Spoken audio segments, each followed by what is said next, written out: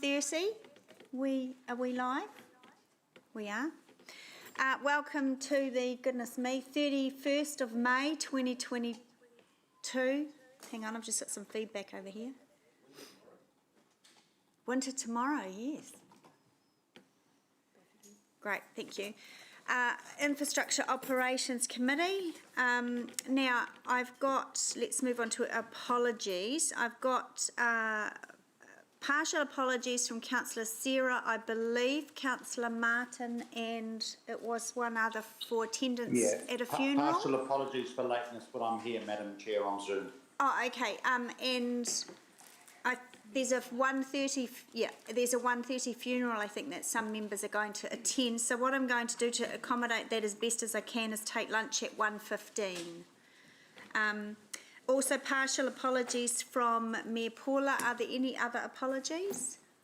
Councillor Hamilton? Chair, I've got an early departure at 5:30.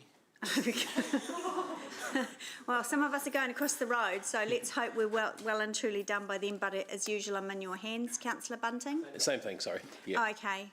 All right. So with that, I'll move that the apologies be received, seconded by Councillor Donovan. All those in favour? Any against? That's carried. And we have Mangai Norm on Zoom today. Right, confirmation of the agenda. You've got a run sheet in front of you. There are no changes being proposed, so hopefully we'll crack through that at a decent pace. So I'll move that the agenda be received, seconded by... There is a later attachment. Oh. Which is the submission. Is that in PX?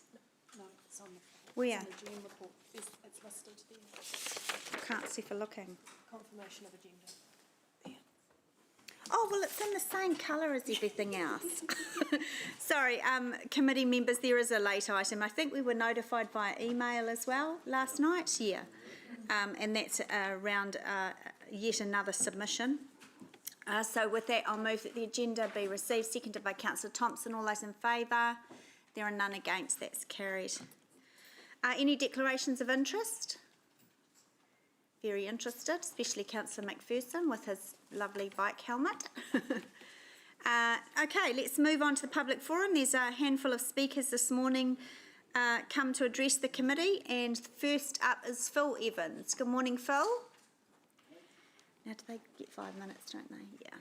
Okay, Phil, you know the drill, 5 minutes. Thank you.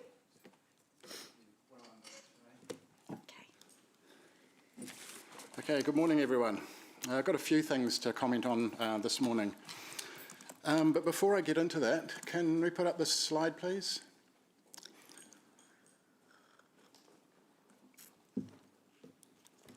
The presentation? Oh, it doesn't, okay. It was up there before I realised last time. There we go. Okay, before I get into that, last Wednesday I presented cycling-related deaths in Hamilton and New Zealand up on the screen, and I would like you to note that this has now had to be updated.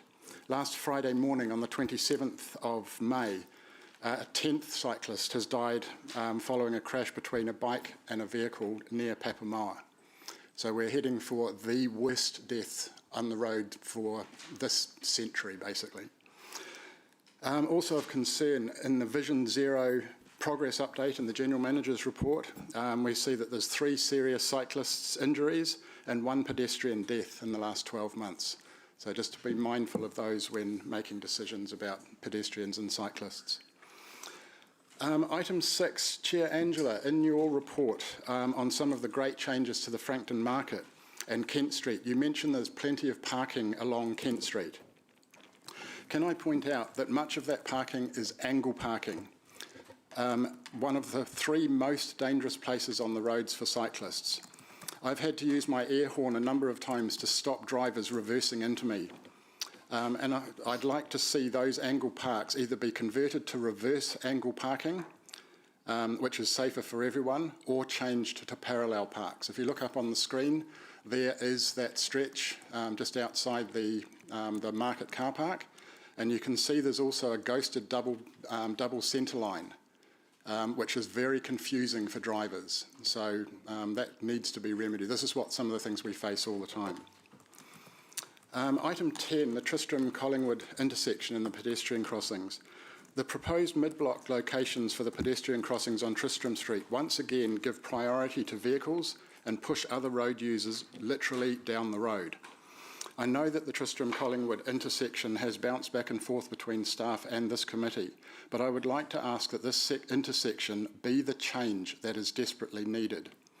Put the 4 pedestrian crossings up near the roundabout and make all 4 entry-exit roads single lane. The reason the lower crossing is 80 to 100 metres down the road is because you can't put a non-signalised crossing across 2 lanes.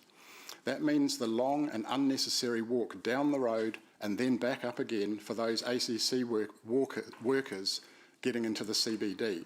I can assure you that most won't use it and will cross through the 2 lanes of traffic where there will be collisions. This is going to be one of the busiest walking cycling intersections in Hamilton, and because of that, priority should be given to those users. You've got a massive opportunity right here, right now, to do something significant that will have a knock-on effect across the city in relation to emissions reductions, other climate change requirements, safety, and the respect of other road users. I'd like to end by saying that it is great to see Mill Street enhancements have begun. It will be great to see the intersections from Victoria Street, Willoughby, Tristram, Seddon and Norton Road take shape over the coming weeks, with wider bike lanes, fresh green paint and a whole bunch of correctly placed cycle wands that will stop drivers from abusing our bike lanes. And I believe Claudelands area upgrades are also about to start. Thank you. Great, thank you, Phil. Any questions? No, it was very clear. Thank you very much. Thank you. All right, our next speaker is Peter Boss. Is he in the room? No, he's not. Is he online? He's not. Okay, we'll just park that. We'll come back to him if we can find him. Melissa Smith. Hello again. Good morning. Good morning. It's nice to be here again. Nice to have you. You have 5 minutes, Melissa. Thank you. Thank you.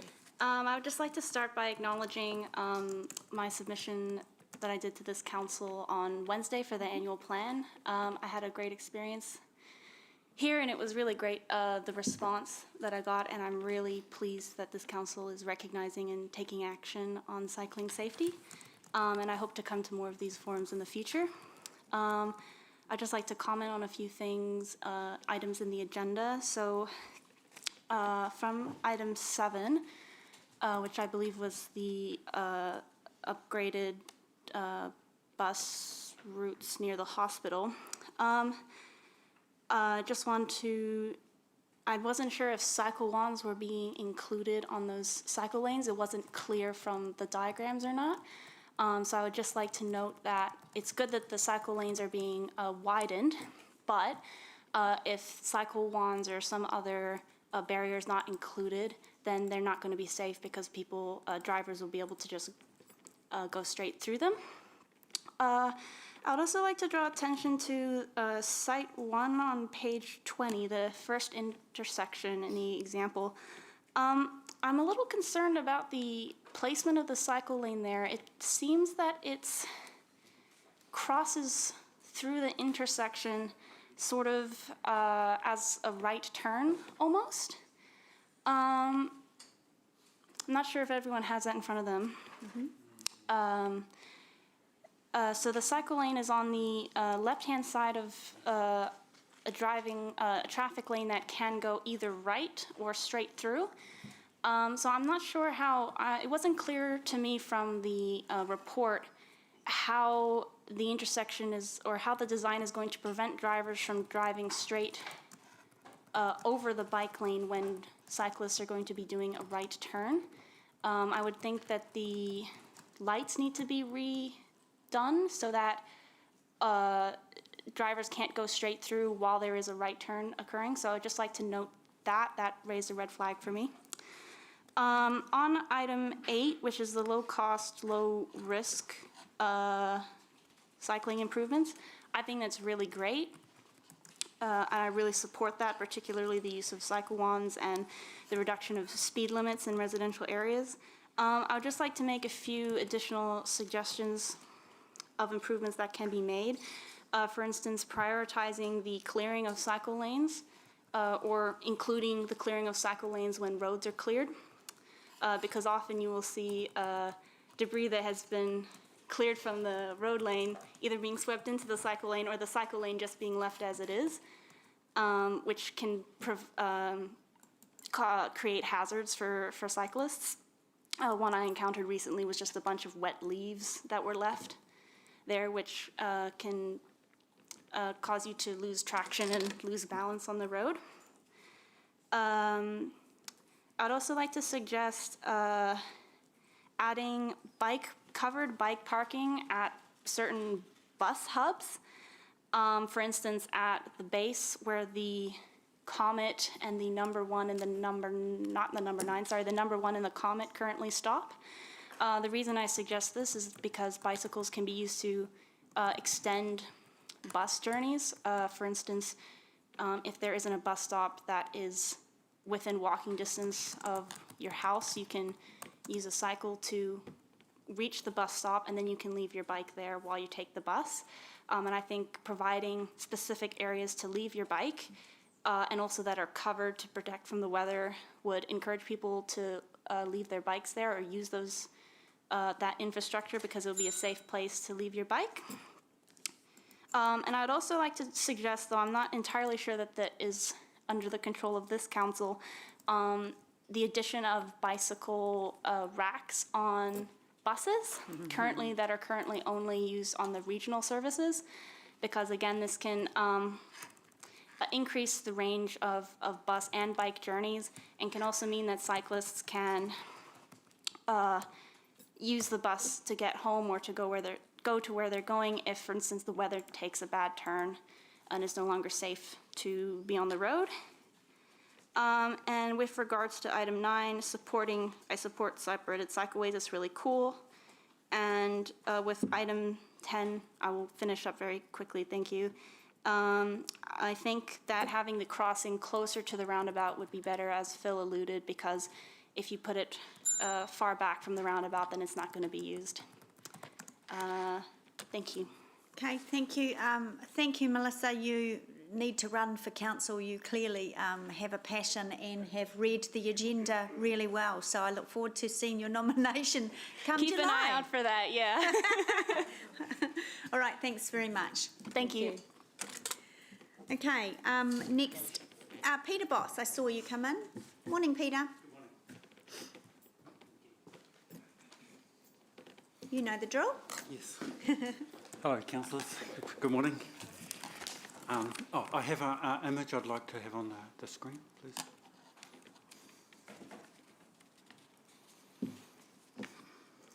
This is Te Rapa Strait, Garnet Ave intersection by the Te Rapa shops. It comes from one of the WISP's reports on public transport, the Comet one. Yes, that's it there. So what I'm speaking on behalf of Living Streets. What Living Streets is asking is that Hamilton City Council add the northern crossing to this Te Rapa Garnet Ave intersection, and we'd like this to be added to the list of the low-cost, low-risk work programs on page 77. The second thing I want to talk about is the public transport studies. Living Street supports public transport improvements, and thank you for commissioning these reports on public transport. They're very good reports and very detailed, and we look forward to seeing improvements. Please support the report.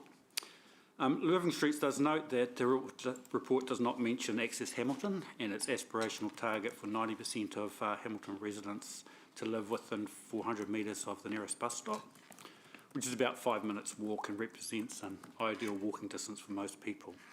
We'd like to see this mentioned in further reports. But again, thank you for commissioning these reports on public transport. They're very good and very detailed, and a lot to read. Now moving on to Tristram Collingwood intersection. Living Streets asks that this be a single lane roundabout. We believe pedestrian amenity should have higher priority than motor vehicles in the Hamilton Transport Network. And then just to finish off, I'll move back to this intersection. This is a very low cost. All the posts are there in place, and it would involve putting a few more lights on the posts and painting a line across the road, and we'd like to see this added. Thank you. Great, thanks very much, Peter. There are no questions. Thank you. That's it? Good. Sorry, I did have one. Oh. Peter. Sorry, Peter. And thanks for that. Have you been, Living Street's been doing any sort of audit of other, because there's quite a few major intersections, I think from memory, where there's the same sort of problem, where some are signalised for pedestrians and some legs, and some legs have nothing at all, like that one. That's not the only one, even in that vicinity, I don't think. Is there any other information you guys have? Explain the question again. Pedestrian lights, you're talking about lights or? Yeah, where there's a signalised crossing but no pedestrian facility for one or more legs. Oh, I know the one at Forest Lake was done a couple of years ago, which was a huge improvement.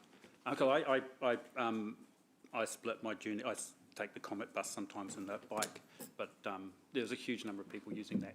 Just by adding that extra leg on the Forest Lake one, Yeah. It's probably used as much as the original isolated one that was there before. And you no longer see the children crossing mid-block on Trapa. Yeah, yeah. And so on my bike ride most mornings I'll see kids running across the road somewhere along Trapa Straight. Yeah. And the spacings of safe crossings is too So we far for them to probably use. need a bit of an audit of that whole precinct. Yeah, your Comet report's very good. And this is the one I believe is the cheapest one to do, and one that can be done very early, and and the fact that it's near a primary school means that it creates an option for kids to actually take the bus to school. Because presently, if you catch the bus northbound, it'll take 10, 15 minutes to cross that 20 metres. Yeah. Because you've got to go 3 crossings, and so it's not really an option. Thank you. Thanks, Peter. Thank you. Councillor Thompson. Peter, for your submission. I was just interested in the Tristram Collingwood. Do you talked about it being one lane, and do you have what are your concerns with the current proposed layout? Oh, 2 lanes, 2-lane roundabouts are terrible for anyone who's not in a vehicle. They're just unusable for, well, and I can get away with it, but someone new to biking or any other mode of transport is just, you're either in a car or you're not there. It's not safe. And what about the proposed crossings, which are on Tristram are a bit further away from the roundabout? It's not on the desire line, and we see that. You can see this on the Melville roundabout by Harper Road, Lawn Street. They have a light control crossing about 20 metres or maybe only 10 metres up, and there's a dirt track through there. Oh, you also see this at the Flagstaff roundabout, where they've put the new raised crossing. And it's really good what they've done there, but you can see that people are crossing in the desire line still. Yep. So yeah, so people are like motorists, they'll get frustrated and stressed and time poor, just like motorists, so they'll take risks. The difference is that they aren't protected by. Okay. Okay. Great. All right. Thank you. Thanks again, Peter, for coming and talking to us today. Thank you. And Richard Porter. You also know the drill. Nice to see you in person. Thank you. Good to be here. All right. Thank you. Reminiscing, I had the fortune of working in Wellington over the weekend and experiencing all the regular public transport and being very envious of all the other people that had their bikes there while I had to do some walking around, which was a bit new for me. But back to Hamilton. I think we've actually heard quite a lot of the things that we're going to try and cover at the moment already. It's great to see. We've got some really good improvements happening here in Hamilton. but there's probably some concern, especially from Bike Waikato, about how we're joining everything together. We're seeing some great improvements at bus interchanges and bus hubs, bus stops at places like the hospital. We have our recommended option that we might look at adopting. We'd like to see how does that incorporate with a whole biking network. We've got a biking micromobility plan that's, I believe, about to be hopefully approved for implementation, because that's going to be a large task for us. But making that task easier is including biking improvements in all of the projects that we are doing every day right now. Those bus stops being one of those. I think there's some plans floating around talking about a west side connection of Pembroke Street for bikes. Interestingly, that we're sending bikes up and over one of the higher hills in our city, where we have a flattish route running around Selwyn, Horn, Hammond Street, where we're deciding to also put buses in as well. So we've got a lot of things to juggle here, a lot of different pieces of the pie, but what we're asking is that there's consideration for all users. Similarly, like Tristram Street, we have Tristram Street allocated as a biking route as well as a vehicle route. We have to accommodate everybody along there. Bike Waikato, was it last year, provided our support for an approach like a Dutch style roundabout, and we still provide our support for that type of treatment as it provides protection, an improved protection and accessibility for vulnerable users. We recognise that there are going to be impacts on motorists primarily, because motorists are who we have been accommodating up until now. There is now a time, we're in climate right now, climate-wise and economically, where yesterday we just filled the car up with diesel, $170. I don't remember when it's been that much, and I can't imagine what other people are trying to scrape together in order to get themselves around. Providing these opportunities where people can use lower priced cost, modes of transport helps not just the people that need to use that transport, but the people that want to make a change. So it's going to be a challenge. We recognise it's going to be a challenge, but what we're asking is that throughout the work that we're doing, Bike Waikato is acting as a voice for people on bikes, but we don't want to so much criticise the work that is and isn't happening here. We want to work with council and collaborate with you on what else can be done. So there's already some good work happening, but there's a lot more that can be included in the work that we're carrying out here. So I'd like to leave it at that as a reminder that beginning of last year I asked you to be bold in including accessibility for vulnerable users, and that we continue to do that. Thank you. Great, thank you. Councillor Hamilton. Thanks for your presentation, Richard, as always, very succinct.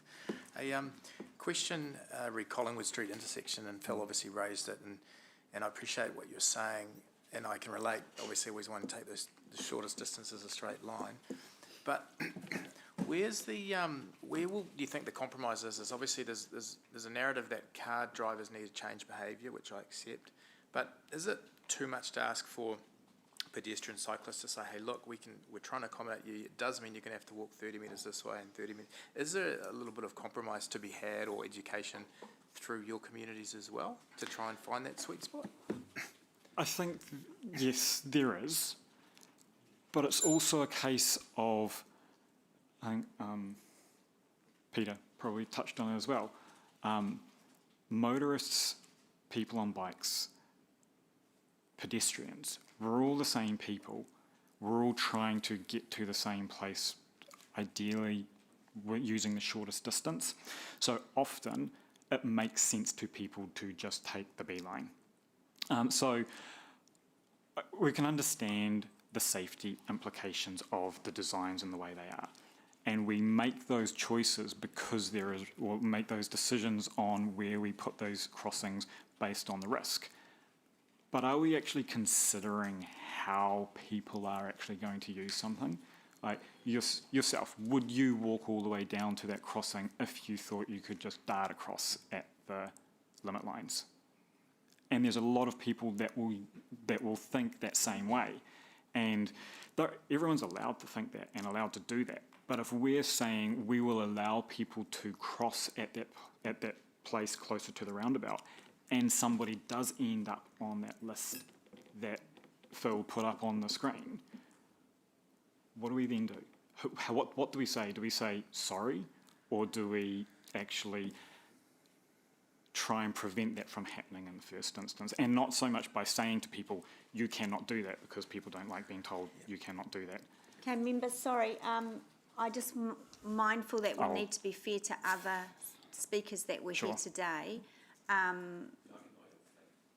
If that's okay, I'm sure Richard will stay for a little while. Maybe he can catch up in the break. I'll allow.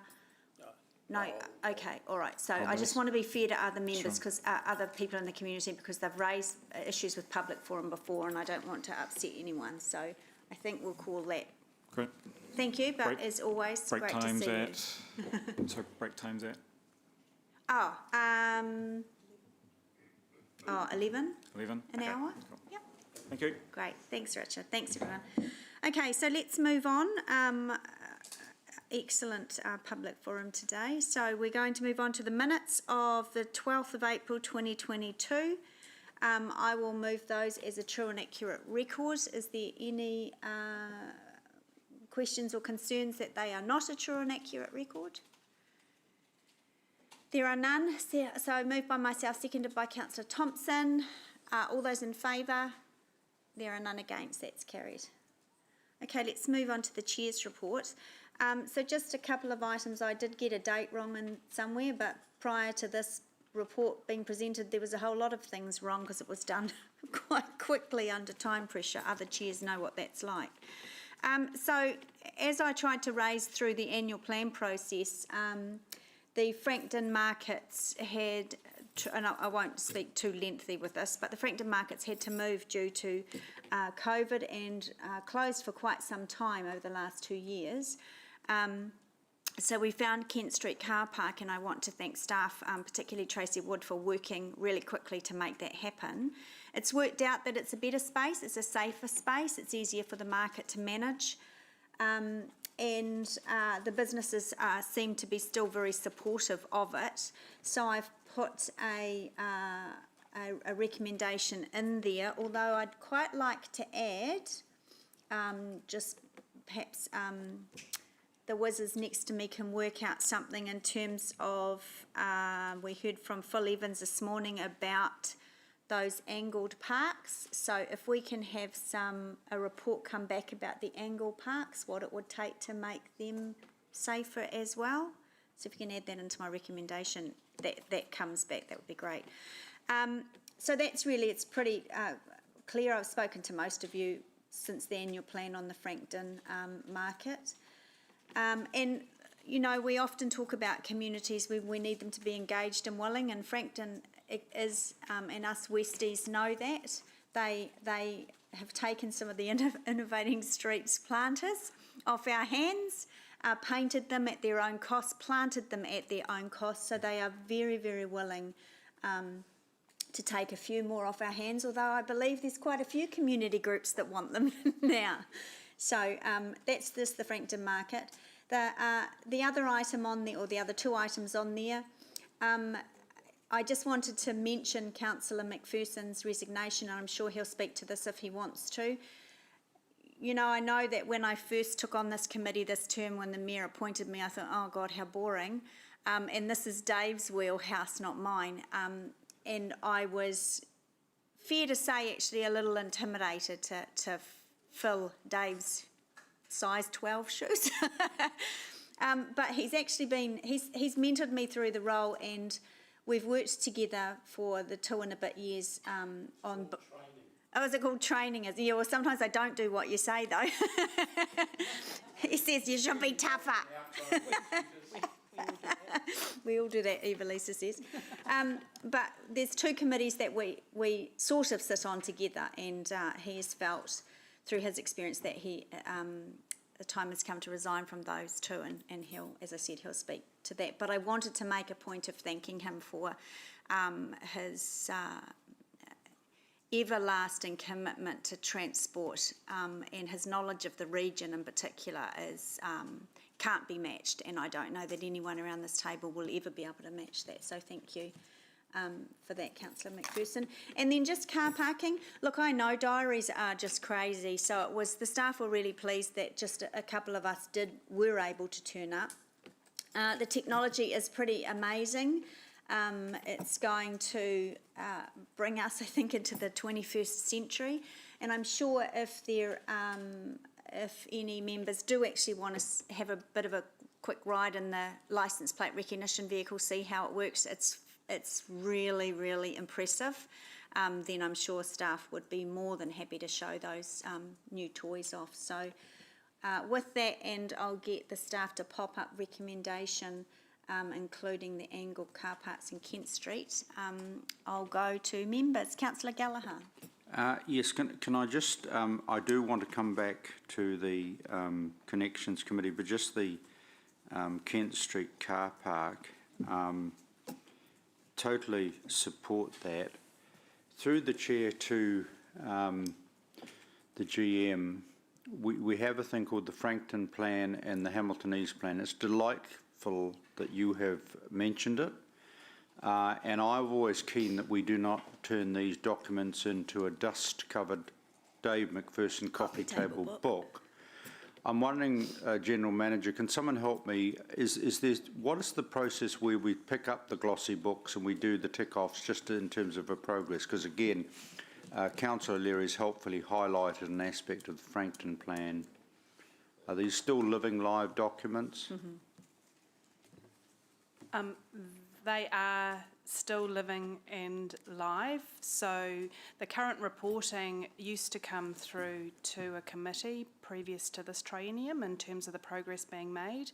That has now been included in the 10-year plan processes and annual plans in terms of reference to those, but I don't believe there is a specific monitoring and follow-up of those activities, which could have progressed and are continually being updated and implemented as we move through our projects that we have for the city. So at the moment we don't have a formal report back on each of those plans. I'm wondering if through the chair, and it may be through Councillor McPherson's committee, that this is picked up. All I want is, you know, we spend a lot of public consultation money on this, and of course our chair reminds us that this particular, which I fully support, is part of the Frankton Plan, and I'm wondering if in fact somehow, somewhere we capture this, and I have raised this before, and I'm wondering if that should be part of a GM report back to the Councillor McPherson committee. I think it's Councillor Bunting. I think both those plans report to Councillor Bunting. Oh, do they? Yeah. Okay. But they just haven't this term. If that's the case, if that's where they sit, I'm wondering if Chair Bunty would be open to including that in his GM report.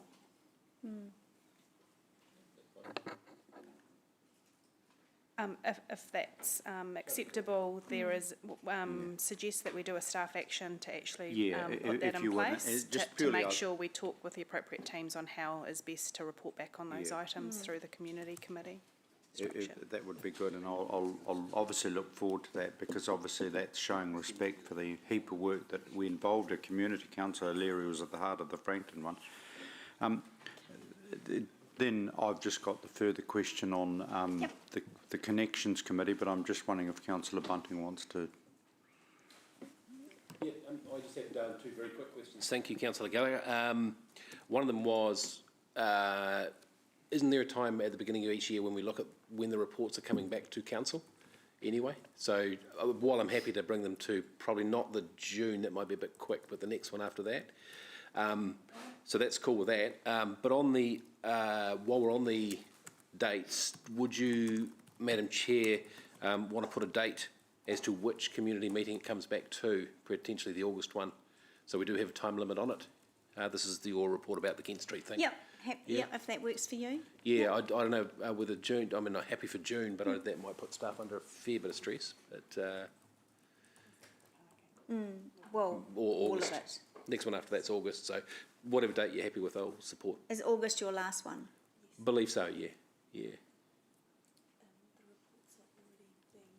They're already being finalised, of course, for the next meeting round, aren't they? Okay, Oh, we can so always- August is fine, Yeah, yeah. yeah, okay. Whatever Crazy suits. timetables, okay. Thank you. Thanks, councillor Bunting. Councillor McPherson. A couple of questions about parking through you to the GM, thanks.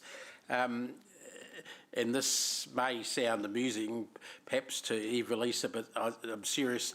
The lollipops parking meters, the old ones, that they're called this in the chair's report. Haven't you read the chair's report? You look puzzled. No, seriously, are you considering selling them on the market? And I'm preface saying that is that I think they will be an absolute collector's item, given that hardly anywhere around the country still has them. And like telephone boxes, you can get thousands for them now. And it could probably be a quirky story that could then be used to publicise the new parking regime as well. So we will be guided by elected members, this committee, as to how we look at what happens with those old Duncan historic meters, because they are very likeable and collectible. Yeah. So we will And can definitely I be put guided in a by bid committee for on what we do in terms of a process. Closed You tender, of get course. member discount? Yeah. The second one, I look forward to that. Thanks. The second one is the new parking monitoring regime, the hybrid licence plate recognition thing. Is that going to be useful for parking issues in suburban areas where we've had really difficult to cover sort of areas, the people that do park in the cycleways are on the verge, or in inappropriate places not in the main shopping centres? Yes. So it will definitely allow us to have our responses out into the suburban areas at a time where vehicles can go through. So in terms of there are limits to where we will put them. Example, we wouldn't be using them in front of a school gate to add to the congestion of vehicles, but they will be used out in the suburban areas and allow staff and focus on the safety of our people in those, so that they can actually respond to customers or residents when there are concerns about parking compliance. Great, thanks. Councillor Dave, I just looked up vintage parking meters, and it says, like death and taxes, parking meters seem like the sorts of objects that have always troubled humankind, but they're selling for $200 each. How many have we got? How many have we got? A few. Thousands. 1,800? Yeah, so there is about 1,000, I believe, but I'm not sure on that. And Dunedin did something too with them, did some big art project, or sold them for people to paint them or something. Councillor Gallagher, back to you. Yeah, thank you. Obviously acknowledge Councillor McPherson's work on the Connections Committee, and you, both of you, in terms of that critical role. I'm just wondering, in terms of the way forward, one of the issues, and I'm not being critical of Councillor Angela Strange doing a good job, but I think what I'm looking at is the partnership aspect, and just your take and Councillor McPherson's take of whether that, because obviously in terms of this area, this is a critical partnership, and I'm just wondering to both of you really how you feel that's going. Obviously I appreciate Councillor McPherson has expressed some frustration in this area. Yeah, I guess being the newbie on the regional council committees, my experience is different. They have always welcomed me and treated me well. I'm on a variety of working groups. They seem to pick me. Perhaps that's because nobody else wants to do them, but I'm happy to. But I guess we are coming to the end of the term as well, and I suppose process-wise it would be for the Mayor to close the governance loop on those positions that Councillor McPherson held, and perhaps it's something that the new council addresses in a new triennium. Yeah. Mayor Southgate, I don't know if you wanted to comment just on that. Yeah, just aware of that, and I was unhappy with a few bits and pieces.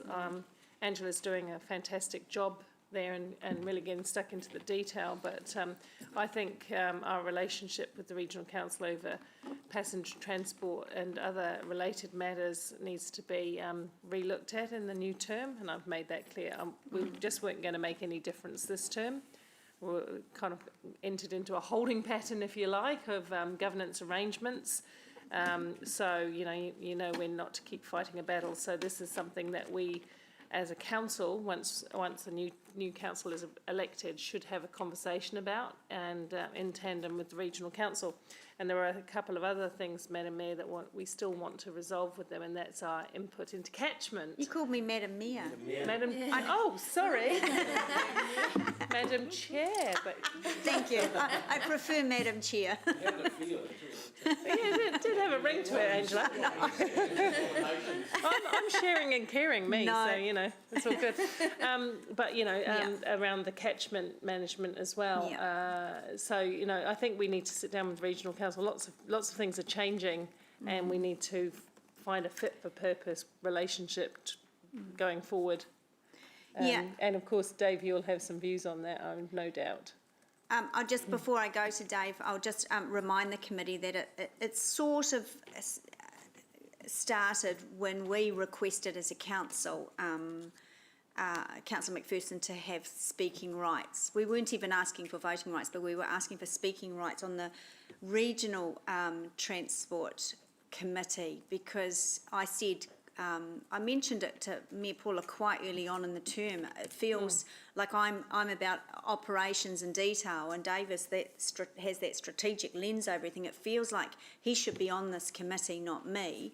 But then when I talked to Dave about it, there were elements that fitted with my portfolio as well. So we thought, well, it was actually my suggestion, let's try and see if Councillor Dave, who would have added tremendous value around the table, but we just unfortunately didn't get there. It fell on stony ground for the time being. Yeah.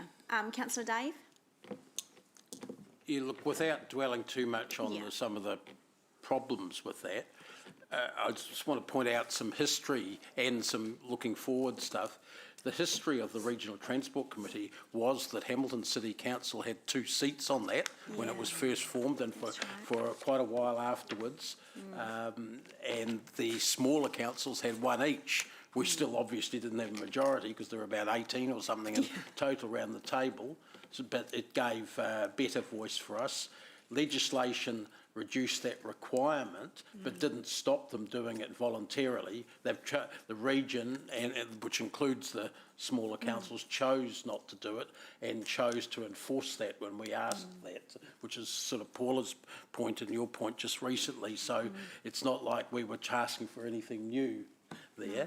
The second thing about the Connections Committee, back in the early 2000s, and for 15 years after that, that was a joint committee between Hamilton City and the Regional Council. The chairing was co-chairing, and Paula was a co-chair at one point of that committee, along with Marika, from memory, from our council at that time. And the agendas were jointly decided, and processes, if there were any issues, were jointly agreed.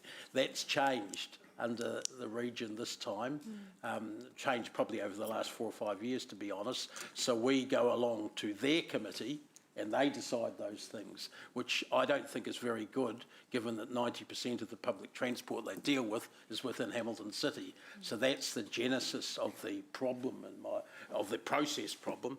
The other one, looking forward, which I raised in the letter that I copied both to Paula and yourself, is that they are looking, and we've agreed in principle, it's a good idea to have one joint public transport entity that will handle infrastructure and services and do it in a seamless way, rather than having these mismatched LTP budgets and things like that, which is a good idea in principle. My worry is that if it's done under how things currently work, it'll actually be the Regional Council that makes all decisions. And you might recall when Mark and Angela Strange appeared at our submissions, I asked them a question about that, and they were pretty non-committal, like we'll see what happens afterwards, sort of, you know, we'll consider that. it's not up to them, in my opinion, to consider that. It's up to all the partners to consider the best way of doing it. And I think that we have to be wary about involvement with the regional council until you can get assurances about future processes that actually are inclusive and not decided by one partner. Thanks. Yeah, thanks, councillor. And I wonder if we can just have a minute action or minute note that perhaps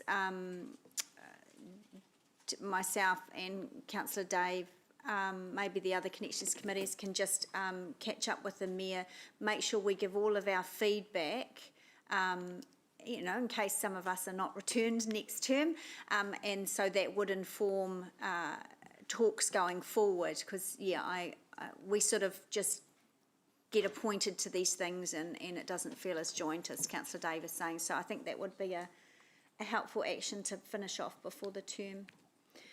All right, so thank you for that, everyone. So can we have my amended motion with a date and staff to investigate the angle parking and options?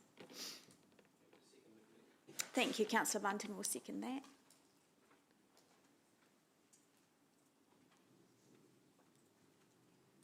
Was someone typing furiously? No pressure, Narelle.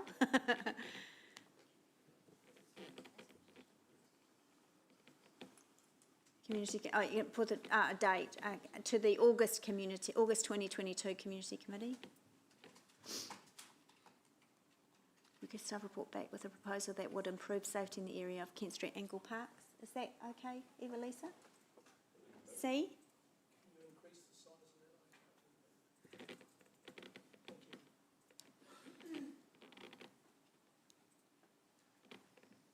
Yep. I can't see Robin. I'm sure she'd be waving if there was an issue. Okay, so that's been moved by myself and seconded by councillor Bunting. I think I've said enough. I don't need to debate. Councillor Pascoe does? Yes, I just want to make a comment, and maybe that's something that could go into the minute that you're suggesting carry over to the next council, and that's when we relook at the relationship that we have with Waikato Regional Council on transport matters, I think we need to also remind them that almost 50% of their income comes from Hamilton City ratepayers, and that I was reminded by Councillor Dave in the long-term plan submissions when Hamilton ratepayers faced an almost 10% increase in their Waikato Regional Council rates, that the majority of that increase was the result of transport initiatives that Waikato Regional Council had made that would, in terms of their formula, directly benefit city residents. So I think that's as important as some of the history in terms of going forward. Thank you. Thank you, councillor. Councillor Thompson. Thank you, Chair. I just want to support us looking into ways to enhance that car park and the green space beside it. I went to the Frankton markets the other day and spoke with Vino, and it was actually amazing. It's become really vibrant again since we've opened up. They've put a huge amount of work into cleaning up along Commerce Street and in the area. As Angela said, they've painted planters and put in plants. They've put up buntings to make it all look really colourful. But Frankton is really missing like some decent play equipment. There's a slide on Commerce Street that looks like it's in a cage, like a tiny prison.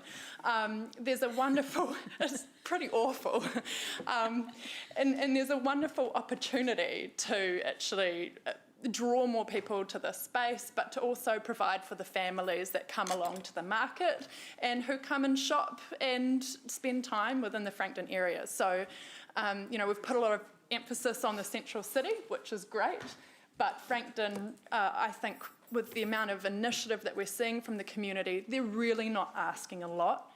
And that's what Vino said to me. We're not asking for a lot. we're just asking for a little bit of help, and they're already doing a huge amount of work themselves. So 110% behind us doing something here. Thank Great. you. Thanks, Councillor. Mayor Southgate. The operation of and the infrastructure needed for passenger transport, hand in glove, in my view, hand in glove. And we've known that for the 20-odd years that I've been involved in passenger transport, and Dave, you have also. So I support the conversation today that we need to look at a way of operating passenger transport that's more reflective of the fact that one thing needs another. The effective operation of buses needs effective infrastructure, but also lining that up with two things: our growth, our fast-growing city, and putting services into new areas, but also the challenges that we have of retrofitting more modern passenger transport into an existing city. Two different problems, but both quite large. So, you know, I support the conversation we've had today about getting that working better going forward. In terms of Frankton, I wholeheartedly support the comments of Sarah, and I just want to note that, Angela, you were the champion of Frankton for many, many years, and unfortunately the Frankton plan has had a sort of scratch on the surface but hasn't really been able to be implemented. And I think we do need to look at that, because I've been quite clear that I believe the older parts of our city deserve love just like the new shiny parts of our city. And Frankton is a very diverse and vibrant community in its own right. I agree. I've been to the market, and it's lovely in that space. You're not dodging in and out of traffic or anything else on the intersections at each end. So I think it makes it a lot safer, and there is actually a beautiful little bit of space there, and why not use it to the best advantage? So all in favour of that, and I do want to thank you, Angela, for the work that you've done on behalf of Frankton. That some of it has been forgotten about. We need to bring it back to the surface and give a little bit of love to Frankton and some of the other older parts of our city, quite frankly. Great, thank you. Councillor Gallagher. Yes, certainly, and I look forward to the agenda item on Community Committee around the Frankton Plan and the Hamilton East Plan. And I think it's really important that we actually tidy up, because quite frankly I've reflected that we pay huge disrespect, and you recall, Angela, the incredible community buy-in and activity we had in both the Hamilton East and the Frankton plans. So, and I think what we're doing in the CBD with Jeff's committee is a good showpiece example of, you know, what can be done with the appropriate political push and oomph. Just in terms of the relationship, I just would caution, okay, we can, if you like, leave it to the new council, but we are still operational. This is a critical relationship issue.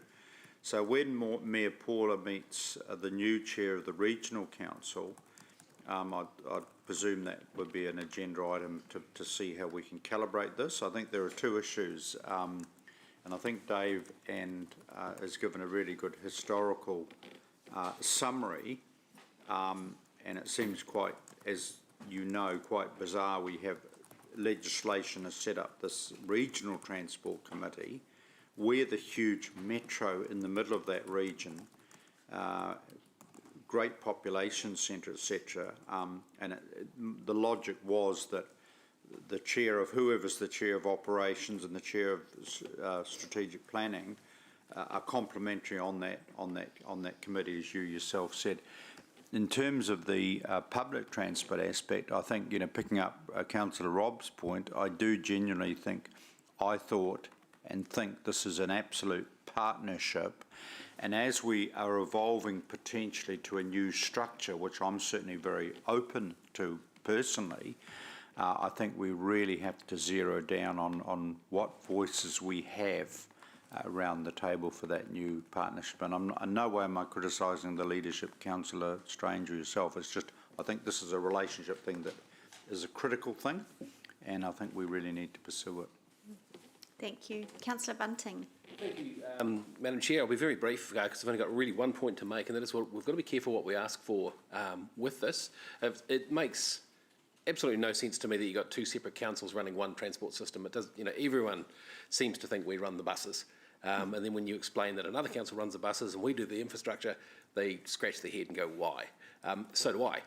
But we need to be really careful. The place for this discussion is actually in the review of local government. I think that's our opportunity to get in there and say, righto, let's join this jolly thing up because it's not working at this point. We're duplicating costs. But we've got to be prepared to lose control over it because the way things are going, we may lose that next. So I just sort of want to throw that point in there. All right. Thanks, everyone. Really appreciate all the comments and the questions earlier. So with that, I will move my chair's report as seconded by Councillor Bunting. Wasn't it? Yep. All those in favour, please raise your hands. There are none opposed. That's carried. Thank you. All right. Let's move on to some real PT stuff. Item 7, page 15. Now, this is an update to us on the 2 PT studies for the hospital and the Rototuna. I'm really happy to see in the report that it said Rototuna rocket, and that WSP said it was the Rototuna rocket, so Dave and I are thrilled. So we've already named the service. So welcome. Over to you. Thank you. Good morning, councillors. Can I first just start with an apology? So Martin Parks would normally be presenting this report. He's not well at all. So you've got me. And I'm going to do my best today with assistance from Honor Young, who's in Martin's team. And we also have Sarah Loynes and Andy Carnell here who've been involved with the report as well. So I guess just as a quick overview, as Councillor Angela said, we've had a series of these reports being undertaken where we're looking at the fast and frequent type routes and what sort of work is needed to make sure that they're going to be successful. And this committee has previously considered the reports on both the Meteor and Comet. We now have the Rototuna rocket, if you haven't spotted a theme to the naming. And also, quite critically, the provision of additional facilities at the Waikato Hospital. So at this stage, I'm going to basically take the report as read and look to try and answer questions from the members. Thank you. Great. Okay, thank you. We'll start with Deputy Mayor Taylor. Thanks, Chair. Yeah, just a question on page 18.25. Your report refers to the fact that the plan, the suggestion from these assessments is that bus stops on Hukanui, Peach Grove, Boundary and Mill Street are shifted in lane. Mm-hmm. So I'm just interested in that. What role does a street like Mill Street play in our roading network? What would you call it and what's its purpose, Mill Street? It's an arterial road and its function is to move people and goods. How many cars or vehicles a day does it move? A lot. That doesn't necessarily mean it's moving a lot of people. Well, can you tell me how many? Or with some warning, I could look it up, but I can't tell you the exact number off the top of my head, no. Okay, I would have thought that sort of stuff's implicit in this because it's, you know, it's a big question. Is it one of our busy, in terms of the categories of our streets? We've got arterials, right? Yes. What goes below that? Collectors. Collectors. And then residential streets. Okay, so you've got residential street, collectors, arterials. Regional connections. Right. State highways. Right, Yeah. so it's one of the busiest streets in Hamilton? Yes. Right, okay. So what impact will it have on traffic in Mill Street if we shift the bus stops in lane? It's likely to cause a few delays, but I guess at this stage it is a early report. There is the recommendations coming through, and all of this will be investigated further as we work through. Most of the other streets, Hukanui and Peach Grove Road, that's all tied up with the Eastern Pathways project. And I'm aware that we have some members who have concerns about this, so that's the sort of work, additional work that would be done at the time when we came to talk to elected members about those particular locations. Right. Could you please ask your staff to find out what the traffic count is on Boundary Road and Mill Street? I'd love to have that during this meeting if we could. Okay, I can do it myself. Yes. Thank you. So the reason for these measures is the issue of reliability of buses in terms of timing, according to this report. Correct. So what impact does a bus priority measure such as getting at traffic lights, getting right away, does that have a big impact on bus reliability? It depends on the location. So what we do currently is we do keep an eye on, particularly at the congested times of the day, and if we've got unusual congestion and buses caught up in that, we can assist. At the end of the day, though, the buses are often caught up further back in the queues, so it's about, if they don't have dedicated facilities that actually gets them to jump to the front of the intersection, then the fact that you've got bus priority, you still got the issue of actually getting the bus to that intersection to get the benefit of that.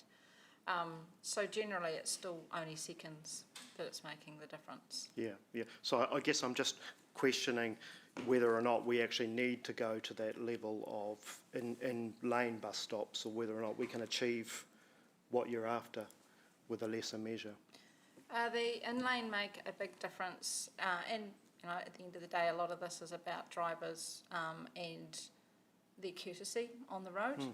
If we could guarantee something like I guess they have in the States, where you know, a school bus pulls up and everybody stops and it's all fine, and if we could guarantee that every time a bus turned its indicator on that people would stop and let it in, that wouldn't be such a problem. But that's, that's not what happens. It's not what happens, because I always, when I see a bus with its right indicator on, I always give way. Could we not have more of an education campaign to try and push that? We do education campaigns on lots of things, but it doesn't guarantee and provide that reliability that you're looking for this sort of facility. Okay, all right. Thanks, Chair. Just one more. So, just so I understand, this report here is basically recommending that we go away and come back with projects based on this thinking, isn't it? Correct. So, I guess what I'm saying is, shouldn't we be going back a step and actually questioning whether or not the recommendations in here are correct before we go away and base projects on it? That's why I'm surprised you don't know the traffic counts of Boundary Road and Mill Street. What work have you done? I did apologise at the start of this meeting just to say that I stepped into this at late notice, okay? Okay. And I will undertake to get you those traffic volumes. Okay. So, but what I'm saying is, before we go to the stage of actually developing projects based on this, what rigour have we put into the wisdom of putting in lane bus lanes, bus stops on one of our busiest arterial routes in the whole city? So I guess for all of these studies, they're done at a high level initially, and as you get further along the process, you climb into getting more and more detail. And we've used the funding that we had available to get to this level. What we're looking for is an indication from elected members for us continuing to do some work in this area, and that will require some funding. And as you get further down, you start climbing into that detail. This is a high level, looking at the key things that we're recommending. It's like the detail of the bus lane, the cycle lanes. They're indicative of what you could consider for that site, and then once you get into looking at it and actually have detailed measurements and that sort of thing, then you actually start looking at what's actually available, all those details about volumes, and you do your delay counts, and all of that sort of detail comes later. Okay. Not sure I agree with that, given B is actually asking for development and delivery of projects identified from these studies. That just seems to be quite an advanced step. I guess the development is where you climb into doing that more detailed work. So that's creating concept designs where you've actually gone out and looked, measured stuff up to make sure that you can fit it in, worked out what the actual detail is of the work that needs to be included in order to complete the project. It's a Okay. high-level study at this stage. Very last question, Chair. Selwyn Street, we're talking about putting 8 bus stops in Selwyn Street and removing 15 on-street car parks, according to this. That was working with the hospital. That's determined as being the best location for that sort of facility. And do we know who's using those car parks at the moment? They are short stay turnover type ones. So this is all part of, as I said, we've worked very closely with the hospital. They have proposals in their bigger schemes for putting in additional car park buildings for the public. And they have travel plans in place for helping their staff also find alternate modes to get Okay. into work than parking on all the residential streets. Right, so this is for people who are visiting the hospital, these 15 parks? The bus, sorry, The car parks? car parks, yes. Okay. Thank you, Chair. Thank you. Councillor McPherson. Yes, thanks, Chair. Robin, Deputy Mayor asked a question or a series of questions about Mill Street. Could you confirm that Mill Street has got 2 lanes in each direction between the 2 bridges and sometimes 3? Correct. Okay, and that being a bus stopping in lane would only be stopping in one of those 2 car lanes? Correct, and only if there's people wanting to get on and Okay, off. so for a few seconds each time? Yes. So, and the outer lane wouldn't be impeded at all? No. Okay, I didn't interrupt you, Mr Deputy Mayor. Hang on. There's legitimate questions, because, no, carry on, because I've confirmed with what you were talking about, 3 lanes. So carry on, good questions. Oh, yes, what's your point of order? The leading question, for a few seconds, we don't know that. Look, Madam Chair, please, the loyal Deputy Mayor come should on. not be Okay, interrupting no. me with a point of order on whether a question's leading or not. That's irrelevant. Well, your points of order are famous for that. Committee members, let's, look, I know that passenger transport and cycling gets us all hot under the collar, but I don't have a problem with the questions. There's a difference between members asking political questions, which all of you do. Well, there's no difference in my view of leading questions or political questions. So I'm happy with the questions, that they were helpful for me. Perhaps we don't know whether it's 2 seconds or 3 seconds, but carry on, Councillor McPherson. It seemed to me, Madam Chair, that the loyal Deputy Mayor did not know that there was a spare lane. Point of order. McPherson, let's play the ball, not the man. Disrespectful. What? Yes. Yep. I thought there was I'd like an respect. apology, thanks. No, come on, or I'll call morning tea. Okay, I'm sorry, I withdraw the comment about the loyal Deputy Mayor. Thank you. Thank you. Questions, carry on. Yes, I'll go back to questions. Would it be fair to say, Robin, that the reason these measures for buses, such as in-lane stops, are being looked at are to enable buses to stop in and get back into the flow of the traffic as easily as possible?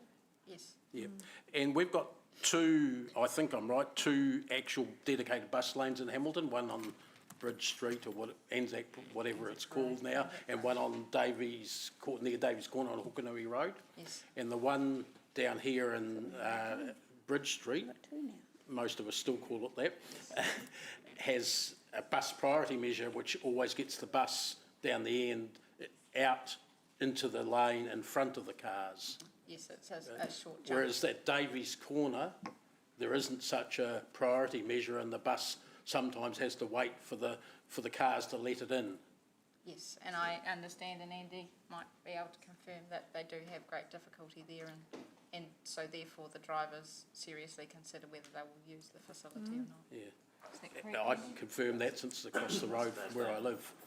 Yeah, thanks. So anything that keeps the bus in the flow of traffic is going to be an advantage time-wise and therefore reliability-wise. Correct. Thanks. Okay, thank you. Councillor Bunting. Thank you, Chair Angela. Yeah, all right. Inline bus stops my favourite subject. Is there a hierarchy that is becoming apparent? And if you'll indulge me I need to put some background to this question. Coming up Anglesey Street to that that one by Countdown there the other day. It was going into Sunstrike. I just about rear-ended a car that had stopped suddenly before that, and the car behind him had stopped on the raised pedestrian crossing, and cars were squeezing around, trying to get around into the second lane, and it was a real hazard. I was on my bike, and it was very, very dangerous. Is there a hierarchy as to what roads you will put an in-lane bus stop onto? I think that sort of follows on from the Deputy Mayor's question. So I'll start with this, but I may look to my helpful friend sitting behind me as well. I believe that the hierarchy is to do with the type of service that we're trying to run. Right. And so where we're looking at these more fast and frequent type, high ridership type services, then that's where we'll be looking for those sorts of facilities to go in place. So is there like a safety matrix we do? Like, for example, you wouldn't get any fight from me around Wentworth with regards to in lanes, but you'd probably get some opposition at this point from me based on experience on Anglesey and Mill Street. Is there anywhere in your thinking that says, okay, on arterials we go indented and on suburban we go in lane? So I think your arterials are actually where you're going to have the greatest difficulty getting the bus back out into the flow of traffic. So that's why they're looking at that, and your ability within that road reserve to actually even accommodate an indented bus stop. I just need to pick you up on that a little bit, because I remember way back in Dunedin days, there was a Please Let the Bus Go First campaign. On the back of the buses they had Please Let the Bus Go First, and that was really quite effective. When was the last time we did a campaign like that? So, I mean, the regional council undertook a please. Yeah, sure. Sorry, Annie.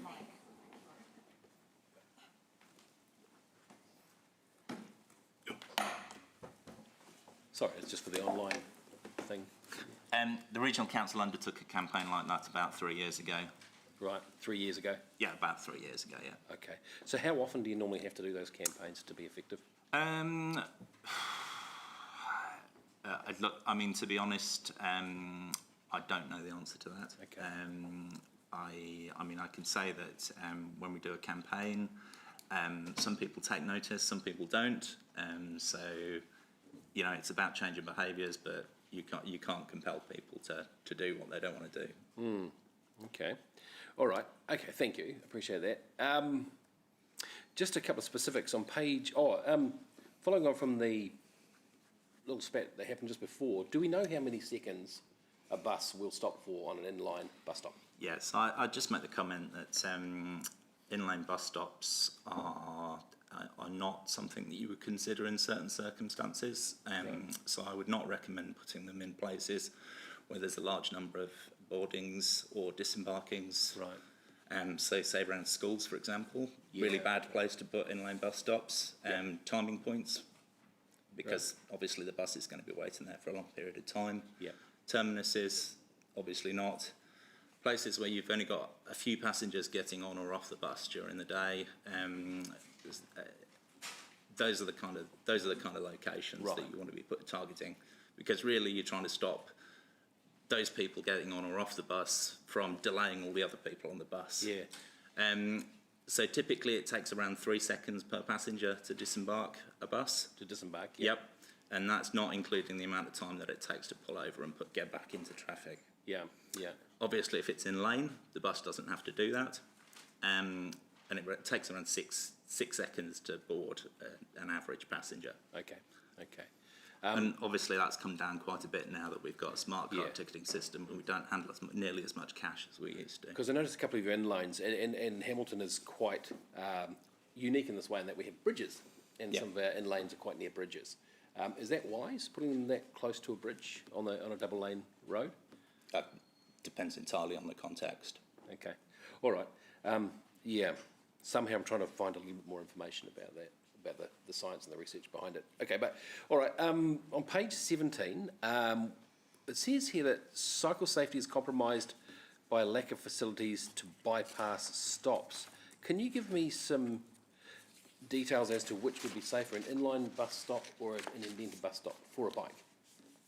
So my personal view is that inline bus stops where there's cycle bypass facilities are safest.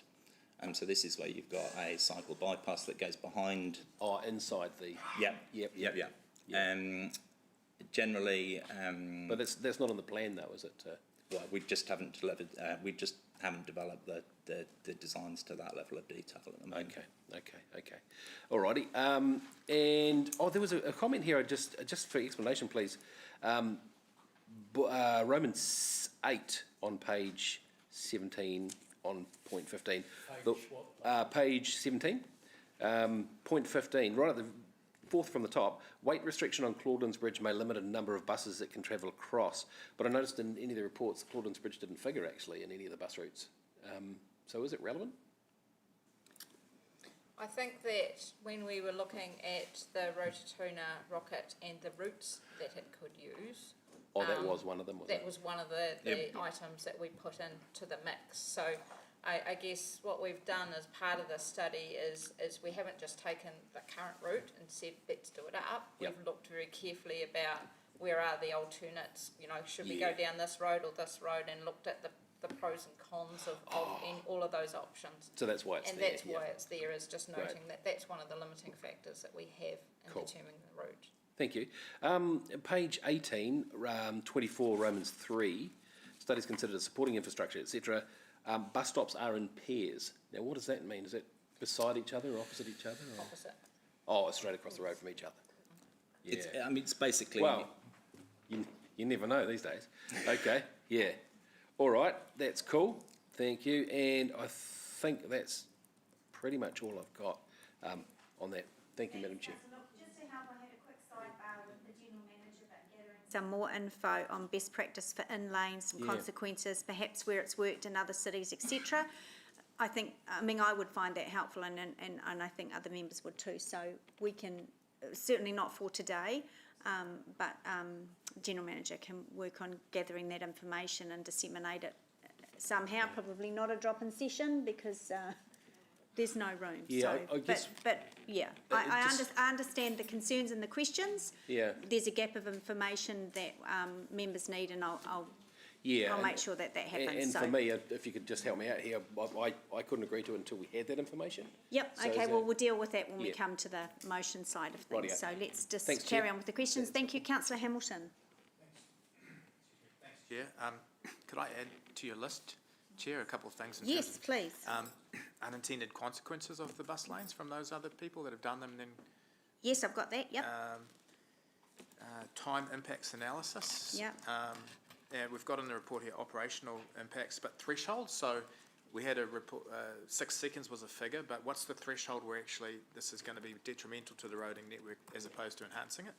What's the threshold and time delays?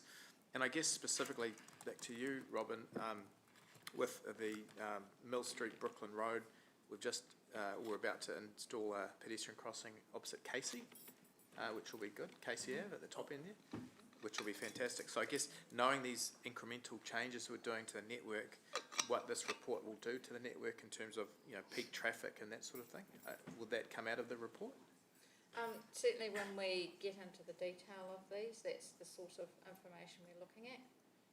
I guess that we, and this is going to be a recurring theme today, is making some decisions about where we have to compromise and one mode has to give up something to accommodate another mode. Well, there's an assumption. There's an assumption that we have to compromise. For the likes of the Boundary Road pedestrian facility across the road, we know that will cause a few time delays for cars. So they are compromising. That's the compromise, that in order to get improved pedestrian safety and the ability for them to get across the road easily, the compromise we've had to make for that is that there's going to be some time delay. Yeah, so I guess my question is the compounding effect of that, and then we start looking at in-lane, and will there be an analysis of the complete traffic network in this report with these incremental things we're doing? I don't think that we've got the ability to do that detailed analysis until we've got some good models for the city, and they're still being built that will enable that in the future. So what's the request today for the delivery of projects identified in the service? This is what's this report that you're seeking endorsement for? What will that give us? I guess it's endorsement of the route and the philosophy of the reports, and then enabling us to go away and do some work to come up with some proposals, like we've done through the other annual plan process of coming up with some more detailed proposals of specific projects which would be delivered through those funding processes. My other question would be, subject to what that finds, does this council just decide, yep, we'll put an in lane, or would it go out to the community and ask, is this something that, because it sort of seems a little bit like innovating streets, we get the remit, we go and do it, and then, like, is this something we would engage with community on? I think that the whole, and this is where the regional public transport plan development and the consultation that's going to happen around that is going to be a really important piece of work for the community to look at and to consider what the role is that public transport is going to play in our networks around the city, but also obviously regionally, because it's a regional plan. But the use of inline bus stops to get a fast, frequent, reliable service would be considered normal, I believe. But that's where getting that additional research and getting that information to elected members is going to obviously be very helpful for making those decisions. But this does not, I think, in accepting today's report, does not automatically then sign off an in-lane bus stop in Mill Street, because those bus stops don't exist. They still have to go through a process, through committees and that sort of thing. So I guess final question, are you saying this report will be agnostic, it'll do the analysis, and actually it might say in-lane bus stops in these roads, these arterials may not actually work, or is it presupposing they do? I see it as agnostic for all of the work, because it's done at a high level, it's a concept, and for every site that we then go and do the analysis on, we have to work with what we've got and understand that further detail. And for example, you know, there's plans and shown for the likes of Selwyn Pembroke intersection. That at a high level is what we're hoping to achieve. We note that once we get into the detail of that and we take on board, you know, we've had public submission on that today, and then we get through the safety audits and all that additional detail, it will change to make sure that we get the best outcome by doing that work. Okay, thank you. Thanks, Councillor. Councillor Pascoe. Yeah, thanks, Chair. And thanks for the questions thus far. Just looking at the costs, and I see in paragraph 40 the estimate that Martin has based on 2022 estimates is about $5.5 million to do the infrastructure for both routes. I assume, reading 2B of the staff recommendation, that $5.5 million is currently not in any of our budgets. Correct. Yeah. So the next step will be to update those figures in the reporting back to give us an idea of what the cost would be and the inclusion of those costs into the next LTP. Yes, so I guess the indicated is 95th percentile costs, and that's on the basis that at this stage they are high-level concepts. As we get into the further development, then we understand the, you know, things like the underground services, the drainage issues, you know, whether the curb lines are in the right location, we're going to have to move them. So that's where we get better information that allows us to refine down those costs to a more accurate cost. Okay.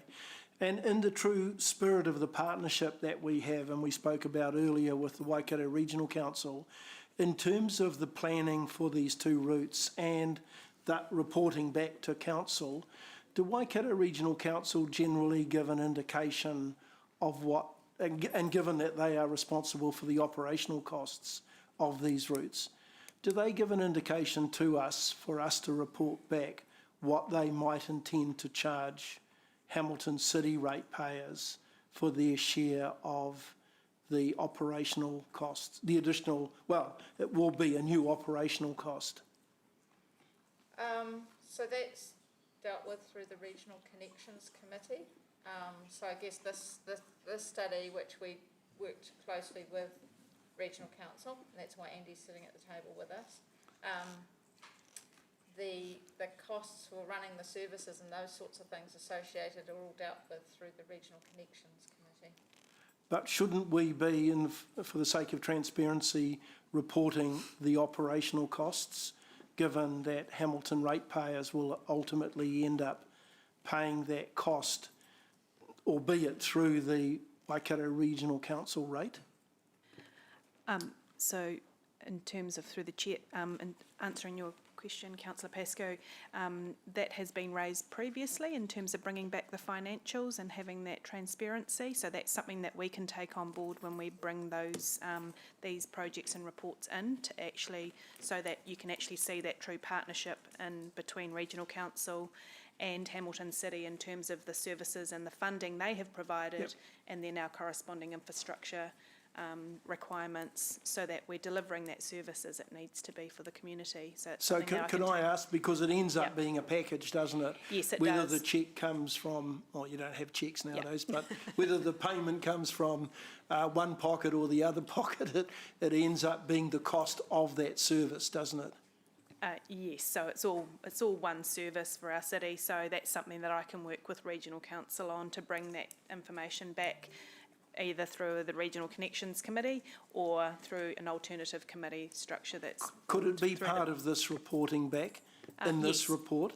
Yes, we can bring those we'll work with Regional Council to ensure that that aspect is part of that, but it's just making sure that that's all agreed through Regional Council, and it will be the information that will support the report and the requests that Hamilton City Council staff bring to this committee. Yes. Thank you. Thanks, Chair. Thank you. Councillor Thompson. Thank you, Chair. A couple of questions. So just going back to the in-lane bus stops, and there was some discussion around like what happens in other jurisdictions. Are there other places that have, I guess, is the law that essentially you need to stop and let an indicating bus in, and has that been considered as a measure for here in New Zealand? I think it was actually included in some consultation, and I'm trying to think, was it the Accessible Streets Regulatory Package? Yes, I think had something like that, which is, I suspect elected members think I've been making it up for a long time, because I keep talking about this Accessible Streets Regulatory Package. But I do believe that Ministry of Transport are aiming to get something out this year. I just don't know the detail of it. But yeah, Phil I think is confirming. Similar to my, it's in the background there somewhere, there was something like that considered. Sitting on the Minister's desk at the moment. Okay. Right. Now that would be, interesting is when this all comes back to us, to have that all as part of that consideration as well. I wouldn't hang my hat on any false hopes, but if it already is part of that package and is likely to come through, that would be good to know. The other question was in terms of the Selwyn Street bus stops. We heard from one submitter today, Richard Porter from Bike Waikato, that he was suggesting potentially a hospital to Central City link for cycling should go along Selwyn and along those quieter routes. But would that all be considered in the mix when looking at these designs? Yes, yeah, very much. And I guess that there's always this overlaying of the PT, the cycling, and making sure that we're getting everything to work together as part of that, yes. Okay, thank you. Thank you, Councillor. Councillor Wilson, or seat number 16 as it previously was. Thank you. I didn't have my card far enough in. Thanks, Chair Ange. Thanks for the report, Robin. Just following on from Minister of Finance questions, I just want clarification. Is the 850,000 included in the 3.35 on page 22, or is that an additional That's rounded off $1 million. This is where, because I'm not familiar with the report, let me have a look. Honor, do you? Oh, I've got a 40 copy of the Roman numeral report 2. here. You're talking Yeah. about, yeah. Cost of the long-term bus hub at Selma Street, approximately $850. Further design. Sorry, Honor's having a quick look.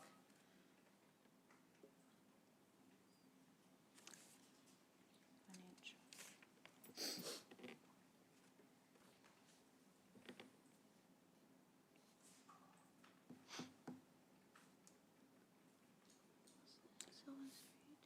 While she's doing that, maybe, Madam Chair, I could follow on with my second question. Yep, please.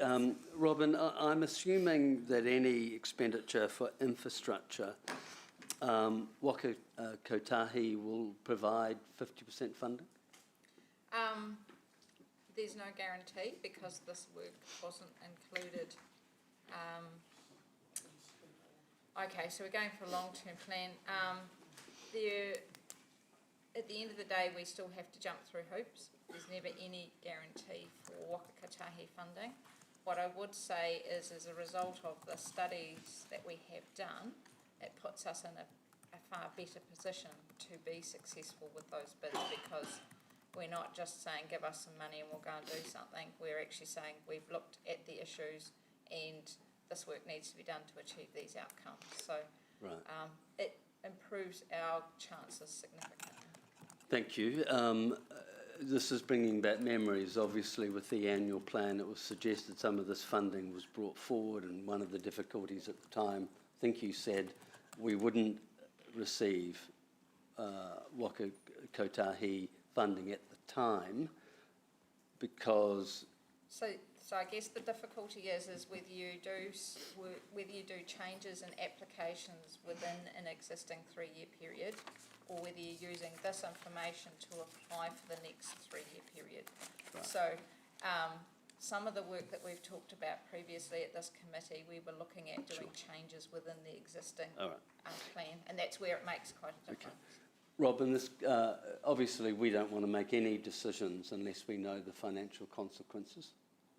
So please tell me, currently, is it 5.55 or is it closer to 6.55?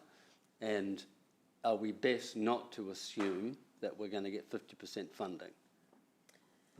I guess, did you find? Yes. Yeah, so to answer the previous question, the 850 would be in addition to the 3.35.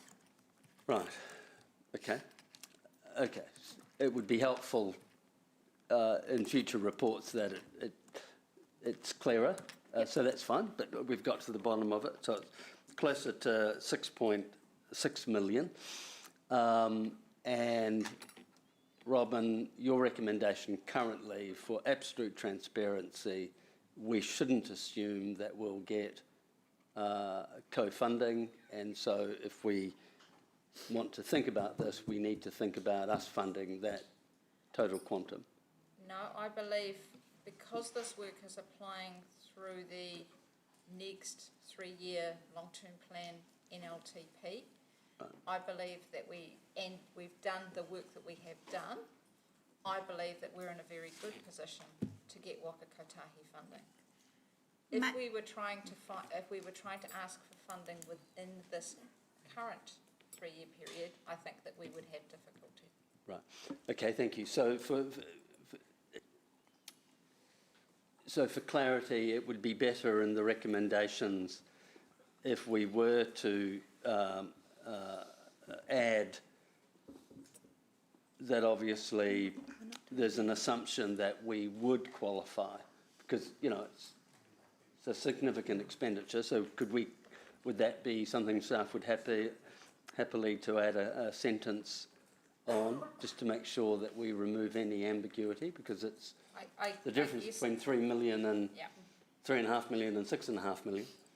Yes, I guess from in a staff's mind, we've kind of covered that off by having the inclusion in the National Land Transport Program, because that National Land Transport Program is where we get that subsidy from. But if you want greater clarity, then yes, that can be looked at.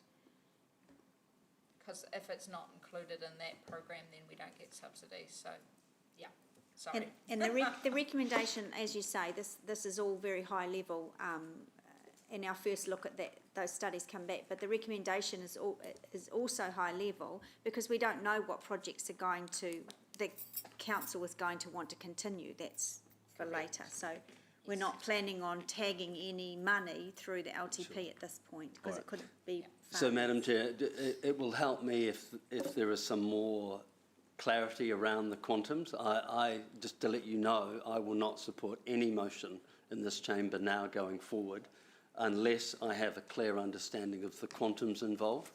And so right now, I don't have that, so I'd want some protection that I understand the amount of money involved. Well, we haven't decided on any of the projects though, so it would be an ambiguous amount of a funding envelope that you would put in there. Council might decide not to do any of the work. So what? Sure. What I'm asking for is that my support is conditional on co-funding from Waka Kotahi. And that's the process of the land transport. So I just want that clearly stipulated. That's all. Okay, I've got an idea. So is that all your questions for now? And I'll see if I can address that with the General Manager. Councillor Gallagher? Yeah, just the Waikato Hospital study. Now, that's obviously an incredibly, as per the appendix, comprehensive piece of work. This is a Central North Island base hospital. Where would that fit with Waka Kotahi funding, anything we're doing up there, given that this is a major regional base hospital? In terms of, there's a local component, that's us immediately, but obviously, it's serving a regional need, particularly with disability transport, regional bus services, that kind of thing. So I guess, as I stated to Councillor Ewan, I believe that the work that we have done, and we have done with our partners, including Regional Council, Waka Kotahi, and for the Waikato Hospital, we've worked closely with them, puts us in a very good position to get funding. But at the end of the day, the funding availability is determined by processes such as the government policy statement on land transport, GPS, and existing commitments that go through into that next NLTP process. So one can never guarantee that you're going to get subsidy, but I believe this puts us in a very good position if there is subsidy available. The DHB, well, the outgoing DHB is the New Zealand Health Service. They have, they have two car park buildings. They do have two car park buildings for consumers and for staff. What's their assessment at the moment with their on-site parking facility? Because clearly there's always going to be a need. So I guess a lot of that work's been looked at through their travel plan. Yeah. Looking at how those car parks work. I think most people are aware that there's difficulties as to the ease of actually using them, etc. And we've been working with the DHB looking at their sort of 10 to 20 year horizon as to how they see the development of that site and future building that they have planned to try and make sure that we're future-proofing this. One of the critical issues, obviously from a regional point of view, bear with me, if you're coming from Tokoroa or Tamanui, either through assisted transport, etc., or bus services, is the access to the campus. Presumably this plan is really focusing on the needs of the region as well, because obviously just we have a responsibility to provide good access for the whole region to this campus, albeit its topography is difficult. July, yeah. So I guess there's two issues at play here. One is the actual services that are serving the hospital themselves, and one is the infrastructure and the other is the infrastructure that's at the hospital that provides the capacity and the facilities for people to use those services. So in terms of the regional access, there is at the moment pretty comprehensive bus network that services the hospital in terms of the Comet, the Orbiter, and other routes. We've got service improvements in the pipeline for Tiamutu to bring that service to an hourly frequency all day, plus extra services in the peak. We've also just signed a memorandum of understanding with the DHB for the installation of one of our ticket machines on one of their bus that comes from Tamaranui every day, so the general public will be able to use that service as well. So we are working quite closely with the DHB to improve access opportunities.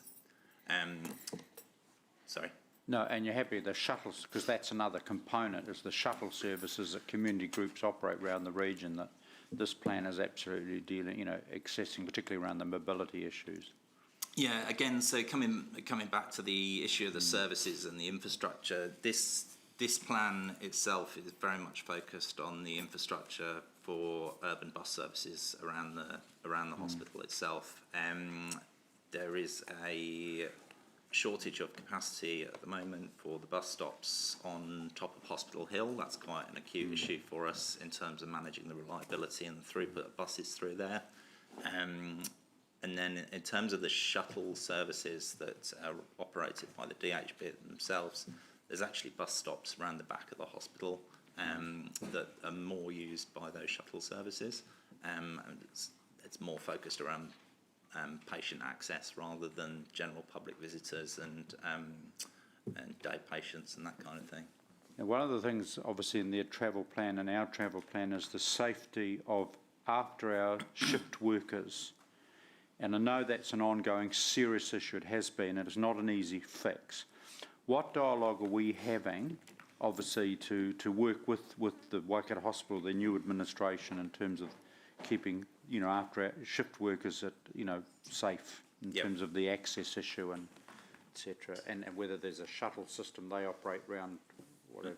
Look, access after normal service hours was definitely raised as an issue as part of the travel plan survey work that was done for the hospital. So it is definitely an issue that's on everybody's radar.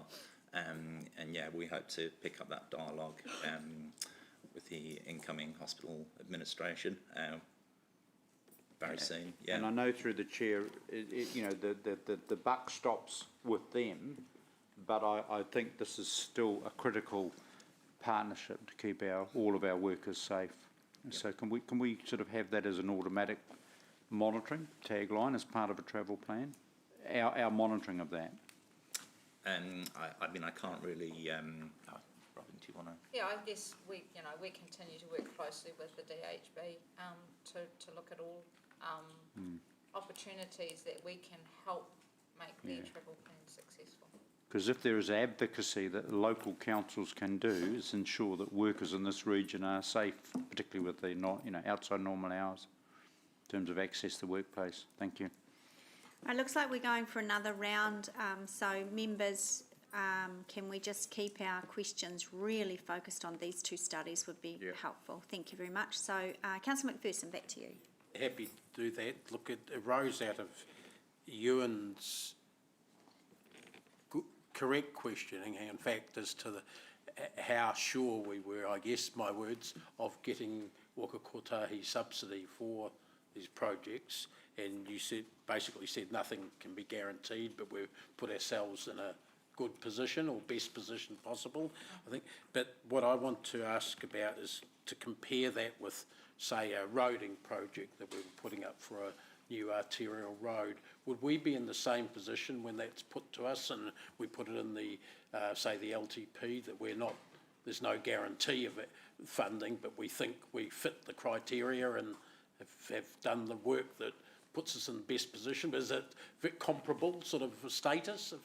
Yes, it is. I guess there's a process that we have to feed in through the Regional Land Transport Plan, which then goes through to the program, through to the National Land Transport Program, and they run in parallel with each other, and at a certain point in time we get an announcement as to what funding we've been successful for.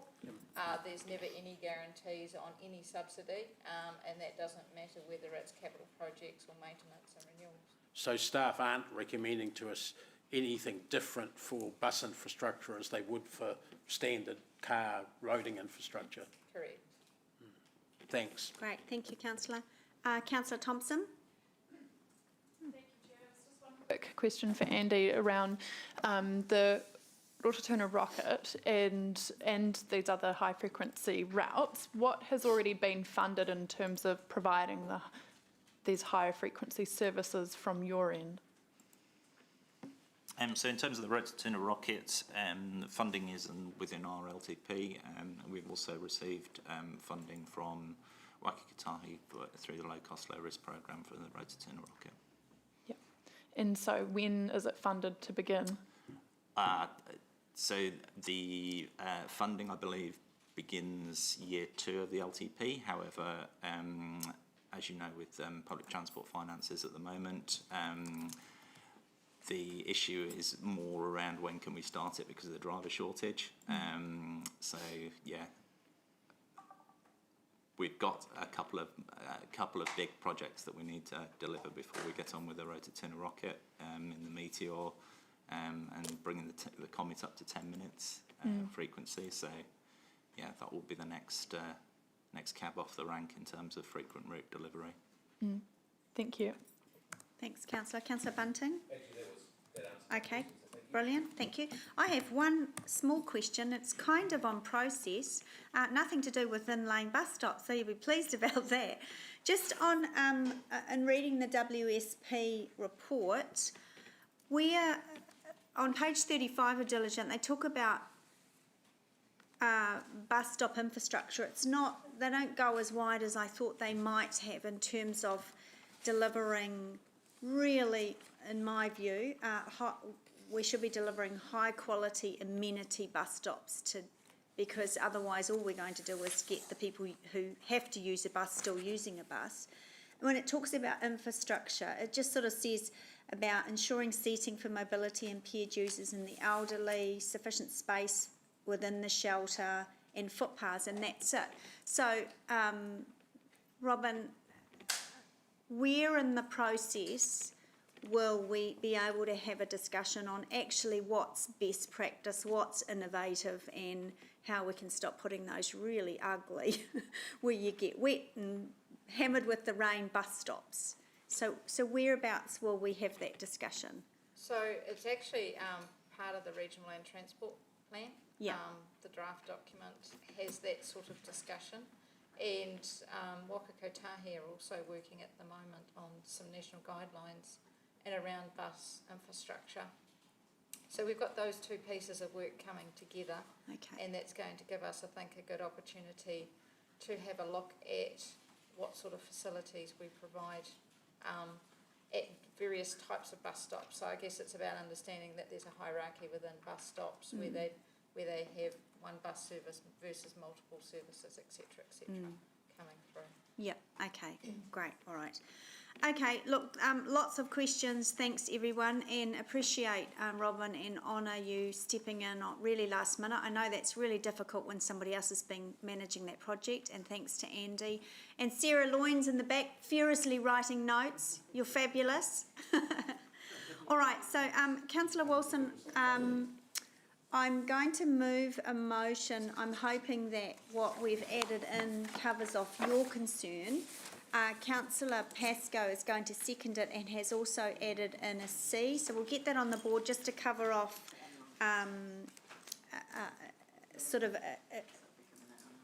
doesn't directly impact the recommendation, but sits alongside some of the financial concerns that he raised. So I'll just give everyone a minute to have a quick look at that. So is that okay, Councillor Wilson? Haven't put the quantum in there for, yeah, great, okay. And appreciate your comment around is it in addition to? You've raised that many, many times as Councillor Pascoe has, so we'll make sure we tighten up on that when we report. So thank you for that. All right, and we've also noted that the staff will gather some information around time delays, unintended consequences and best practice, some examples from cities where it's worked, maybe it hasn't, and all of that stuff for in-lane bus stops, and bring that back.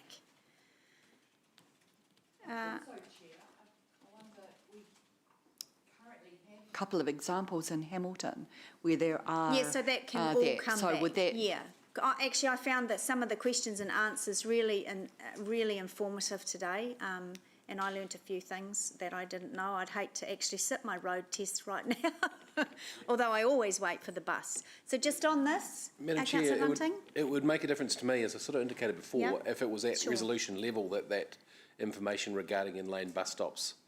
You want that added here? yeah, I'm happy to do that, yep. Yeah, just to try and be a bit Yep, more helpful. formalise it.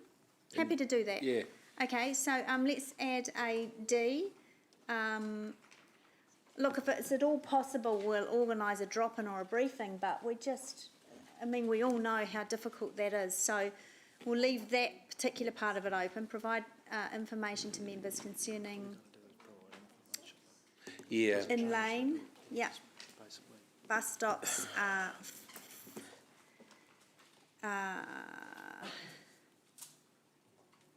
I don't want to have to put all of these words down. We need to trust that the information will be provided to us, including best practice,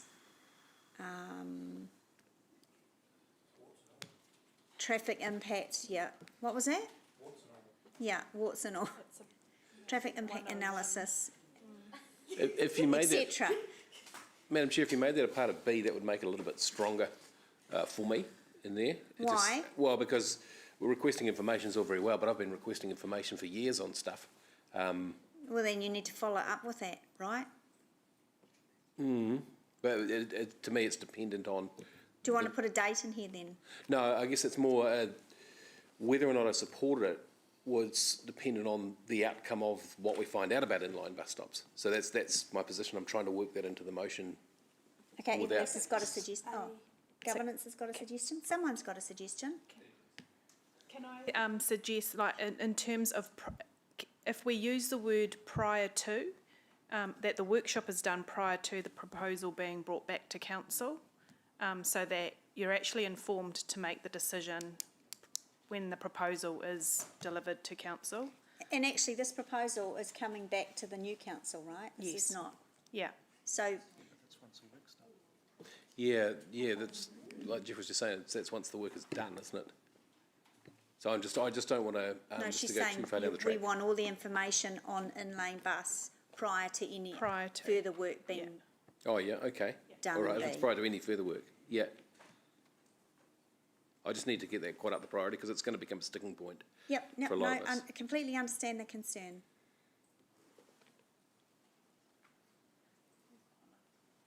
Right, proposal, prior to the delivery of the proposal on B. Oh Is yeah, that okay? that's All okay. right, so, Yep. Yeah. everyone happy with that? Yeah. I'll right. make sure. Yep, okay. Yeah, it is. All right, thanks everyone. Good questions, good debate. So, yep. I'm confused by that, by D. Staff provide information prior to the delivery of the proposal in B. What does that mean prior to Yeah, us it's- yeah. approving this report, or prior to? Prior to reporting back, I think is better. Reporting back in B, not the proposal. Take the proposal. Reporting back on what though?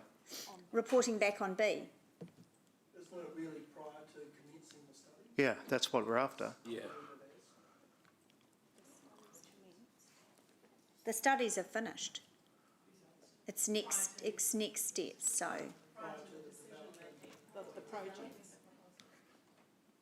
Prior to developing the Prior to proposal. reporting back on what projects? On any of the projects? Prior to developing the proposal, that's better in B. Is that?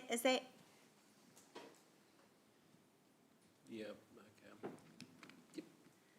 I mean, at Well, the we end, get at the the end of, intention, yeah, I'm trying to be collegial here and get Thanks, everyone yeah. across the line, and I I know we appreciate your comments, but at the end of the day, it's been moved and seconded. I don't want to reword it too much more. I think it's been extended to hopefully cover off your concerns as much as possible. The rest you'll just have to trust myself as chair and staff that we will make sure that this happens this term. That B is for the new council. Yeah.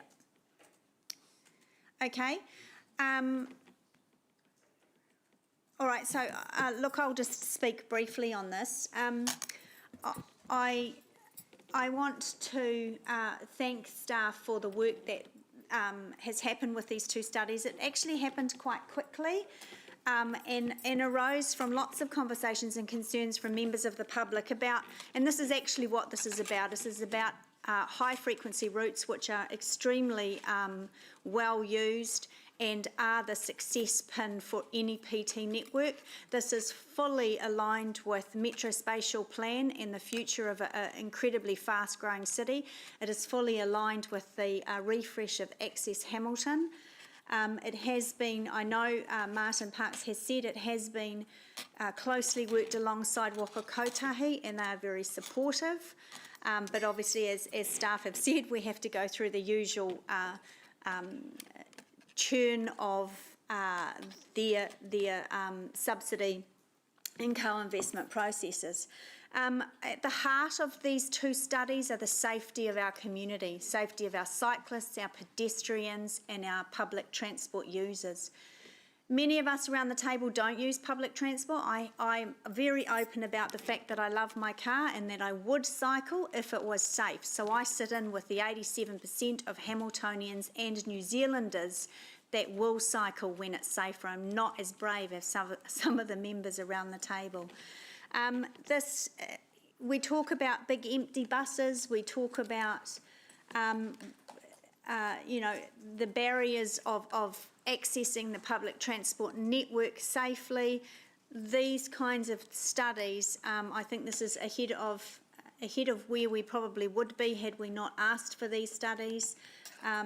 Will fill in those gaps, will make things safer, will move kids on, hopefully kids onto buses, will move people that would normally take a car but are slowly starting to not be able to afford to fill up their car onto buses if we provide safe, efficient, high amenity infrastructure, bus stops, cycle lanes and everything. So look, change is uncomfortable, we know that.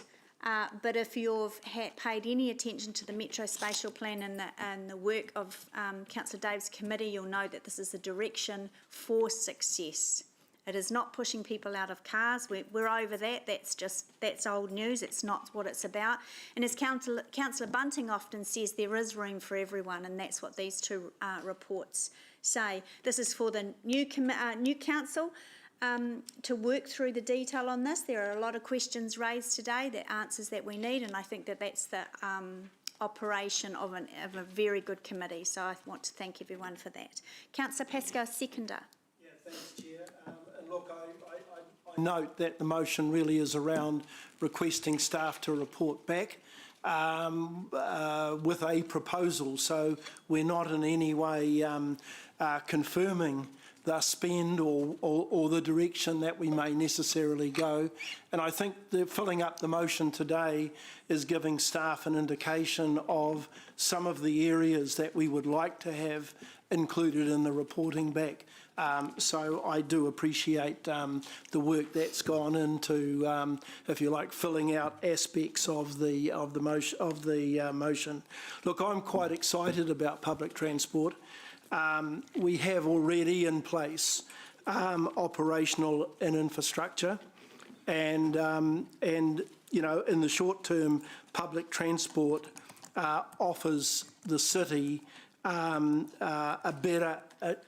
In the short term, offers a better outcome than other mode shift options in terms of the speed and delivery, and the further cost involved in other mode shift options.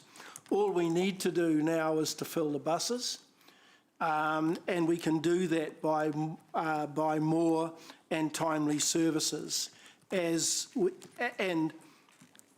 will bus lanes help in terms of providing that incentive to get us out of cars and into other forms of transport.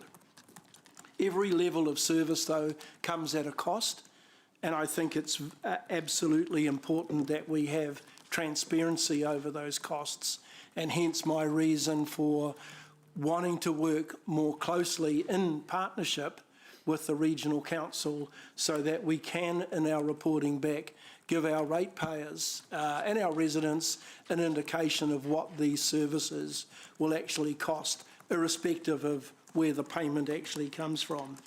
It also seems to me that the future of public transport will be based less and less on user pays, and with both the ratepayer and the taxpayer picking up more in the way of costs.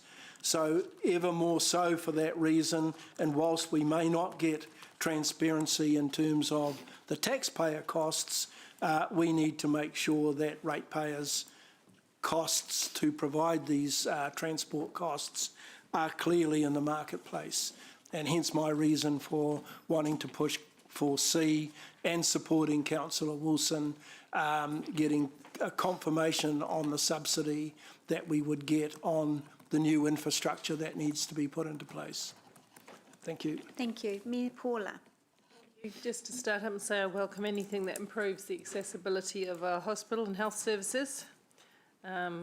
Just put on the table that the cost of no-shows to hospital appointments is huge. And so we do need to think of the future population of Hamilton, which of course is fast ageing, and make sure that in a fast-growing city, both in infill and outer suburbs, people can get to their health services. It's really hard to put modern solutions for passenger transport or any other mode of transport over an old city or older parts of the city. It's so easy to do it in the nice new parts, to do it, you know, top quality. But we've got to do something. And to me, it's all about transport choice, which includes cars, but other modes also. And cars predominate at the moment, as we know. And so we do have to make some compromises here and there to enable other parts of the transport system to work. And what we've always known, for as long as I've been involved in passenger transport, is that frequency and reliability are key to changing behaviour and a key to the successful utilisation of other modes. Not to mention, and I'll just make this point briefly, that our climate change obligations have not gone away, and we need to also tackle those. And so, you know, we are compelled to do something, and I'm quite happy that we are going to get a little bit more detail about some of the new thinking. But, you know, at the end of the day, things are going to change in this city. They have to change in this city.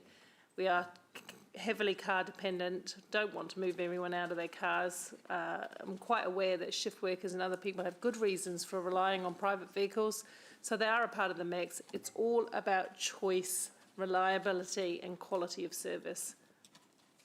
Thank you. Deputy Mayor Taylor. Thanks, Chair. Yeah, look, the issue I still have with this recommendation is we still, in my view, are endorsing the philosophy behind these assessments. And I agree with quite a lot of the stuff in the assessments, but not all of it. And I don't think this report today is agnostic. I think that's disingenuous, because staff are still going to ultimately go away and formulate projects based on this work. Getting some info on the impact of inlane bus stops I don't think is quite good enough. It doesn't give the scrutiny which I think is actually needed for some of these recommendations. I think if you want a different outcome, you need to change some of the conclusions reached in these assessments now. You change some of the base assumptions. I'm not saying they're all problematic, but I'm pointing that some are. And rather than let it slide, now's the time to pick up on it. We've seen what happens before when we go along with the strategy and don't question where it's heading soon enough. It's called innovating streets, aka irritating streets. So I guess if we don't agree with the directions of parts of the strategy, now's the time to say so for me. Now's the time to question it. And to put in bus lanes on such busy roads, Mill Street, Boundary Road, it's a very big statement and I've put it to you that it's at odds with the purpose for which those roads were created. The issue is reliability for buses in terms of timing, bus priority measures at lights, giving way to buses. I think we need to work harder on that before making such extreme measures. And I think if we're not careful, we just reinforce the perception that is building that bit by bit, incrementally, we're making it harder and harder to move around the city in a car in an effort to force people onto buses. Buses which are currently nicknamed ghost buses because a large majority are travelling around the city empty. Unlike Councillor Pascoe, I'm actually more excited by cycling and micromobility. I actually see huge potential there, and I will always support that. And I know it's unpalatable for some, but we still need trucks, vans, and yes, even cars to be able to negotiate our roads, particularly into the central city. And best practice is talked about a lot, but respectfully, that doesn't necessarily mean it's a balanced approach. Our job as elected members is to find a practical approach, somewhere between theory and reality. By supporting this today, I actually think we're failing in that duty. This is the point where we should be having the conversation about the philosophy behind this report and some of the flaws in it. Thank you. Thank you. Councillor McPherson. There's one thing the Deputy Mayor's just said that I happen to agree with, one statement, and that's where he said that we've seen what happens when we don't challenge strategies put in front of us. And I think you only have to look at Hamilton, Auckland and most cities in New Zealand to see that you end up with car-dominated cities with poor transport choices that you then have to try and retrofit to provide any semblance of choice. And that's not a blame attached to this council, it's a blame attached to New Zealand society, government, policy and previous councils, which this council are struggling with. The poor transport choices end up with unintended consequences like huge and growing congestion and the high environmental costs associated with that and with other aspects of car single occupancy vehicle use. High public costs as a result of that. The subsidy provided for a single occupancy vehicle transport in cities in New Zealand is far, far, far higher than it is for either micromobility or for public transport, and probably will be for many years to come, unfortunately. I agree strongly with nearly everything Rob has said. I think it was a very common sense speech. The irony never ceases to amaze me, however, when we seek or some people seek guarantees of NZTA funding before they're willing to support a direction of travel, to use a pun there, when the same is not required by them when roading projects are put in front of us. I'll recall the debate we have over the Gordonton Thomas Road intersection, where not only were we told we didn't have guaranteed NZTA funding for a major intersection that we wanted to upgrade for safety reasons, we were told we were unlikely to get it if we did apply.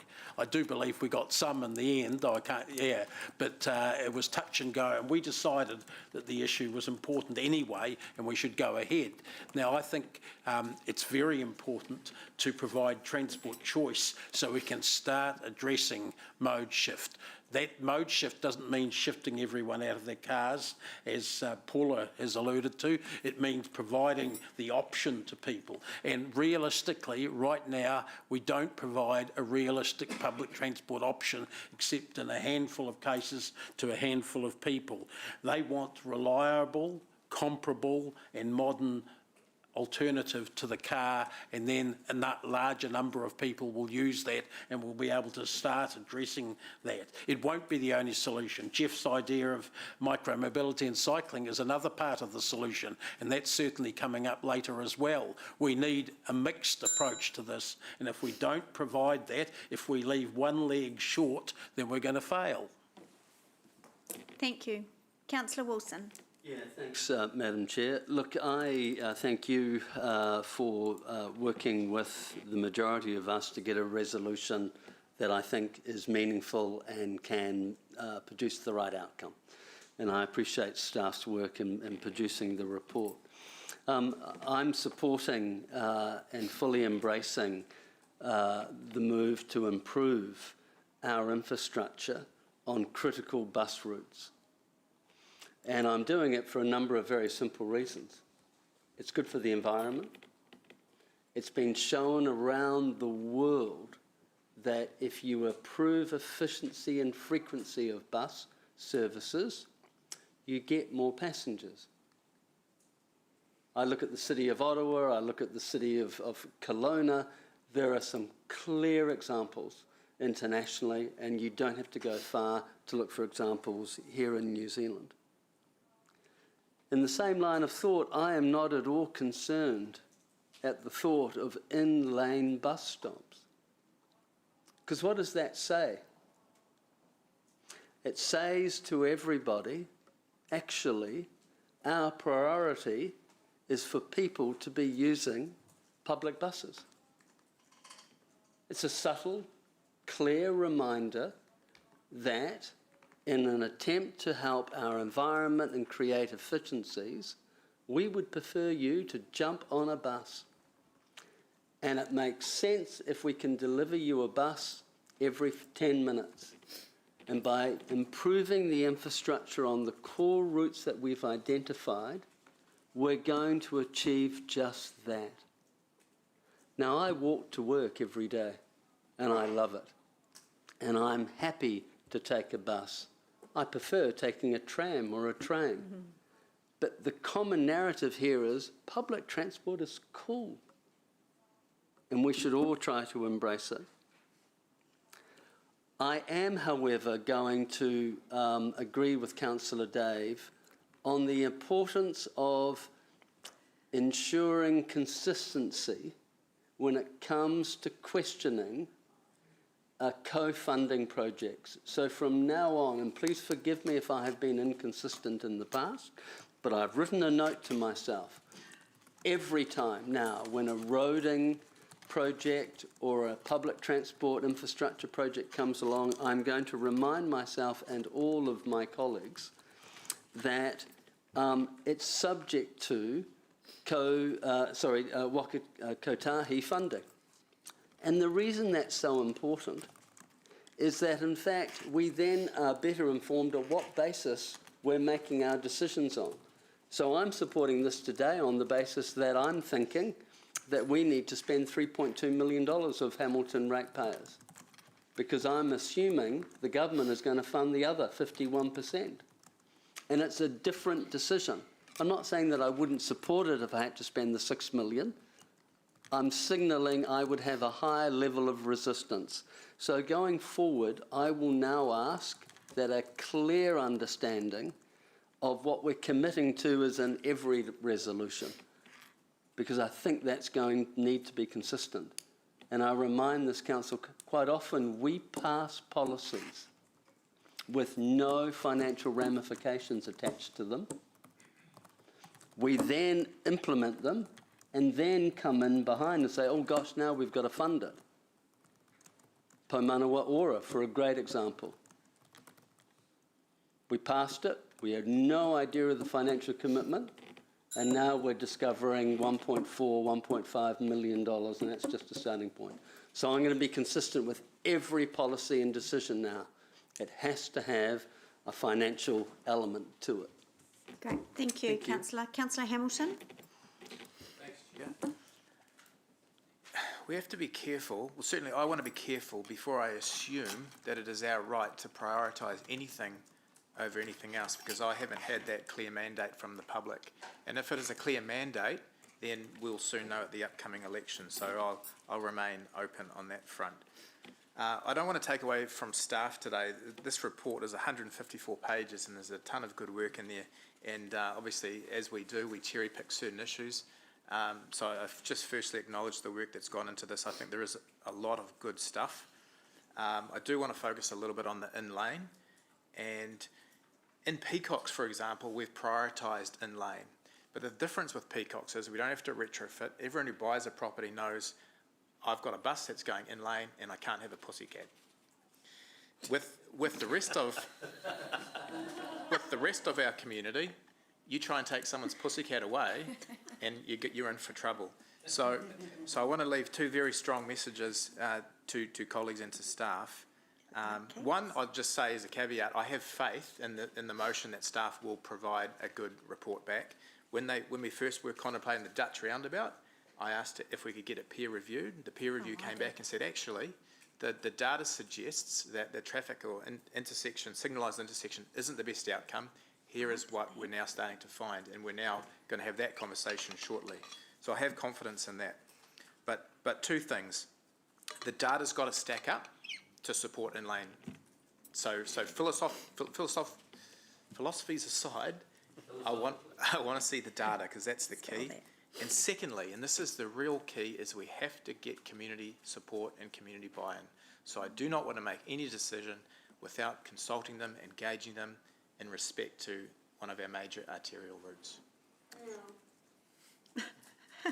Thank you, Councillor. Councillor Van Osten. People love their cats, and so I'm not going to take them away. But I do want people to have choices. And when I looked up some stats on our hospital, I see that they have more than 8,000 employees. There's 673 beds, untold number of inpatient appointments, and plus visitors that get in there every day on a pretty small campus, really, with only a finite amount of space.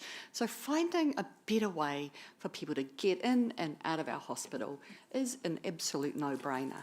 So what are the barriers? We've got some car parking that absolutely can be repurposed, and there's a real benefit in being able to do that. We've also got to make sure that when we're changing behaviours of people, that we make it really attractive for them and easy for them to be able to use it. Fast, frequent and reliable are the words of the day. Unless we can guarantee that, you're not going to change people. And also, you can't just rely on people to be courteous. Be kind, be nice. Yeah, it sounds great, but in reality, when somebody's in a hurry, they're just not going to let the bus pass or the bus in.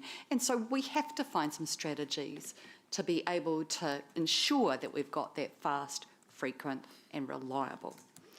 We also need to, as Chair Angela states, have some nice places to be able to wait for the bus so that you're not going to get pounded by the rain or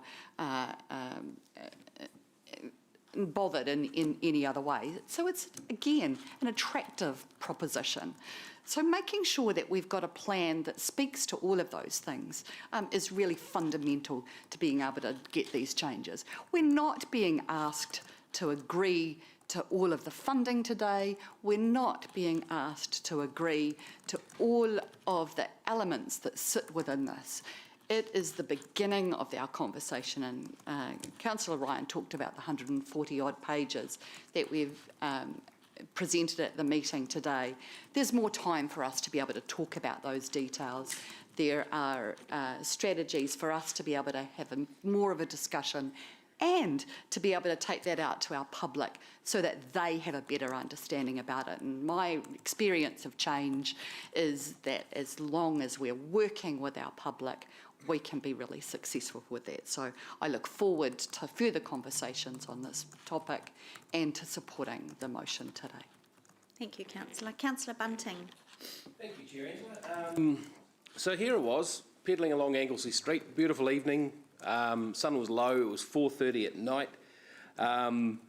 Minding my business, taking as much care as I possibly could, and a darn near rear-ended a car that stopped in front of me because he'd stopped behind the car that had stopped behind the bus, around the corner, around the inside lane of the corner. Taking as much attention as I possibly could, but couldn't see because of the sun. This thing was freakingly dangerous. It was terrible, and it was parked across the pedestrian crossing. The car in front of me. So the pedestrians couldn't get across even if the lights changed anyway. To my mind, it was badly designed and it was stupid. It was in the wrong place. Now, the reason I can say that is because these inlane bus stops don't seem to have been backed up by any reliable data, apart from Martin Park saying at the last meeting where I questioned these things, they are best practice. I asked about signs, I asked about an education campaign, and the response was along the lines of, I'll take it under advisement. Nothing's happened. And as a result, there was damn near a prang when I went through. Now, I'm pretty sure if that wasn't the only damn near prang in town or at that bus stop. There's a lack of data on these in-lane bus stops. Now, my problem is that because of that lack of data, I've come up with these wild assumptions that these things are dangerous. Okay. So I have real trouble, I would have had trouble supporting the previous motion, but I'm grateful for the new one. This is a public transport-centric plan.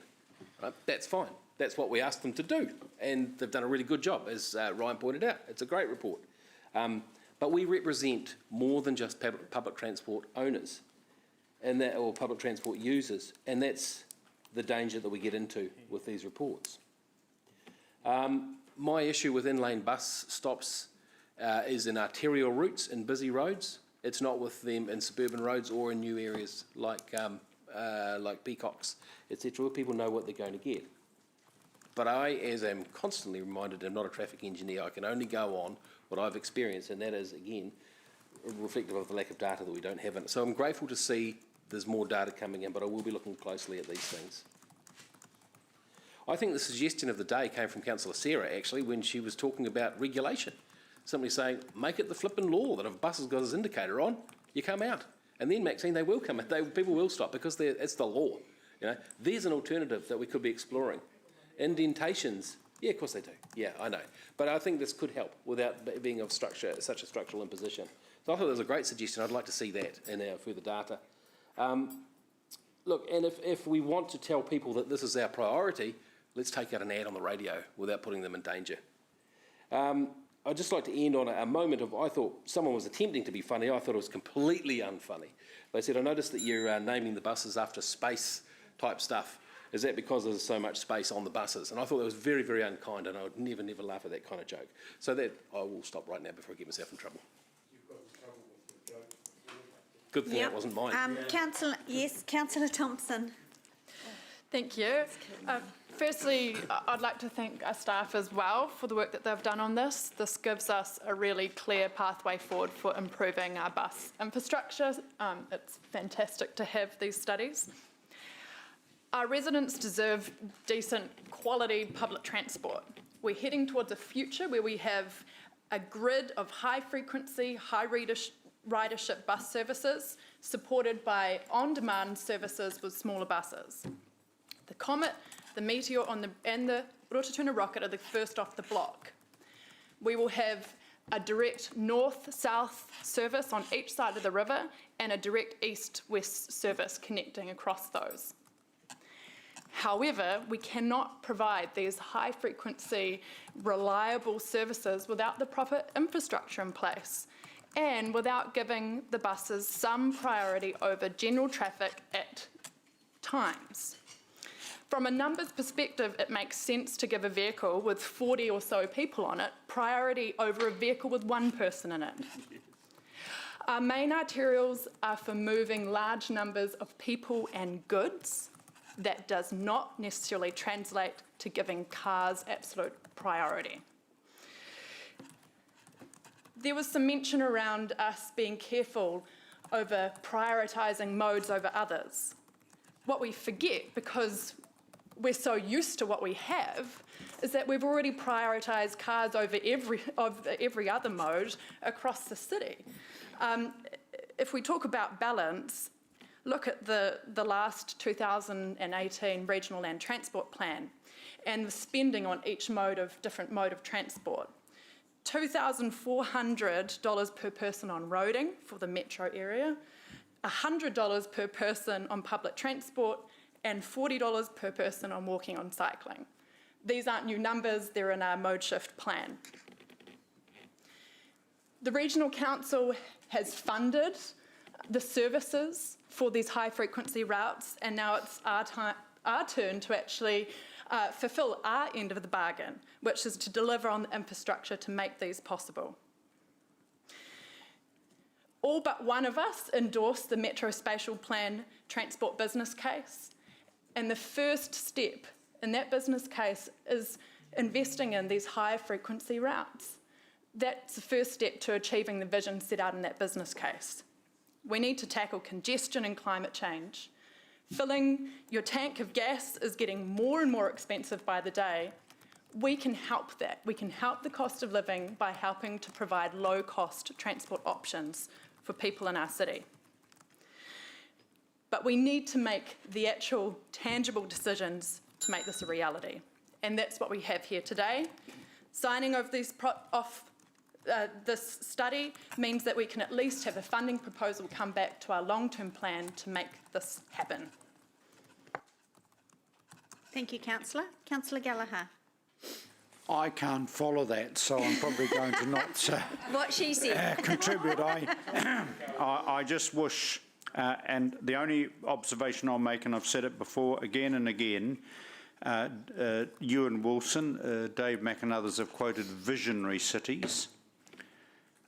We know just up the road there's a city that didn't have vision in the 1950s and 1960s. We know of the billions of dollars they have to do to retrofit. We are growing. Hopefully history will not remember us in the way that we reflect on the lack of decision making in Auckland all those years ago. Totally commend the contribution of my honourable colleague. Thank you, Councillor. So I do have, I will exercise my right of reply. I'll be as brief as possible. Look, transport and a transport network and how it all integrates is part of a city. It's part of how we live and where we choose to live. So don't we also want a PT network that fits with a dynamic, innovative river city like Hamilton? I sure do. Councillor Maxine said finding a better way should be a priority for us. We need to make it attractive and reliable. If we don't start planning for better now, what's that going to look like? How are we going to plan for attractive and reliable? We're not going to be. And remember, in less than 15 years' time, no private vehicle will be able to access the CBD. It'll be completely gridlocked and overloaded. Imagine, members, if you're still here, the emails from the CBD business owners then. What are they going to be? How angry are they going to be? Look, on Monday, there was a great example of us needing to do better. I was on the way to a meeting with the Mayor and I got stuck on the Dinsdale roundabout because there was an accident way over at K Drive, and nothing moved. Every road around that area was totally gridlocked. I eventually realised after about 40 minutes that there was an accident and that I needed to return home to get on my non-existent electric bike to make the meeting. I didn't do that. But, you know, when I turned around and came back, every single car, including my own, had one person in it. And I imagine a city where if we had prioritised public transport and there were bus lanes and all of those things, then I imagine the only people that would have got to work that day and to their destination were those using PT. So I'm about prioritising it. The Deputy Mayor talked about, and I'm paraphrasing, that we shouldn't be saying we don't need trucks and cars. And we're not saying that. And the emissions reduction plan from the government doesn't say that either. It says we need heavy fleet. It says we need to get goods and services to people and around the country. It just wants us to do better. It wants us to do greener. Councillor Ewan said, the best line I've heard lately, public transport's cool. And he's absolutely right, and we should embrace it. And what is cooler than trams in Melbourne, than trains in Sydney? But that didn't happen overnight. It started with, and I'm going to finish off here with Councillor Gallagher, it started with a vision. Those trams started with a vision. The Sydney train network started with a vision. So we need to be visionary as well and start today. Thank you. So I will put that to the vote. All those in favour, please raise your hands. Do you want to call that, please? Can I just end dissenting? Norm, can I confirm that that was in favour or dissenting? in favour. Wonderful. The motion is carried, noting that Deputy Mayor Taylor is dissenting. Right, thank you everyone. We will well-deserved morning tea break. We'll break till 12:15 and we will still have lunch at 1:15 to accommodate those members. Thank you.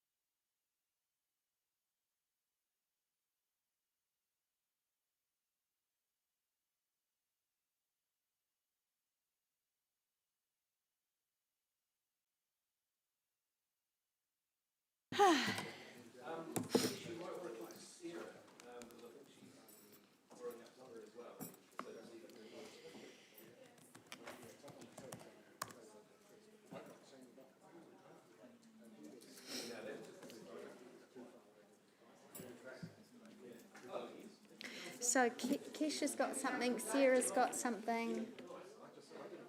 And these are all individual stuff, eh? Will be, yeah, okay. This is a motion I'm just writing. Okay, okay.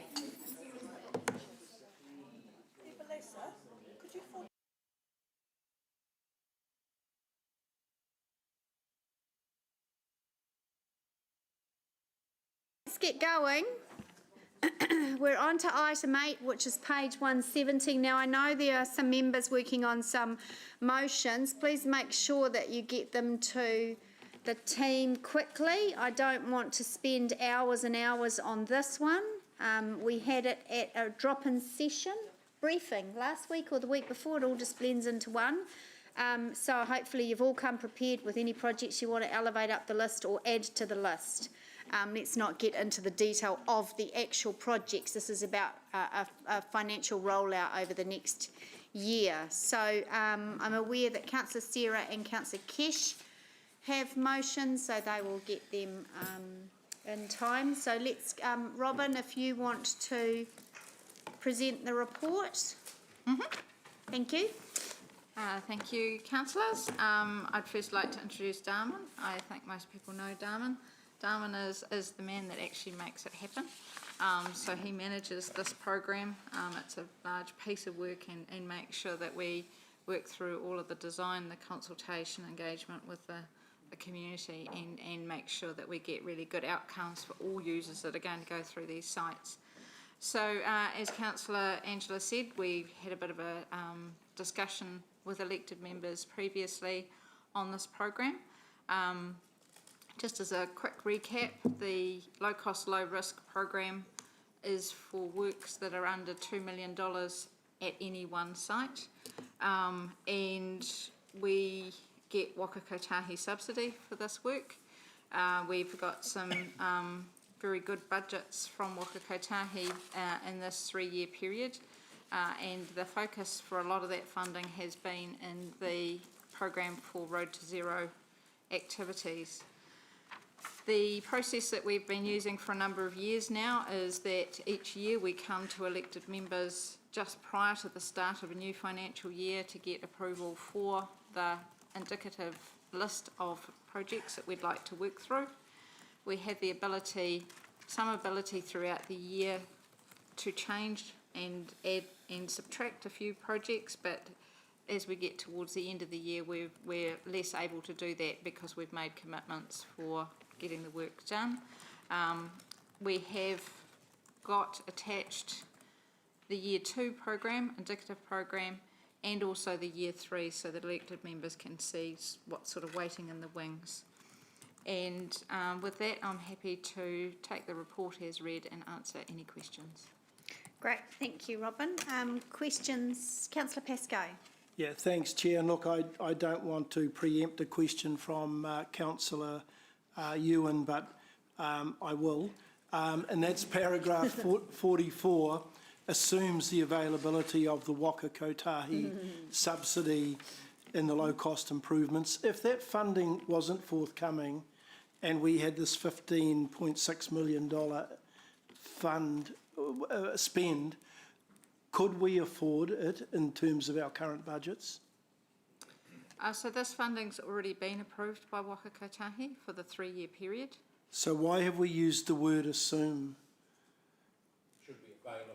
Sorry? Is it's approved. A typo. Yes, it's approved, sorry. Okay. So we've got all of the projects have been approved? Yes. Okay, all right. That's Apologies. fine. That takes away my query and the need to change the motion, which is, although I might still suggest, depending on the motions that are still to be put up on the board, that 2B be changed inclusive of Waka, no. Oh, yeah.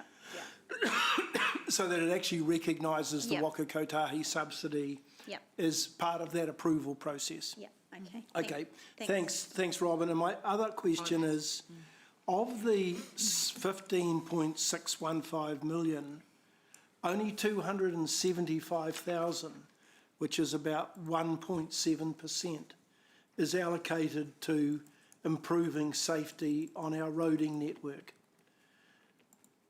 Is that sufficient? Sorry, Yeah. where? so Okay, what- where was I when I wrote that? I was on paragraph 30. No, hang on. Paragraph 30. No, Was that 41? Sorry, the low-cost, low-risk local road improvement? yeah, 275,000, yeah. Okay, so 275 over 15.6 million.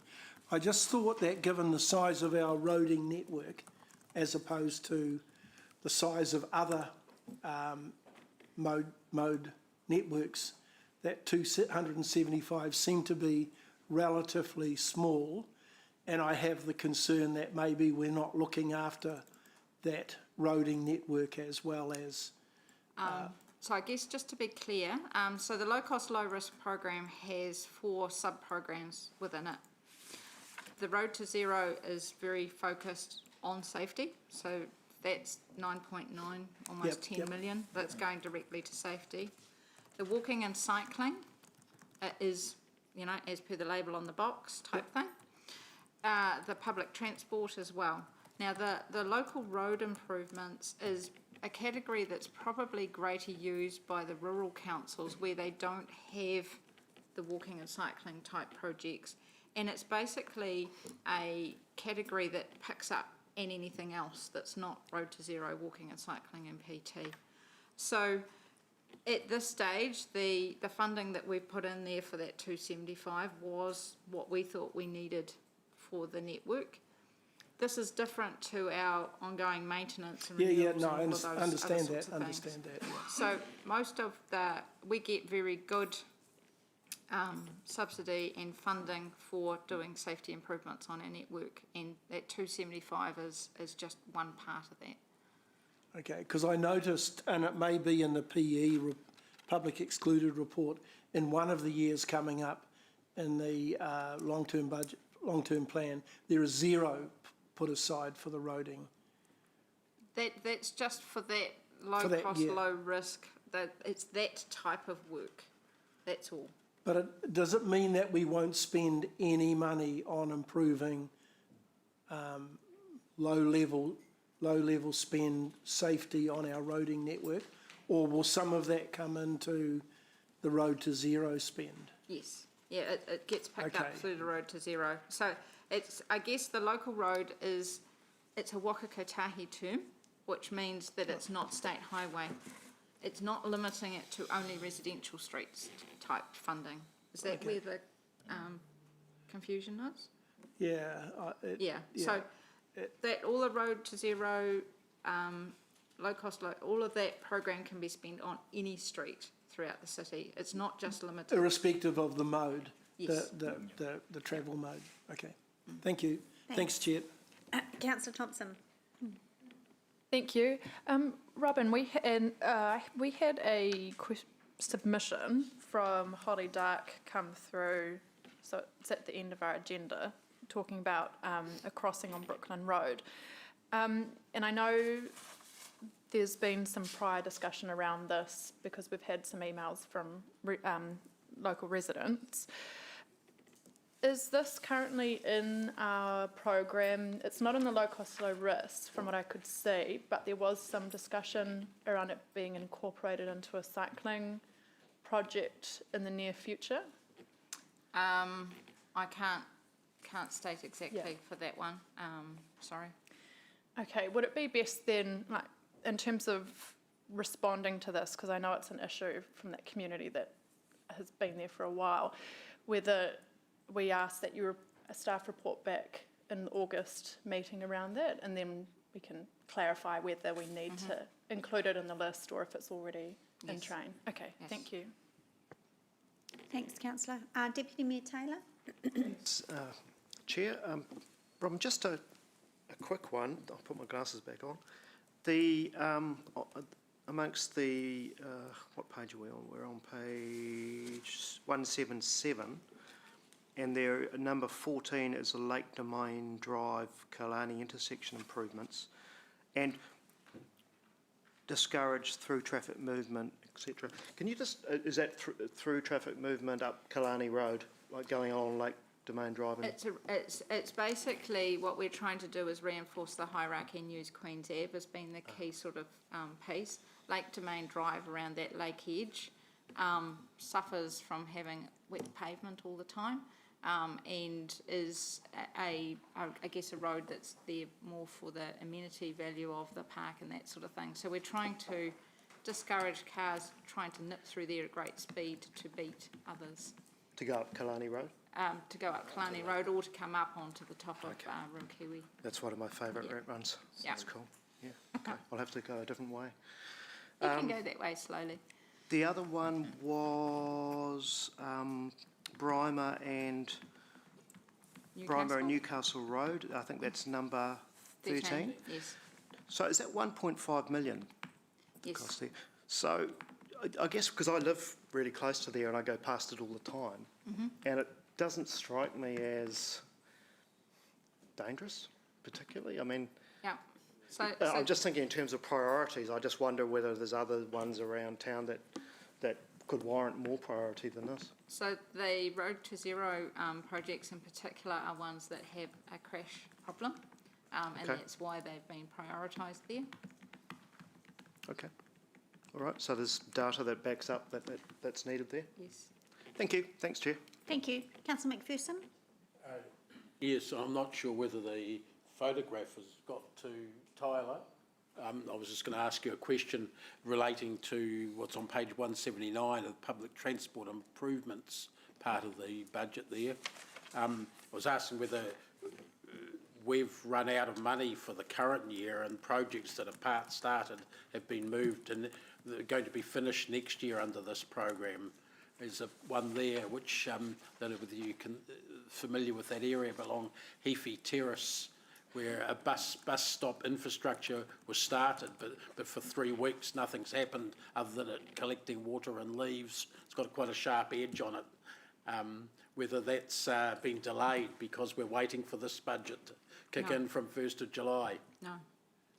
So it's been delayed for other reasons. But I'd have to ask why, but yes, there is funding and that work can be completed this financial year. Okay, yes. Thanks. Yeah. Sorry, I didn't mean to embarrass staff, though Eva-Lise is questioning me with her look, but it's just an example of the sorts of things that are not happening or not getting finished. Okay. Councillor That's my Naidu-Roll? bike. Thanks. I just had a couple of quick questions. Comrie's Hukanui intersection, that's the one next to Chartwell Mall. It says raised signalised intersection to cater for PT movements. Does that just mean traffic signals going into that intersection? It's number 11, page 177. Yes, so that is in year 3 currently, Comrades Hokanui. Yes, that's where the bus comes when it's popped into Chartwell and it comes back out and has to join again around that loop. So yes, that's looking at traffic signals.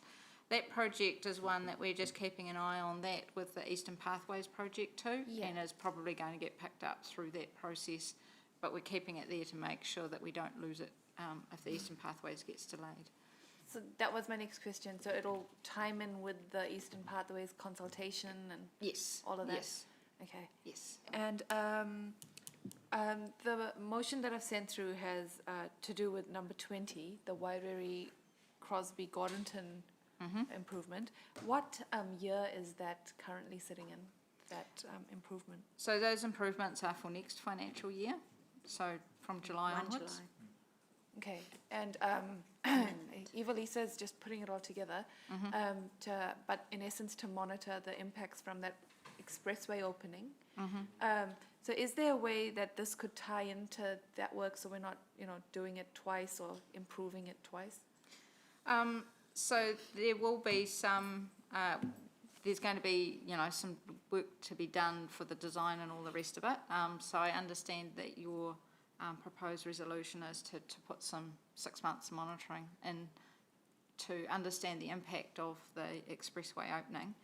And I would suggest that that's applicable not only to this intersection, but quite a few of the entrances into the city, so that we can understand, just what the differences are.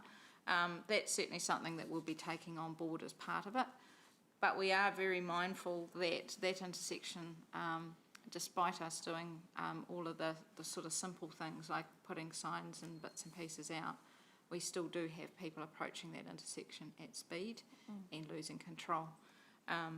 We do, for this intersection in particular, have a bit of a safety campaign planned specifically to coincide with the opening of the Waikato Expressway, where the traffic flows will vary quite a bit.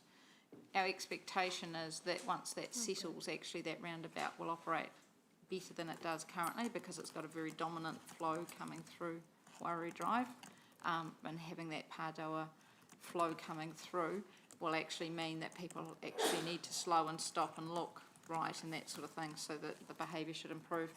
But that 6 month monitoring will enable us to check the theory and see what happens in reality. Cool. So last question, the 6 month monitoring, that would be, well, ideally from when the motorway opens. Correct. That would take us to probably end of the year. Yes. This year. And then this project would be after that? We can. After we know what the whole picture looks like? We can certainly tie that in. We'll be doing some detailed design and working through that, but wouldn't start work until the new calendar year. It'll be mid-financial year, yes. Okay. Thank you. Thank you. Councillor Bunting? Thank you. Mine's a crikey, did we get away with that one? That's great type question. On page 179, item 40, this additional bike infrastructure citywide, and that's really all it is. And they went along with that because it's quite unspecific, isn't it? I mean, what is it? And I'm not trying to stop it. I'm trying to encourage it. So when you're saying they, you're saying Waka Kotahi? Yeah. Okay. Yeah. Just to confirm, I got the right they. Yes. We would have got away with it if it wasn't for those pesky kids. So I guess that in working up this program with Waka Kotahi, the type of work that we do, they understand the type of work, and that is sufficient for this type of work to be able to have some funding there and then work up the exact programs. And a lot of that's reflective of other work that's happening, and we're getting those issues starting to So boil it's kind of a biking contingency. Yes, Yeah. yes. Oh, that's great. Yeah. No, that's good. Happy with that. Thank you. Councillor Thompson? Thank you. I just have one more question following on from our submissions today. There was the suggestion from Peter Boss around adding a pedestrian phase at that Te Rapa Garnet intersection. It could probably be something that came back in the August report, but do you know how that would fit in with the current proposals for the Comet priority measures? So off the top of my head, that was a particular bus stop that we looked at, because it's quite hard to get to outside Road and Sport. So I'd have to go back and find that, but I know that that was specifically considered, and we can have a better idea and bring that back in that August meeting. Okay, cool. Thank you. Thanks. Just a couple of questions from me, Robin. I was going to raise the Te Rapa North Crossing, but Councillor Sarah's put that in her motion. Just a question on the bike repair stations. It's 40,000 over 2 years. Do we have data that people are using them? Because it just kind of occurs to me that we could never plan for when someone gets a puncture in terms of where we would put them. I guess, and without Honor being here to answer it, we're not going to have hundreds of these smattered around the city. They are going to be in conjunction with locations where we have high usage, and tying it in with having the bike stands and all the rest of it. So well-used locations, and I guess that's where we're looking and getting feedback from the cycling community as well. So they did that exercise, and I think it was reported in the previous committee, where we're getting feedback on, where do they want bike racks, where do we need these other sorts of facilities. So I guess it's one of those things that until you need them, then yeah, it's, as a cyclist, but having that ability to pop your bike up and have those instruments to hand and easily deal with punches is, you know, does make, I guess, quite a difference to cyclists being comfortable about the fact that they can deal with those sorts of... Yeah, I suppose it makes a bit more sense to me if they're co-located where there are bike parks, Yes. but I know on the Western Rail Trail they're just random, there's one or two sort of just random out in the middle of nowhere. And Yeah. okay. I think, you know, at the time of putting those in, that was, you know, some years ago, but it's having that, I guess, greater plan of a the fuller network service, just two more questions and then I'll come back to you, Councillor Bunting.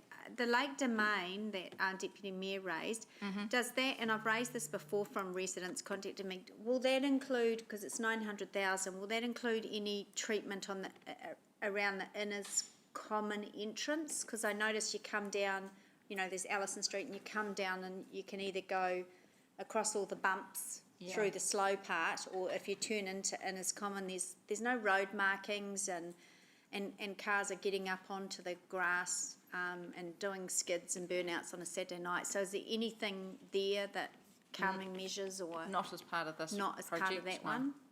No, Okay. but we can certainly add it to the list for future looking at. Yeah, okay. And then last one, page 179, we've got 210,000 for the first year and the second year for cycle wands. What coverage do we get for 210,000? Again, Just roughly? without honour here, I couldn't tell you Honour? that. So that's sort of part of the program's very much managed by Martin Parks and honour. Okay, because I'd be interested in if we have the capacity to do it, to combine those, so it's 420 in the first year, but I'd need to, I mean, that's CapEx, right? So I'd need to understand the financial impact of that and, whether we could do that or not. I can certainly ask the question and we could report something back to the 9th August committee. Yeah, if we along could. with the other items that Okay, Councillor are we Sears making, flagged. how are we doing that? Are you just noting that down to report back with us? I can do. Okay, yes, all right, yes. because depending on, understanding what the financial impact would be, but I'd prefer if we can do it to roll it all into the first year. Yeah, okay. Councillor Bunting? Thank you. Appreciate the extra question here. One I forgot earlier on was around raised platforms at roundabouts. Yes. Is it, what's your thinking at current? Is it best practice to have them right at the roundabout or a car length back at the roundabout? And what's the intention there?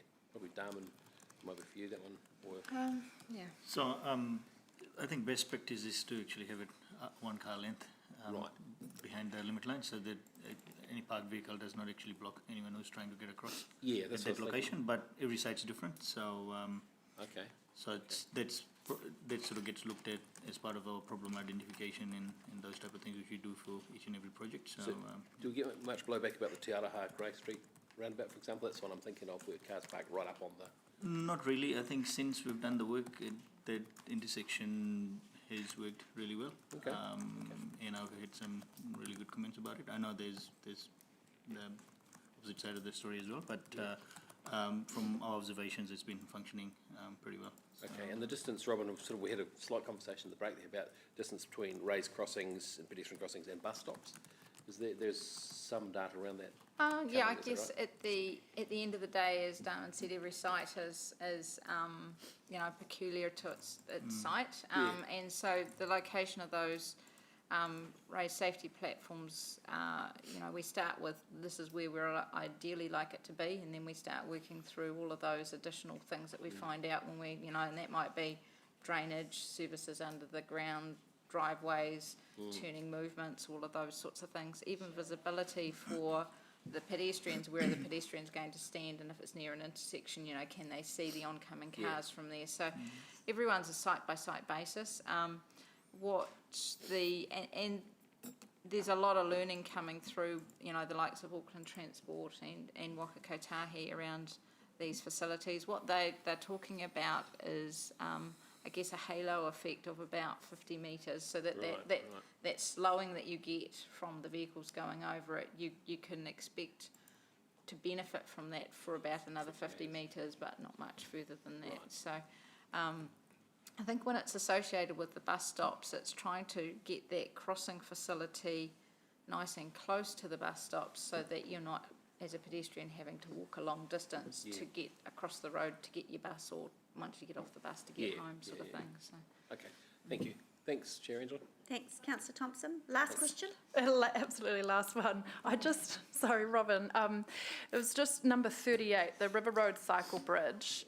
And first question is, how does this work when you've got people biking on both sides of the bridge? And it sounds like we're putting in a cycle bridge on one side of it. So I'm just wondering how that works. So I guess just to make sure councillors understand where we're at. So this is the very narrow bridge currently, just south of Harrowfield. So there is a narrow footpath, but there's no cycle facilities per se. So what we're doing is working that project in with our new footpaths project to look at the off-road facilities so that we do provide that linkage and the ability for cyclists to get on and off and make use of it. Okay, so I guess, maybe it's a bit late in the day to be asking this, but is 500, like right now, given where we're at with everything, is it better that we spend, 500,000 on this right now, where then, straight after the bridge, you go back to having not very much in terms of cycling facilities, or to spread that out with, what we've discussed previously around the cycle wands and those kind of spreading the Marmite thinner, but getting some more widespread safety improvements? So I guess this is one site that we've had a lot of complaints for cyclists because it is a real pinch point on that network. And we are looking at doing work in conjunction with it, so that lead up from the south, so that it isn't just a complete localised piece of work that doesn't connect to anything. Sorry, Robin, orientate me. What bridge? So if you're on It's River not the Road, Pooh Bridge. No. So if you're on River Road, and if you've come across the Puketi Bridge and head south, so it's south of Harrowfield. So we did the big new traffic signals in at Wairau River. Yep. Okay. Sorry. Carry And on. then as Sorry, you're coming down, it's a narrow little figure bridge it that's out. there currently. Yeah, I know now. It doesn't cross a river. It's a creek. Yeah, that's why I was confused. Yeah. Right. Sorry. Bridge that No, you're no, talking I just about, said that. No. It's in River Road. So is it in James Park or around No, there? it's in River Road, just south of the River Wairau intersection.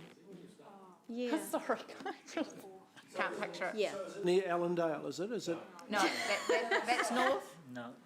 Come back this way. You go towards town, just about 100 metres.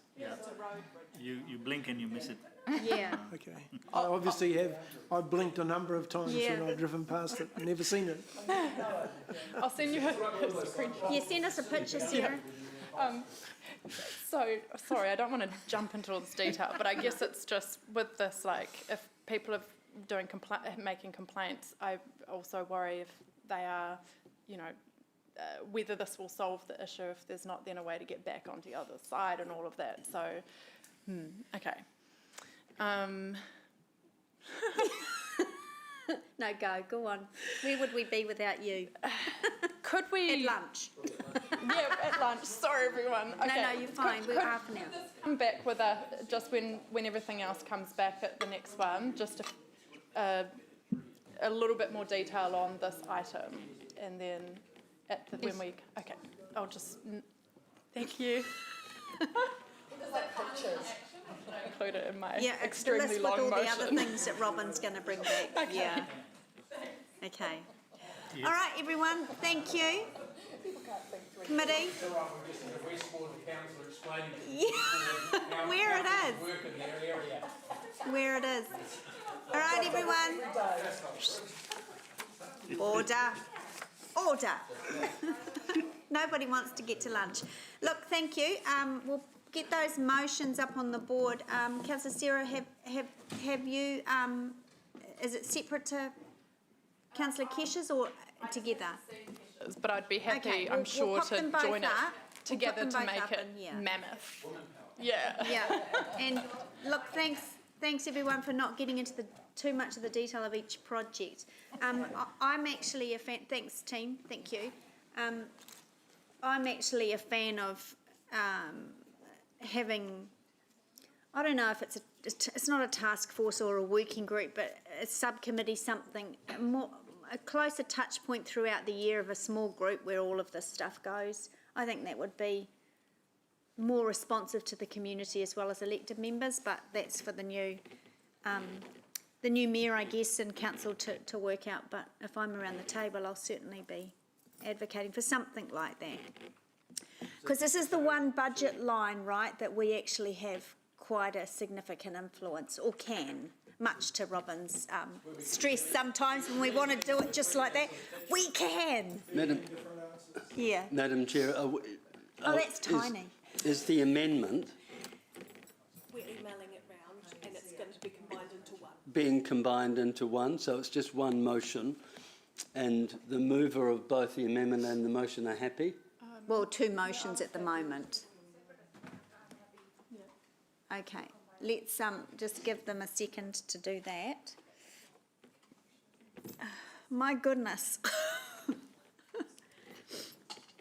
It's, yeah, they'll do that. Just let them finish putting it all together. Chair, can I suggest my suggestion for inclusion after the word approves, recognises the Waka Kotahi? It's in there and already in B. Yeah. I'm looking at Sarah. I'm looking at Sarah's. Sarah's one. Yeah, No, that's all right. well, I'll wait. They'll get it on the board yeah. and then email it. Yeah. Just give them a second. They're fast, but they're also human.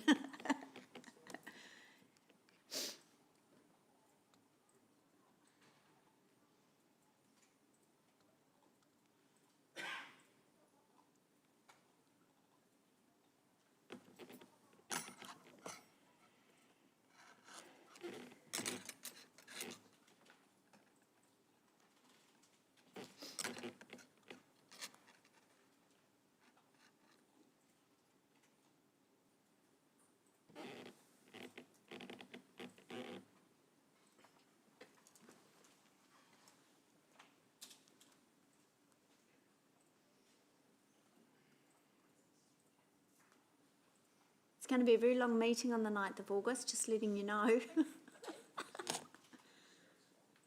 It's our, what's that? Yeah, it's our last one, so we might be needing to order lunch and dinner and supper at this rate. Can we blow that up a bit? Yeah, we're going to email it. Oh, emailed it now? Okay, everyone, just have a couple of minutes to look through that.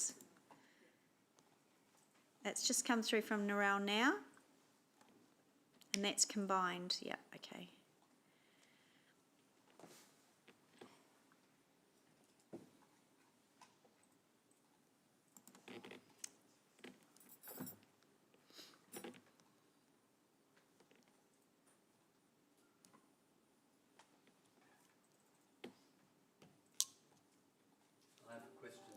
Yeah, Councillor Gallagher has a question too, I think.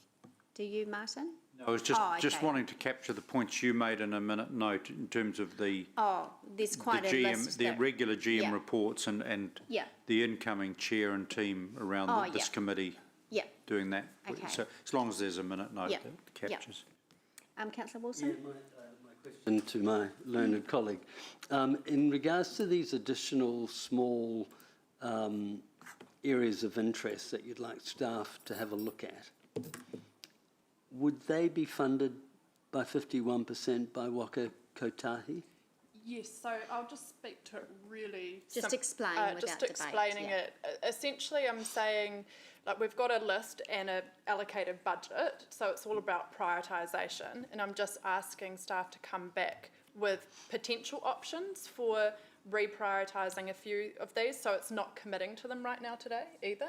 So it would be funded by the existing package, and so just asking for them to come back. I raised them during the briefing. So the funding envelope doesn't change, but you're pulling out projects and replacing them with others, assuming we all agree. Yes, and it says incorporated either into this year or the next year to help with that prioritisation. So it's not saying do them in the first year. And if anyone has questions on the actual ones, let me know, but a couple responded to submissions. And just following on from Councillor Wilson then, sorry Robin, you'll redo that list, bring it back to August. Do you tell us which projects have fallen off then?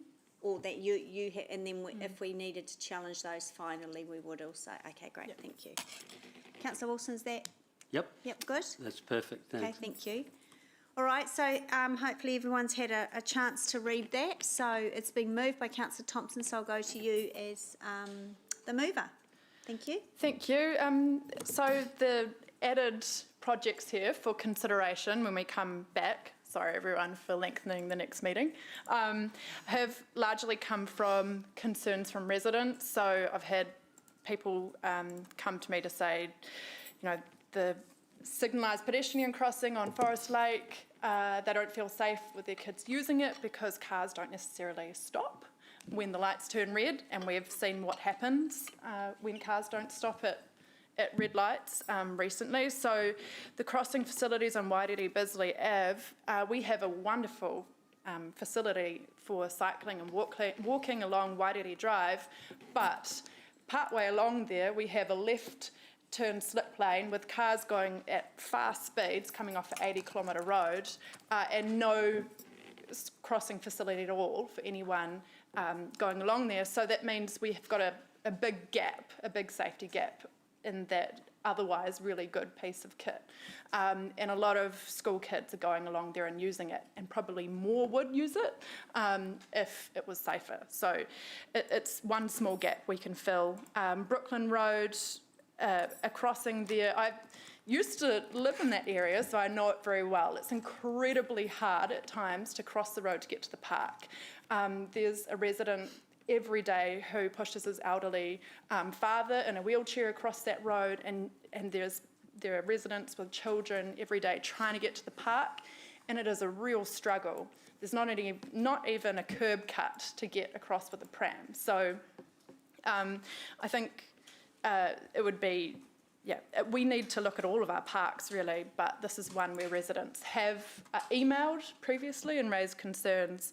The footpath connection for Hamilton West School, I visited the school the other day and they said, look, a really quick win for helping kids to walk to school would be to put a footpath in along an access way, which is currently mostly grass and at times gets really muddy during the winter. And means that kids are having to then step onto other people's driveways to walk down instead of using the access way.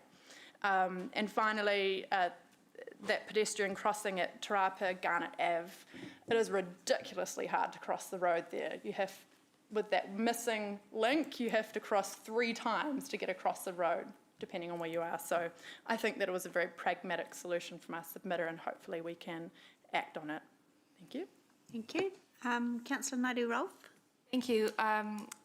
In regards to the motion, just the bottom 2 points, which I added on, has to do with,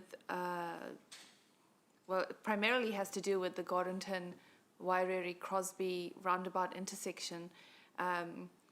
There's growing concern that intersection is at capacity and that it's operating inefficiently. At the moment, during peak times, it can take at least 30 minutes to get from Rototuna to 5 Crossroads, and that's not even getting into the central city. And it seems to be that intersection is the bottleneck. There's huge concern growing within the community that once the Waikato Expressway is open, that's going to be a mare to get through. So I've been told that the best way around this is to monitor it once the expressway opens.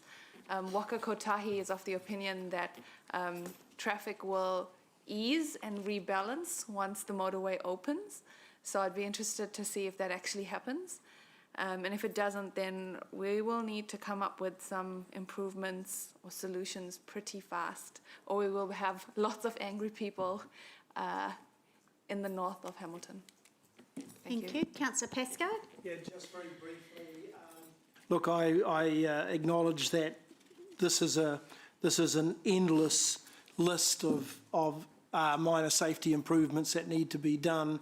And while I believe it's appropriate, even at this late stage, we would consider alternatives, I think come the next opportunity, we should really, for the sake of the staff, be saying, here's the list, here it is, full and final, please get on and deliver these projects, rather than continuing beyond the next meeting with a list of possibly other projects that are just as important as the ones that have been approved.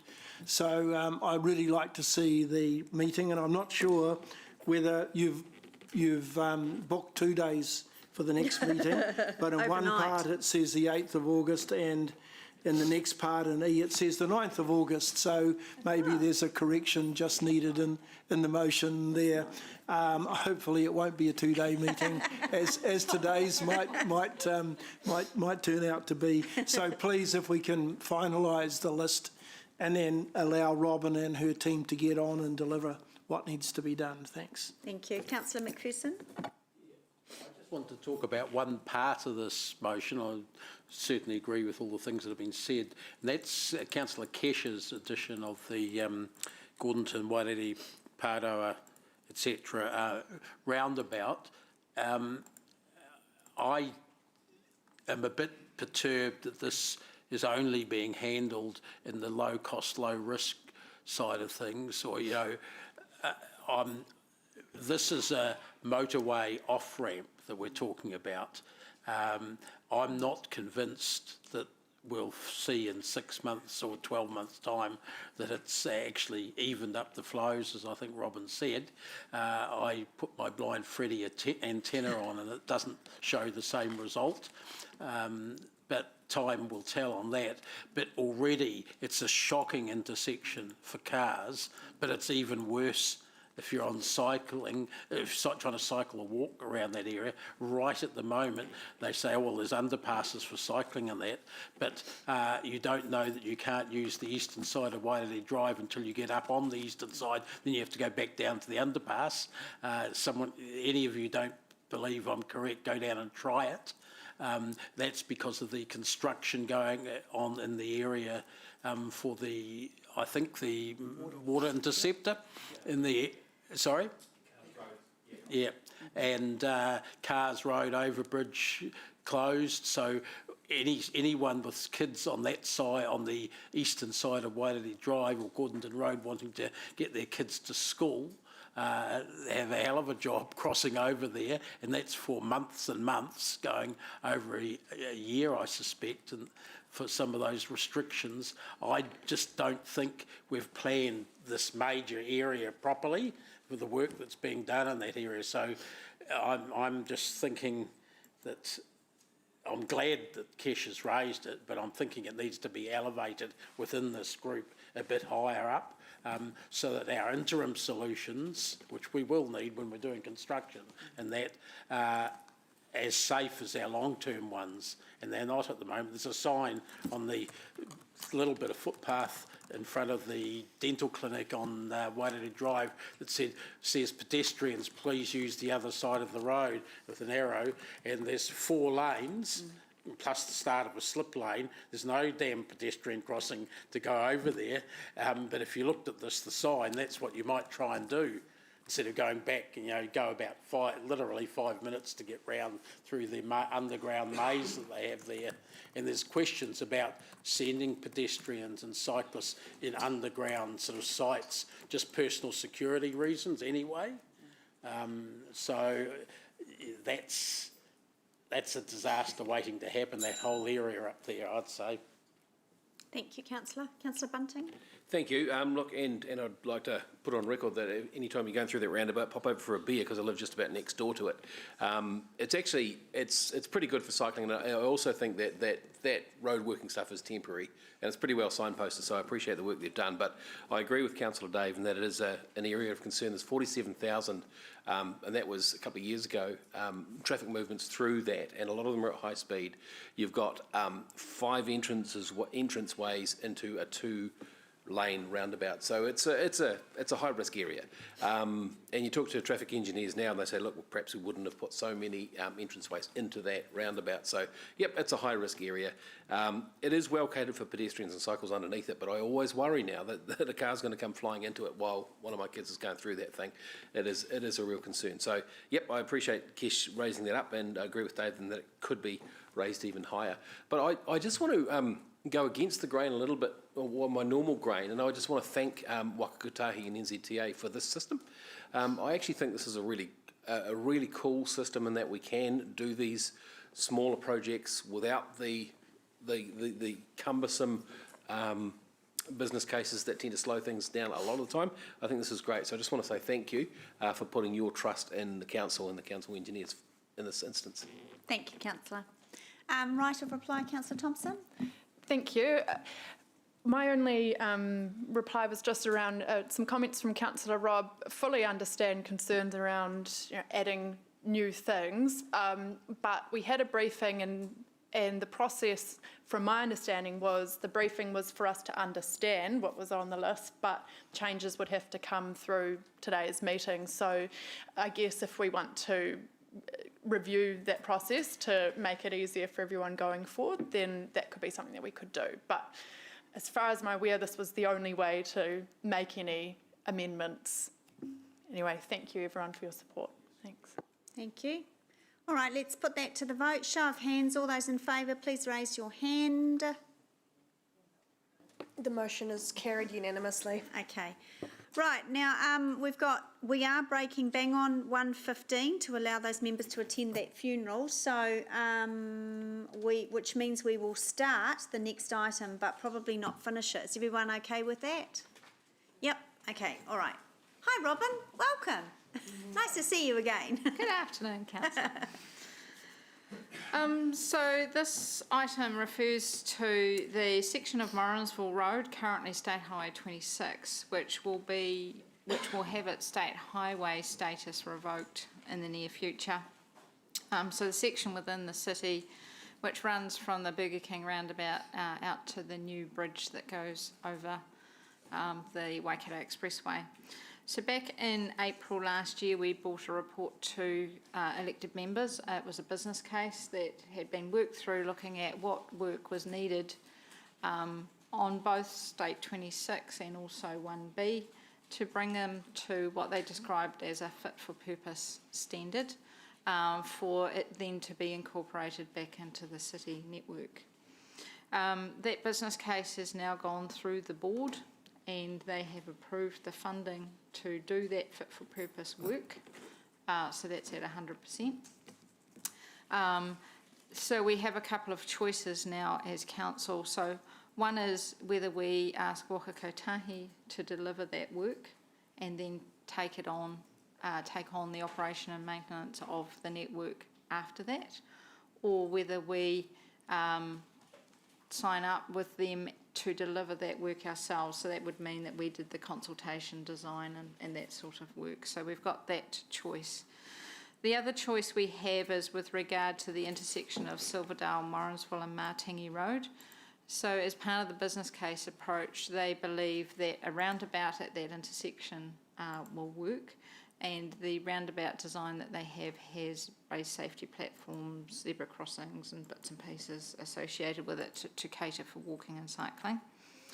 But noted that if council wanted to pay extra and put traffic signals in at that site, then that was an option that we could move towards. So with that sort of background, I'm happy to take questions. Thanks, Robin. Councillor McPherson. I want to raise the issue, Robin, of the timing of the revocation. It's obvious that ultimately the intention is for that, and the best practice probably is for that to become a local road, but there's going to be a fair, correct me if I'm wrong, a transition period where people who are regular Morrinsville Road users will continue to do that as they explore alternatives with the expressway opened. Why would we be looking at the revocation happening in 2022? Why wouldn't we be, for instance, like we're doing with the last intersection we talked about, doing a bit of a study and having a look and see what happens in 6 months and say, yeah, we'll accept it, but we're going to have a look and see what the issues are, because there may be other works that we think should be funded by Waka Kotahi in the meantime. I guess that, and Chris Allen might like to join in this conversation, at the end of the day, it is a process that Waka Kotahi go through, and we believe that the business case that's been worked through in the Fit for Purpose funding actually puts us in a far better position than we normally would have been after a revocation. There was originally going to be a 6-month sort of period between, with the delay on the opening of the expressway, that time has condensed. One of the advantages of us having the revocation in place earlier is that it does actually allow us to get onto that network and deal with some of the maintenance, such as the landscape work and that sort of thing, where we're having difficulty getting approval currently. Well, why can't we get them to do it as part of the deal, or at least fund the maintenance that you're talking about? I mean, you've sort of actually raised a further alarm in my mind by saying there was a 6-month interregnum, which we've now lost most of because of the delay in opening the expressway. Why wouldn't you just extend out the 6 months at least? And that was the sort of time that occurred to me might be sensible to find out what the issues are. When you revoke a major road like that, ultimately, and this happened in Te Rapa Road up north, you have more costs because you're taking on some road that you didn't have before, more maintenance, upkeep costs. And in the case of Te Rapa Road, we were stuck with roadside drains, which we'd never build ourselves, were left to us courtesy of NZTA. So it just seems like we're doing what they want, but not necessarily, can't prove that it's what's good for us yet, other than a desktop exercise. Yeah, I guess the operations and maintenance, that sort of work, certainly as part of that handover process, we're going to be doing walkovers and making sure that the seal's in good condition, the road markings, all the signs, and so they're the more sort of immediate costs that you could incur. As part of the Fit for Purpose work, the drains that are at the top, they're on the section between Silverdale Road to the expressway. Yep. They're the sorts of things that get picked up as part of that Fit for Purpose funding, because we're looking to have a shared cycle path go along that side to deal with that. And also looking at what stormwater treatment devices and that sort of thing. So there have been a team working with Waka Kotahi. We think we have got all of the key issues that we need to. I guess that's part of the decision as to whether we want them to deliver the work or whether we want to take that on and deliver it, and it gives us a bit ability to nuance some of that capital work slightly. Yeah, but what you're saying sort of actually begs the question, for instance, whether the drains will get filled in? So that was the intention, was to pipe them so that we could then put that shared cycle facility. The signals you're talking about at the intersection of Silverdale and Morrinsville Road and Matangi, yes. You're saying we're having to pay for them? So the Fit for Purpose outcome from the business case recommended a roundabout, and the business case includes the costs to do that. There is an option, if council had a preference to put traffic signals there, then we could do so, but the extra over cost, so the cost over the roundabout, would be at our cost. We don't know what's the best thing to do there yet, because we haven't sucked it and seen it. And the reason I'm saying that, you've got traffic coming in from Morrinsville, an increasing amount, I'd suggest, that wants to get onto the expressway. The way they get onto the expressway is to go, correct me if I'm wrong, turn right onto Silverdale Road and up to the north to the Ruakura intersection. No, so there's How do they get on? There's a new State Highway 26 link. So when you're coming in from Newstead, that big roundabout that's been built, Okay. that you would, if you were coming into town, you'd turn right So that there, and intercepts. that has a full interchange, grade separated interchange as the Okay. other side of the Ruakura work. So that it'd we're only putting. be the half dozen houses in between there and Silverdale on Yes. each side of the road that might. So we're expecting a dramatic decrease in the Okay. traffic flows because they would hook on at that point and come into the city. So- It'll only be those that are need to go to the southern end of the city that are likely to still come in through on Morrinsville Road Like and hook in Hillcrest into the shops state. and whatnot. Yes. Yeah. So why would we even be thinking of needing signals there? It was an option that was recognised that it may be an option that the council wanted to pursue. It's not saying that we have to. The business case believes that the roundabout and the facilities that they're putting in will be more than fine. It was just noting that if there was something that council wanted to pursue, then we could. Yeah, a bit concerned, Madam Chair, about the revoking without knowing completely what's the best thing to do there until we see it operating. Because I know what happened up in Te Rapa Road. But anyway. Yeah, okay.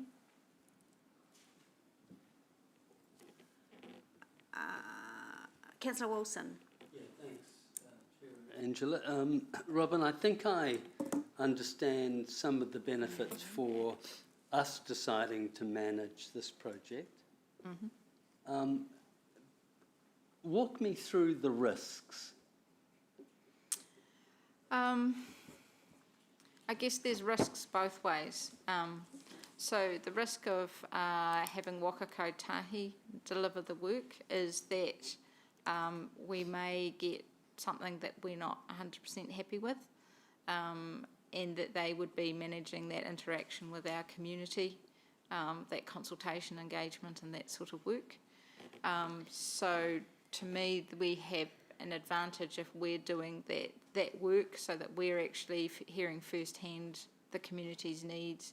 And I believe, as I said earlier, that we have the ability to nuance some of that work when we deliver it to make sure that we're catering and getting the best outcomes, meeting the standards that we want in the city.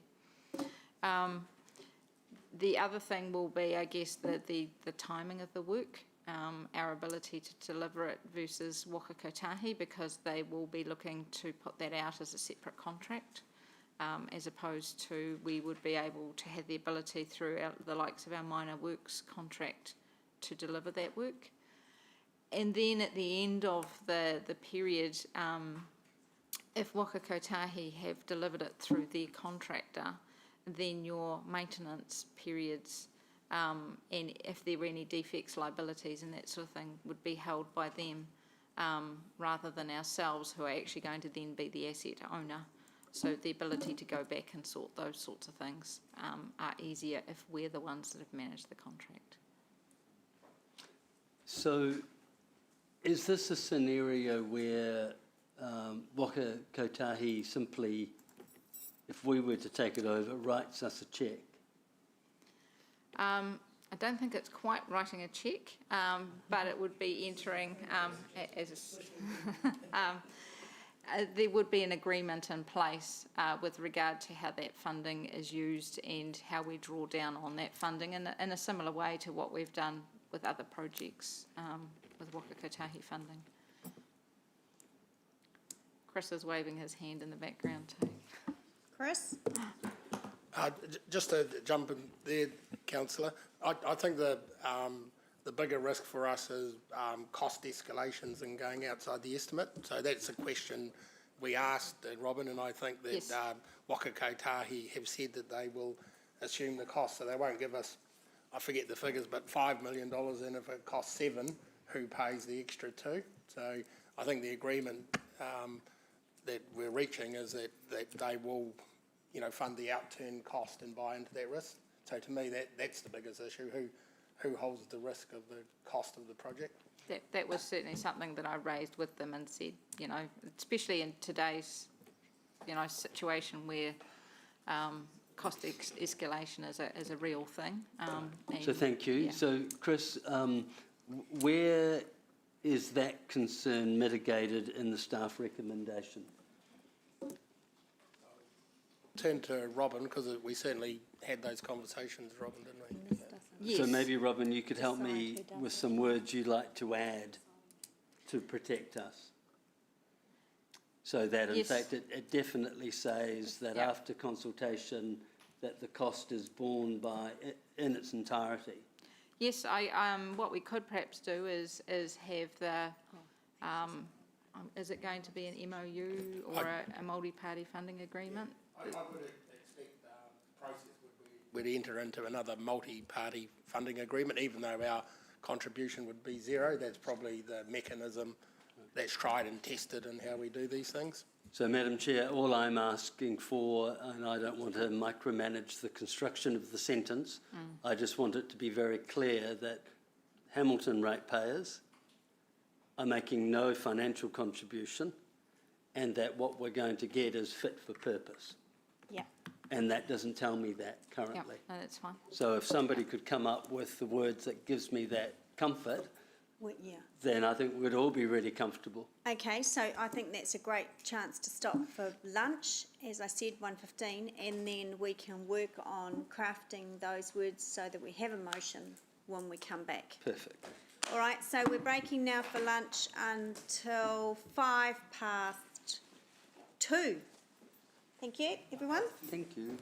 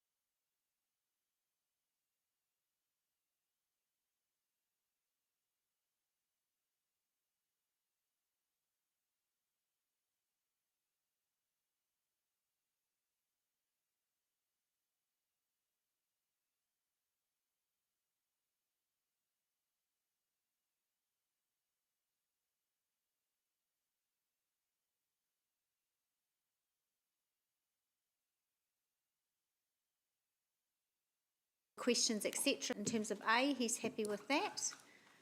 And just, thank you, Councillor Wilson will move, and I will second. Councillor Wilson, did you want to? No, me same. Anyone else want to debate? Dave, yep. Look, I was of a mind not to support this, but I'm probably going to. Had a talk with one of our esteemed general managers over there just before we started, and he assured me that this was the greatest thing since sliced bread, and that NZTA had come to the party with lots of money, and it was nothing like the debacle we had with the revocation of Te Rapa Road. So I'm going to hold him personally accountable to make sure we get a good deal, and Eva Lisa's going to help me. So on that basis, I'm willing to vote for it. Excellent, thank you. Just for the record. All right, so there's no one else wanting to speak, so that's been moved and seconded. All those in favour, please raise your hand. That's carried unanimously, thank you. All right, let's, here we go, it's another one. Now, item 10, page 186. Now, I do want to guide members and just remind us the macroscope has already been approved. This report is about members asking for another report to come back investigating different locations for pedestrian crossings. Keep the questions on that item and not on the wider macroscope. I am aware that some of the speakers in public forum this morning went outside of the scope, but that's okay. That's they're members of the public addressing us, but just want to stay focused, everyone, today. So over to you, Robin. Angela, so I guess, following on from your intro, the purpose of today's report was literally to say that we have gone away and looked at other locations, potential locations for the pedestrian facilities on Tristram Street. So I think we've landed Collingwood Street.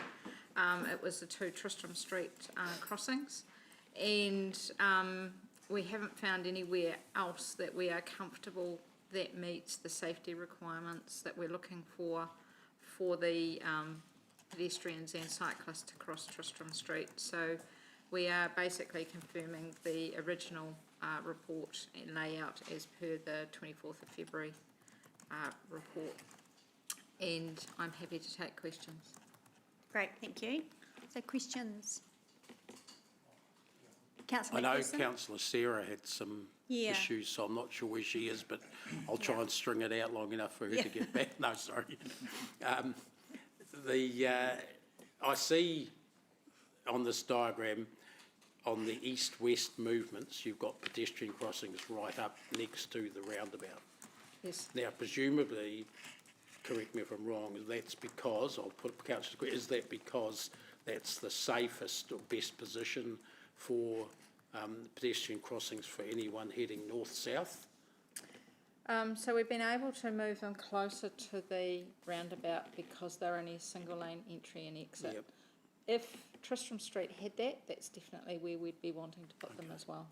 So, thanks, that's sort of more or less what I expected. So why would we not choke it down to have a single lane movement there for north-south traffic, and therefore have the pedestrian facilities much closer to the intersection? We do that at some other intersections, choke down double lanes to single lanes. Yes, so I guess that goes back to some of the earlier designs that we looked at, and in effect the Dutch roundabout type setup.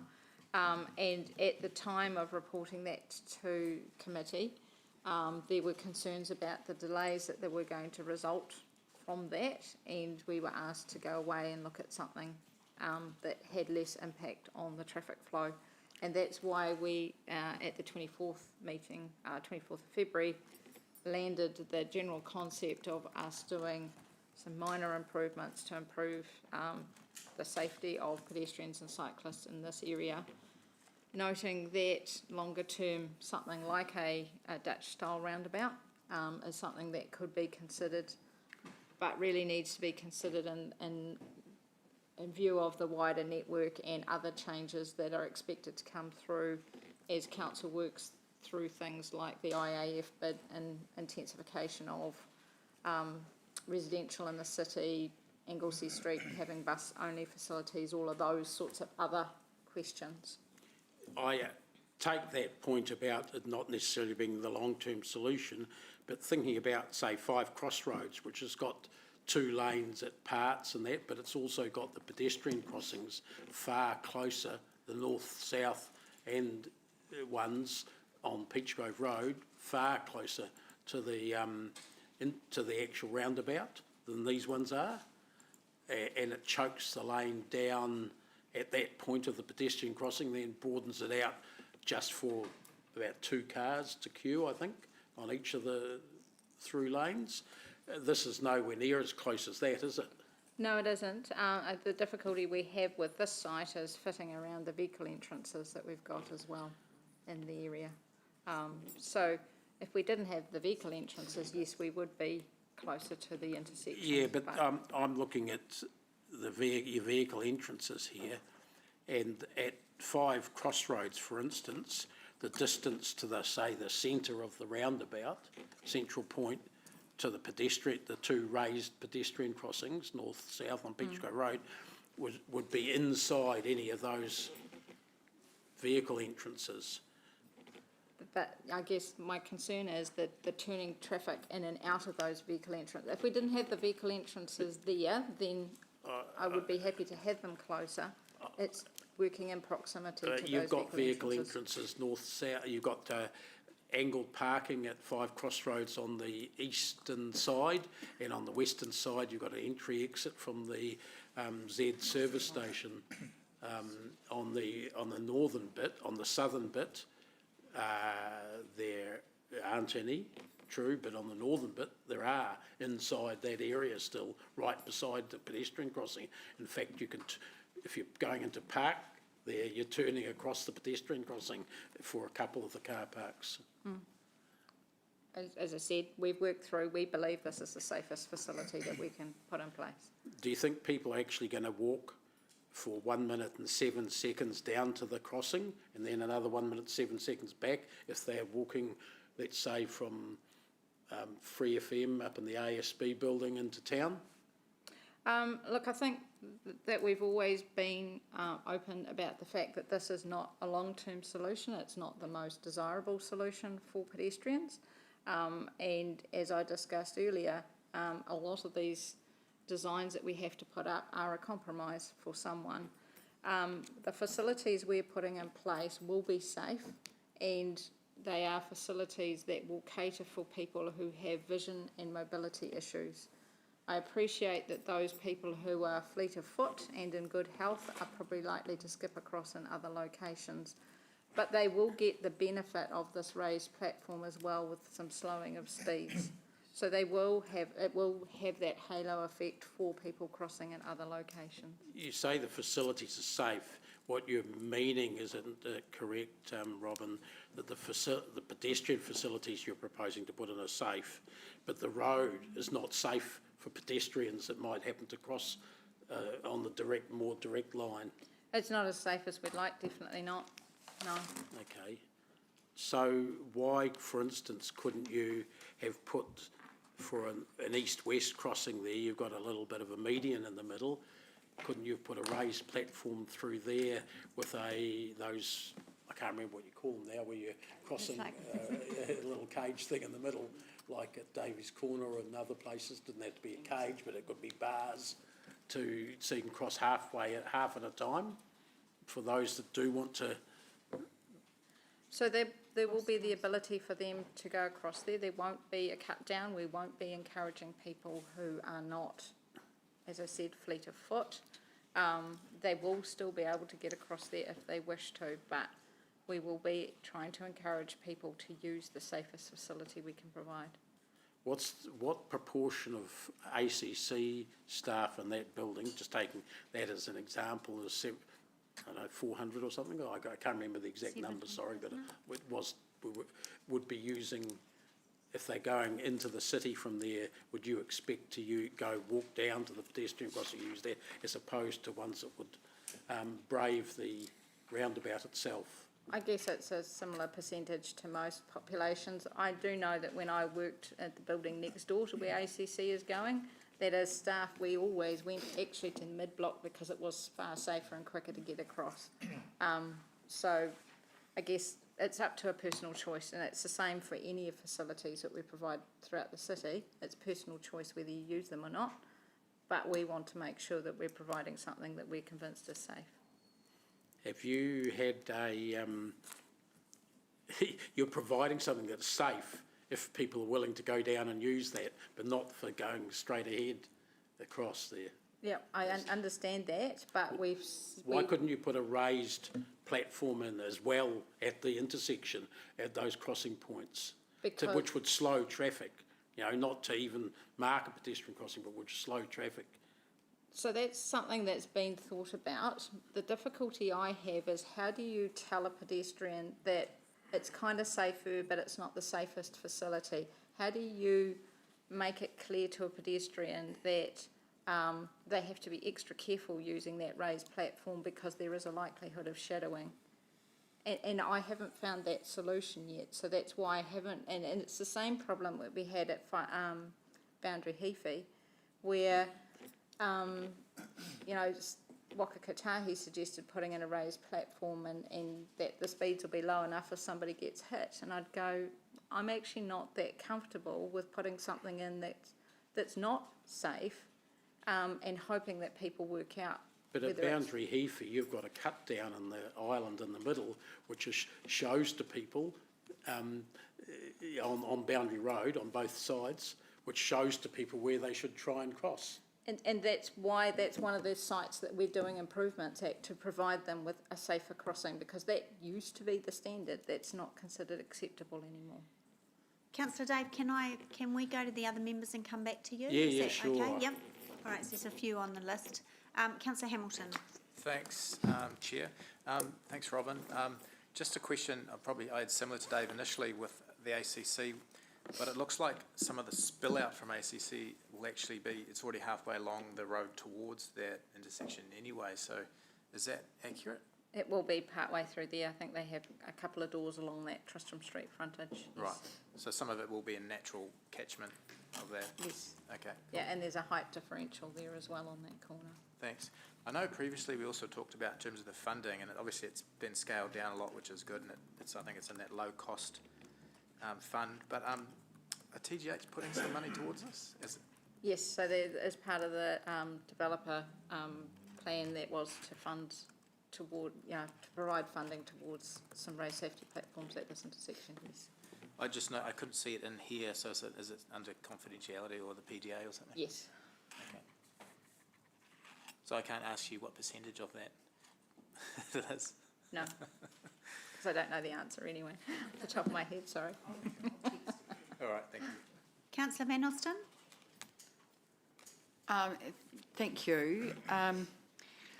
I listened to the submitters this morning, and they were really concerned about the desire lines, as Councillor Dave has been raising.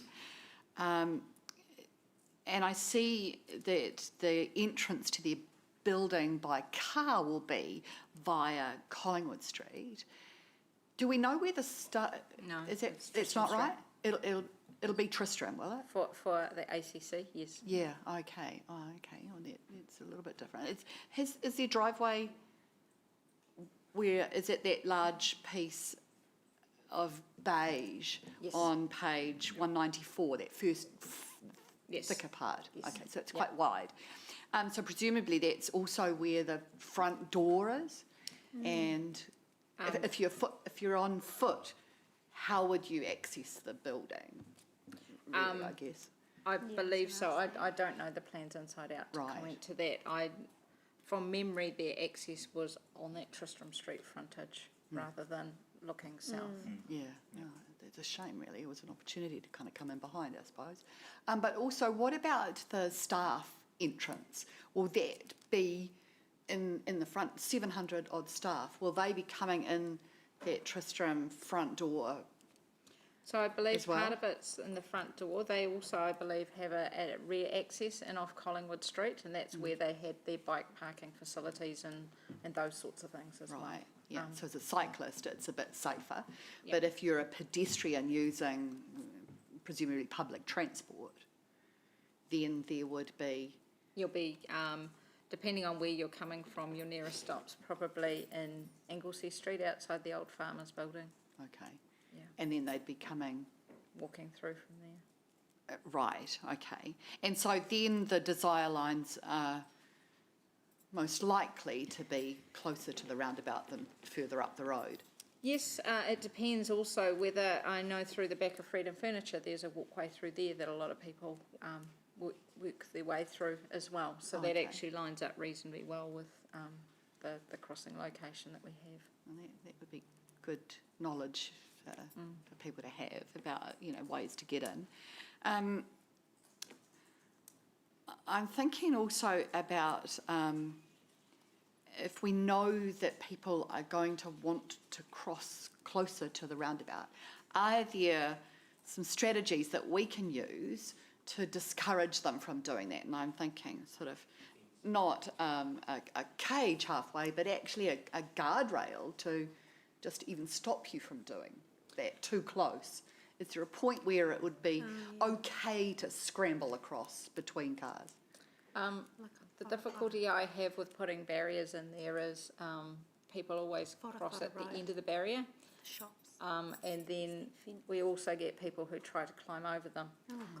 And so those sorts of things. And then the other issue you have is whatever barrier you put in, you need to make sure you've left enough room for, say, a cyclist to be using the road and have a bit of what we call a shy line, so your handlebars. Yep.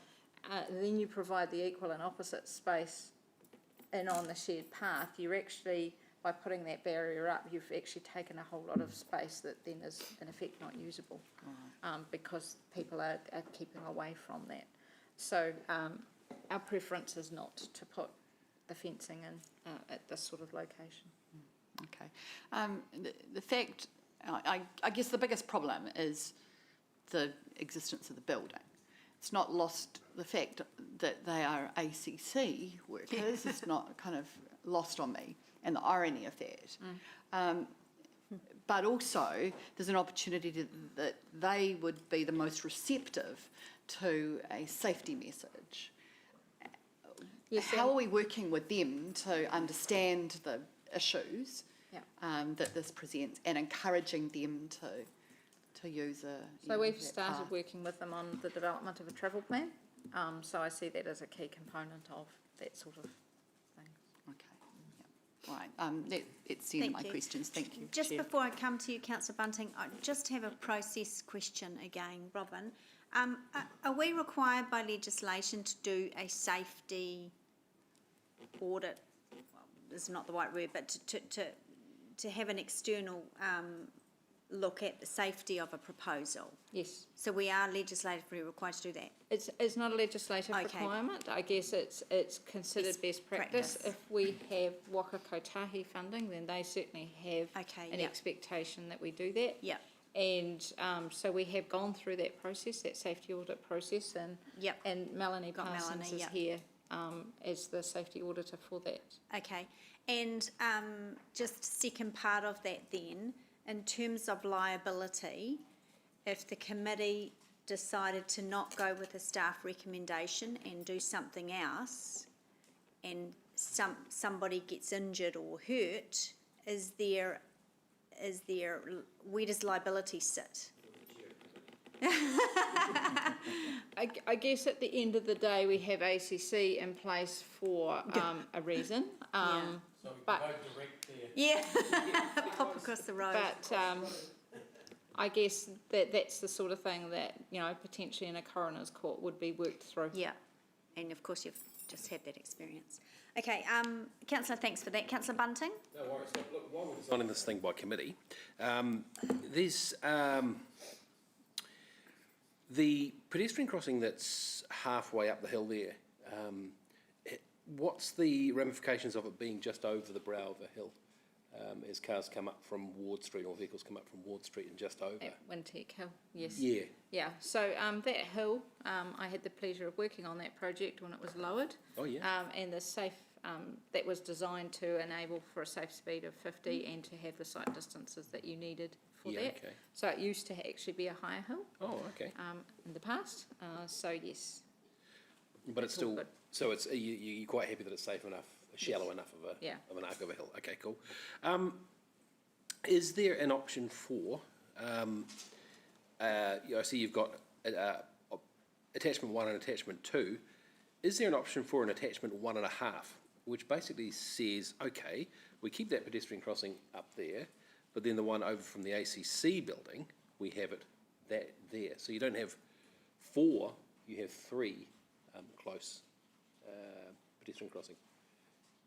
Is that an option? Sorry, I So- didn't quite get the, So, the cunning plan, sorry. that's right, the south one, but not the north one.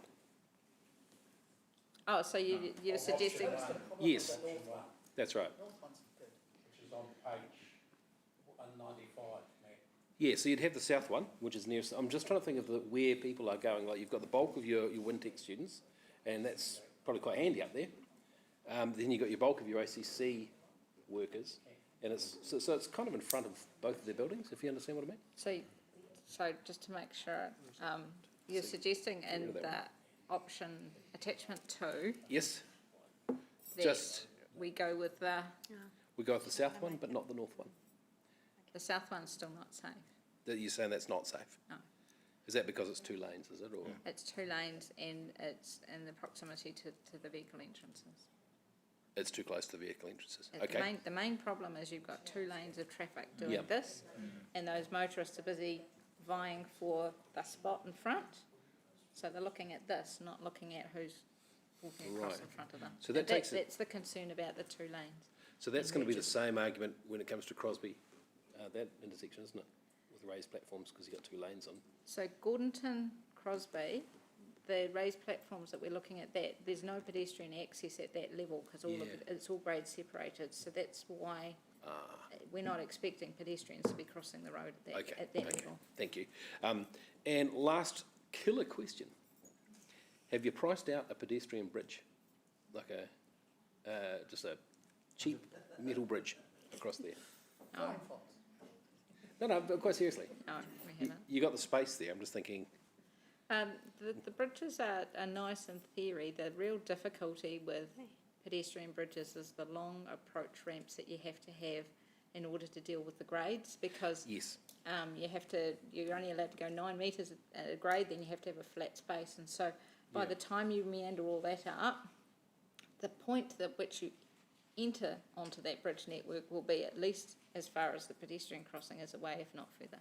so you couldn't have a bridge that ran, sorry, this is really designing it right now. Really? Last You question. just complained to us that we were designing biking. No, I didn't, I said that's a great thing. No, So you couldn't have a pedestrian bridge that went from the, bear with me now, from the right-hand footpath that went up Collingwood and then ended up on the left hand in front of ACC. You couldn't do that? Diagonally across? Yes. Through all the trees? Over the trees. Over the trees? Or through the trees. Through the Tree bridge. I've just designed a feature. Yeah. I can honestly say we have not considered that. Right, but just thinking about it though, bridges are, how much more expensive are they? Are they really quite cost They prohibitive? are quite, yes, they are expensive because they're a structure. Yeah. Getting clearance for, the truck and trailer units coming through there. So that means you have to have them set back and, it's Right. something we looked at as part of the Boundary Heaphy intersection when we were really looking at absolutely all the options for that one. We looked at that and we also looked at underpasses. Yeah. But they really never got very far down the process because of the large cost, and we still end up with people, still going, actually it's just still quicker for me to nip across the road.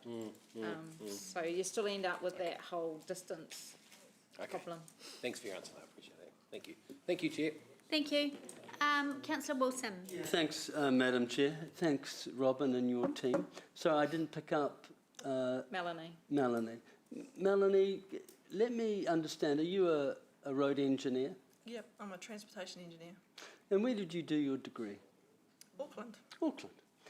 And in all of your years as a professional road engineer, are you confident that the proposal you're providing us today is the best, safest outcome for our citizens? It's the best, safest outcome as an interim treatment at the intersection, yeah. Right.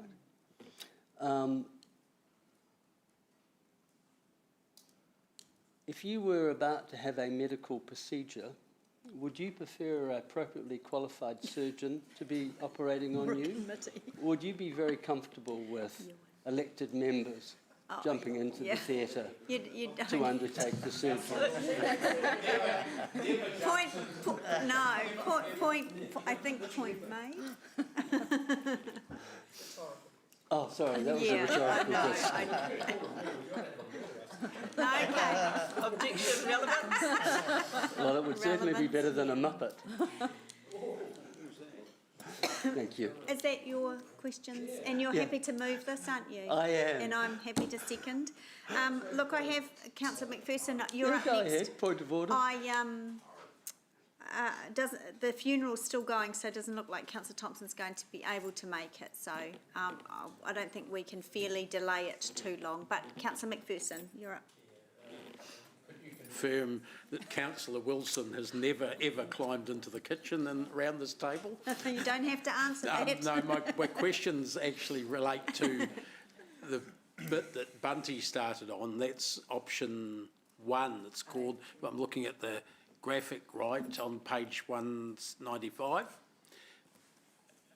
Why wouldn't we be able to have at one or both of those points in the red squares, the raised platform and a half at a time signalised crossing like Davies Corner Hokanui one, where you cross half to go to the fence, get inside that and press the button to cross the other half, so they're independent, each half is independent of the other. And so if you're crossing from, say, the ACC building, you're not disrupting the traffic from north to south on the other side until you actually get to the middle, in which case you release the traffic on the other side, so it's not a full stopping of the crossing. And that's not, I don't think that's the only place we do it, but it's certainly one that I observe on a daily basis. And I do see, especially kids using that, Fairfield Intermediate kids in particular, who quite a lot travel from all sorts of different directions towards Fairfield Intermediate there. And that's put in place by us, and it's relatively close to an intersection, not this close. No, it's not this close. But it's a roundabout, and it certainly works, apart from when a truck ploughed or something ploughed into the whole cage. Yeah, so our thoughts are still that that's still too close to the intersection, and... But why is it too close? Because at that point, you've got single lane on each side, which is why and it's avoiding the vehicle entrance ways, which I think is why you've put it there as an option, I presume. Yes, it's only just 2 lanes, so even though the markings stop, you've still got that merging happening afterwards. So, I mean, your 2 lanes are where they're side by side. When the lanes markings stop, that's when your merging type activity. But if you look at 5 Crossroads, the gap between the 2 lanes and the raised platform crossing, without no, it does have a signalised thing outside McDonald's, I think, is signalised. Can't remember. The crossing, no. Certainly a pedestrian crossing there, and it's much closer to the 2 lanes there than even you're proposing here. It's probably a car's length from where the 2 lane ends to the point there. And can you also confirm, just to help Councillor Wilson, that as well as the traffic engineers from Auckland University, there's another 180,000 residing in Hamilton City? That's true. Seriously, there are things, Madam Chair, things that we do in the city, and in fact I can recall staff advising us we should have those median crossing arrangements at different places around the city in the past. I've been proposing that sort of stuff. They've got it as an option here, but I would, you know, and it's same as what we do elsewhere, but they're not proposing it here. So, yep, understand that. I don't know if Councillor Sarah had a motion, but maybe you want to draft something up. I will continue with questions. There's still questions from other members. If, she just told me the funeral's still going, so, if you can work on that, Councillor Hamilton. Thanks, Chair. Just checking, this was moved and seconded? Yeah, moved and seconded, Oh, yeah. okay, no, Robin answered my other question. Thank you. Okay, great, thank you. I thought you were going to move the motion be put. I thought that too for a second. Okay, so, look. Are we in debate? Well, no, we're not in debate. Councillor Gallagher is going to help Councillor McPherson No, I'm just wondering. filibuster. Is that what it's called? Filibuster? I appreciate the situation of Her Worship the Mayor and Councillor Yeah, look. Thompson. It's democracy, yeah. And I don't sort of just yell me down, but you, not necessarily on this one, but you always have the option of referring something to council as a recommendation, which gives you a final cut at it. Yeah. That's your discretion, but that's entirely Yeah, the will of this I committee. did actually look at that, but it is delegated to this committee, so, and it now has a mover and a seconder. Yeah, no. You have, the committee know has that has the option's there option of and not exercising the Yeah. delegation, but that's entirely Yeah, up to you. and I mean, of course, the procedural motion, somebody could raise that as well if they wished. I don't like procedural motions, as you know. Sometimes they help, but look, I think we've got, well, yeah, as I said, we've been going since just after 2, so we have prolonged it as much as possible for other members. They haven't been able to attend. It's been moved and seconded. Councillor McPherson, did you have a motion or an amendment, sorry? I will move it, and it would be A and D as per that, and Yep. B, and I don't ask me to write the words in this short thing because and I'm not sure what Sarah was proposing exactly. No, I don't know either. Because I don't have that. It would be B, notes that staff will consider prior to finalising the design option 1A, comma, the south end of option 1 as proposed in the map on page 1, so I'll get it, page 95, was it? 195, thanks, yeah. Okay. Which is what Mark, Councillor, if I can explain, which is what Councillor Mark was asking the question about. Okay, all right. Councillor Wilson? I just want confirmation that didn't staff take that sort of variation into consideration when they were reviewing this just recently? Wasn't that one of the many things you looked at? Well, that's, no, because that was both of them. This is only for one half of it. Darman, did you want to add something for that? Yes, so I think, well, not I think, in terms of the signalised bed crossing scenario which has been raised here, we have considered it, and I think due to the close proximity of it to the actual roundabout, dual lane roundabout, merging exits and entry, it has been discounted on the basis of safety. Yeah, that's right. It was the original. So, Madam Chair, in light of... Where in here is that the signalised aspect? You were referring to the original report, right, when we had all of those options? It's at option The 1. macro scope, is that Where's right? that? No, as part of the recent review. No. I could see the position, but not the signalisation aspect, and not the one half, which is what Bunty asked. So that has been looked at, and due to safety reasons, that's been discounted, so...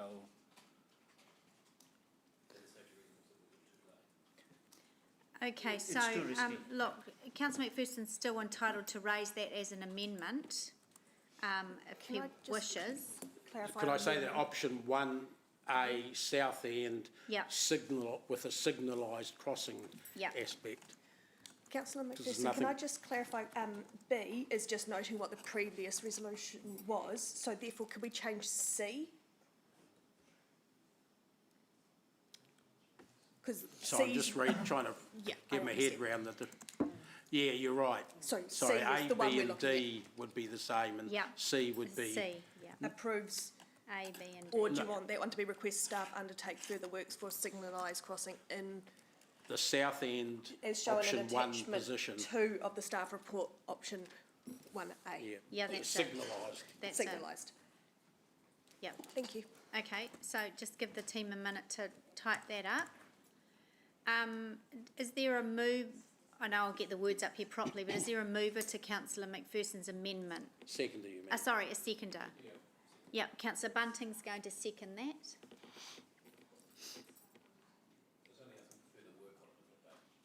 Yes, consider that at the time of working on the final designs. And sorry, Madam Chair, did I misunderstood? I thought staff had, in the broader scope of reviewing this, thought about that. And isn't that what they've told us? Yes. Correct. And so in light of that, He's still able to bring that amendment back to the table. And the answer was Or that incorrect, proposal in my as an opinion. amendment. And I'm willing to ask further about that. I've asked where in this Yeah. report does Yeah. it show that staff have considered just the south end of option 1 and that it be signalised? right, so you're agreeing that it happened, but you're saying that they didn't include it in the report? Page 1, well, no, that's what Darman's saying. They considered, the evidence on the wig in front of us shows that they considered both ends of option 1 on page 179, Yeah. but didn't, with no commentary on the signalisation of those. The signalisation issue that they discussed in their very first the report previous was for the location. main Yeah. signalisation of the main intersection. Yeah. So same but different. Same treatment but different locations. Yeah. Yeah. Okay, request of further work prior to finalising the design to consider option 1A. So, can I just ask staff, are you clear of the expectation on this amendment? Without being able to read it. In all honesty. We're good at that today, aren't we? How about that? Yeah, I wouldn't pass that A and B test. are the same. So I guess I'm just wanting to be clear that this is not expecting us to come back again to committee. We could provide some updates through exec update or something like that. I'm just mindful that we're going to run out of time to get the work completed. Yep. So we're happy You to do okay with that that? work and to feedback. For staff to No. bring it back for yet another committee meeting. Okay. I was asking for them to factor in this new version, if you like, Yeah. as Yeah. well as whatever else they're Okay. doing. Yep. So we can. Could I, maybe a better wording, or consider option A of the staff report in addition to attachment 1? Because it's not instead of, it's in addition to, which is the point that Bunty was making. Yeah. Understand Yeah, that. so after staff report in the red, would it say in addition to, what are you calling the one on page 174, 194? Is that option, Preferred option, is it? what's the options there? Yeah. I guess it's a recommended option. Attachment 1. Yeah. The The attachment. attachment 1 and option 1 are Yeah. confusing, sorry. Yeah. So it's to consider consider with. After the word report, in Yes. addition to attachment 1. Yeah. The staff report in addition to attachment 1.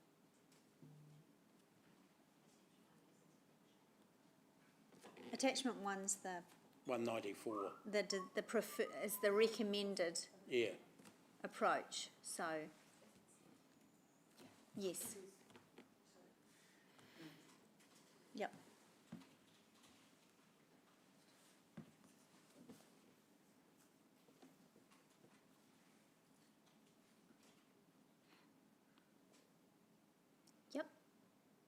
and notes that staff will implement, yep. Okay, all good? Right, so we've got a mover and seconder. Do you have a question on one of these? Just on C, Chair. Yeah. And I haven't heard this discussed at today's discussion, but isn't there a risk that traffic will backlog in all directions in and around that island, as well as within the island, if there is a signalised crossing on any of the entrances or exits? That's always a risk, yes, and that will be part of what we throw into the discussions looking at this. But isn't that risk already known to us? All you have to do is be on that intersection at almost any time during the light hours of the day to see the amount of traffic that rolls in and around that roundabout. Yes, I guess we've made a recommendation. We've been asked by elected members to have another look, and I'm happy to do that and to provide feedback through something like an exec update on the basis that we will try and keep the rest of the project moving so that we can get it delivered. So as an expert in this area, and having one person who trained at Auckland University, which is an excellent university to get a degree from, is that likely to be the biggest risk that you would see by signalising the crossing? I still think the biggest risk is the proximity to the merging of the two lanes. Okay, thank you. Okay. Thank you, Chair. All right.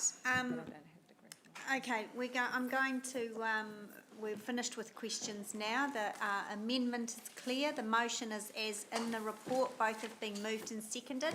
So I will first, thanks team. There's no approval in here of the placement. I'm just a little bit uncomfortable. When you look here, it's approved. But There's no approval. But when you look at A is the same, B is the same. C said approves Oh. attachment 1. it's just request staff undertake work. Can we have some sort of approval statement? So, okay, so Councillor McPherson, just in the staff, in the motion, C actually says approves. We're not delegating approval anywhere. So does C? The problem is we're saying before you settle, before you staff settle, you have another look at this cut down extra. Can I have approved subject to staff undertaking further work? Yeah. Yeah, that that's would okay. cover Good. it. Okay, great. Thanks for that. Good pick up, Amy. Yeah, good pick up, Amy. Right, Councillor Wilson is the mover. Thank you. Yeah, thanks, Madam Chair. Obviously, I support the motion, and I'm all for challenging staff and their reports based on information that they have collated. And I'm mindful that, in fact, we had done that and we'd sent staff off and they had done a further investigation, and as part of that broader scope, I recall them doing a safety audit. And so now, as we've kicked this around a few times, the very people we rely on to provide us the expert advice, who are appropriately qualified, have come back and said, look, we understand the concern of elected members as lay people saying people will naturally want to go between A and B in the shortest route, right? But having analysed the safety data and being subject matter experts, we're saying that, in fact, for safety reasons, we believe the pedestrian crossings have to be further back for these following reasons. And I get it. I get the natural propensity for us to say, oh, but that doesn't make sense. If I was walking along there, I would take the shortest gap. But again, staff have, on the basis of their expertise, said no. Our data, our review, our training tells us that, in fact, we've got to take the options that are the safest. Here's the rub. If we keep hitting the ball back to staff saying we don't like what we're being told and we want a different solution, here's my question. If ultimately we land on an option that staff haven't recommended, and there is a fatality, where does the liability land? Where do we all feel as lay councillors, having decided to reject the professional advice? There is no proposal in front of you in either the motion or the amendment to reject the staff recommendation.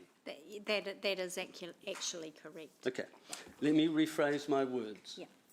That we have bounced the report back to staff, asking them to investigate yet another variation to their recommendations. Being mindful that staff have told us already that they have broadly considered the idea that we're now asking staff to revisit. Really? Does that make sense? Not in my opinion. Thank you, Councillor. Councillor McPherson, as the mover of the amendment. Yeah, thank you. I object in the strongest possible terms to Councillor Wilson describing Hamilton's 180,000 residents as lay people in this debate. I think he is totally out of order there and does not understand the psyche of Hamilton residents in the slightest. But apart from that, I'm not sure what he's so worried about here. What the amendment says is, okay, staff, you've convinced us that what you're proposing in the circumstances is the right way to go. What we're saying is we've got a concern, and I'll explain why there's this extra concern coming up, and please have a look at one of the options, one part of one of the options that you've recommended with the addition of signals. In other words, it's not a permanent crossing, it's one that, as required, operates and could operate in two halves to reduce the impact on too much traffic all at once. So that's the first thing. I'm not sure why that would be a bad thing to ask staff to do that, because we're not asking them to come back, we're asking them to have another look at a cut down version of an extra, something extra. Now, what's the problem with asking them to consider an extra safety measure? If they, in their consideration, think, with a genuine look at it, it still doesn't work out, so be it. But what Bunty raised, and I've gone on with here, is something that we do elsewhere in the city. Hukanui Road at Davies Corner, outside Sacred Heart on Clyde Street, on Seddon Road, the Western Rail Trail, quite a few other places. Signalised pedestrian crossings at odd spots, some of them quite close to the intersection. Look at Five Crossroads, the closeness of the crossings of Peachgrove Road to the actual roundabout, closer than this 1A cut down version would be here. And what's new? Why are we asking them to have just another look at that? The one new thing in this precinct is actually the ACC building with 700 staff. So if there's a chance that a decent chunk of them might just charge across the intersection, like Councillor Wilson talked about, and I think there is, what's our liability if we refuse to consider something that gave them a more direct route and reduced the potential of people doing that in a completely uncontrolled environment? What's our liability there? You and us, what's our liability if we reject the staff thing? Well, we're not proposing that we reject that. Have the crossings where they suggested, have an extra one, or at least consider that, consider the safety aspect of that. That's all this is saying. Thank you. Thank you, Councillor. Okay, Councillor Hamilton. Thanks, Chair. Look, I just keep it fairly simple. Staff have peer reviewed this, and this is where they've landed today, so I accept there's been quite a bit of robust analysis that's gone into the motion before us. Yeah, I guess the amendment doesn't necessarily hurt, but for today I'm going to support the motion. we have the burden of trying to find that sweet spot between practical, safe, efficient, realistic, and in this case, an interim solution. I think that's been addressed by the motion. We can't be all things to all people, but we can do good by most of people, and this achieves this. One of the speakers this morning talked about having personal choice, and some people will always dart across that. And despite our best intentions, we can't always control personal choice. Personal choice is what it is, and I'll always reserve that as an option. Thank you. Deputy Mayor Taylor. Look, I'll be brief as well. I just think we're well and truly getting into the kitchen here. And designed by committee is what it is. And we know designed by committee isn't a good thing. But here we go again. I support the staff recommendations and I accept the staff advice on this. And I believe the proposal being put up by Councillor McPherson has been looked at. And I think we've got a pretty good steer from staff that, in their opinion, this is the right option in terms of on the grounds of safety. So I'm happy to go with the staff recommendation. Yep, it had looked at given this evidence exact that they've no. looked at a signalised pedestrian crossing at that position. Yep, no, that's correct. Stand by my point anyway. Okay, there are no other speakers. I'll just say a few words. Obviously, I've seconded the motion. I do get, I'm certainly not a traffic engineer. I do get nervous when we operate outside staff advice when it comes to particularly, critical core infrastructure. However, Councillor McPherson's amendment, specific amendment wasn't looked at previously. Signalised crossings were in a different location, so I accept his right to raise that as a legitimate amendment. But yes, I will be supporting the staff recommendation. So with that, there are no other speakers. I'll put that to the vote. All those in favour? Oh, pardon me. Councillor Wilson, right of reply. Yeah, look, thank you. My right of reply will be brief. From experience, I think sometimes the failed logic or the weakest argument is to say, look, this happens elsewhere. We should be able to transplant that logic directly into this scenario. And that ignores the simple fact that each of these intersections are by their own means very individual and have multiple unique attributes that are loyal to them. And if you get into the habit of assuming, oh, well, this solution worked over here and I should just transfer that solution to here, you frequently find that you have failed to understand the single point of critical failure. Each of these things are unique, and that's why you engage experts. That's why they sometimes do peer reviews, and ultimately liability falls on their advice. And so I'm comfortable that I'm not a street engineer. I'm comfortable as a governor, I've said, go off and do the meaningful review. And staff have come back and said, this is the safest option for this particular bespoke intersection. Sounds like something an airline pilot might say. Yeah. Let's put that to the vote. All those in favour for the pardon me, we'll do the amendment first. Councillor McPherson and Bunting, yep, it's amendment, which will go up on the board, yep. There we go.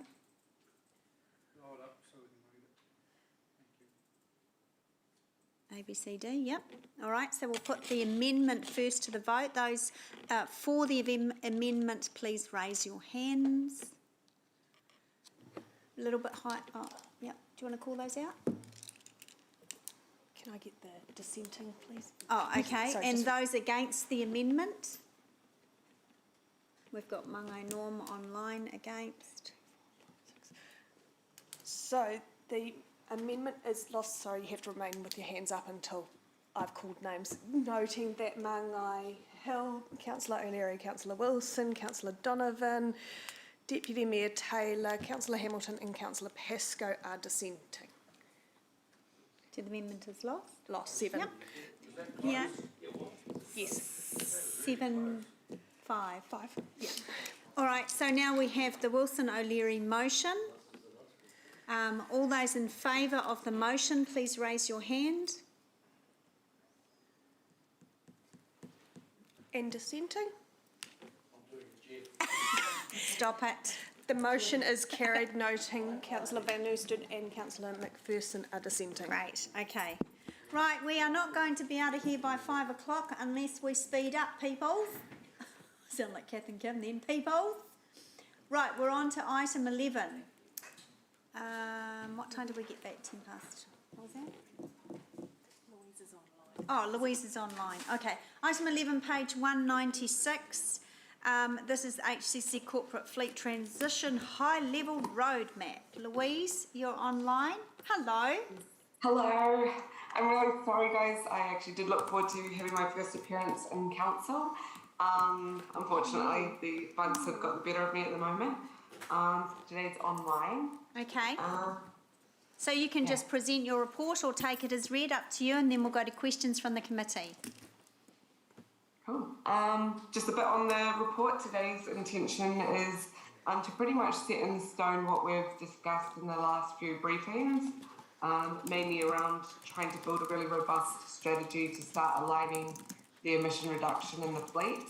And the work that we'll be looking to do in the next 12 months will really start delving into the organisation, use of fleet, future requirements of fleet, and where we can make some really smart moves to mitigate assets and the costs behind going into the technology transition as well, which is quite a pending thing. Yeah, I guess. Okay, great. Thanks, Louise. We'll go to questions. Councillor McPherson's up first. Thanks, Louise, and I'm asking a question that I believe the Deputy Chair of the Environment Committee might ask, and that relates to the increasing the target from 25% to 44%. What if the Environment Committee comes up with a different target, a more advanced target, let's say, than 44% in that period? Isn't this sort of jumping the gun a little bit? I totally laudable the proposal, but is, if it's going to be reporting to the Environment Committee, shouldn't we be checking what that policy, which is coming out in a couple of months, is going to say?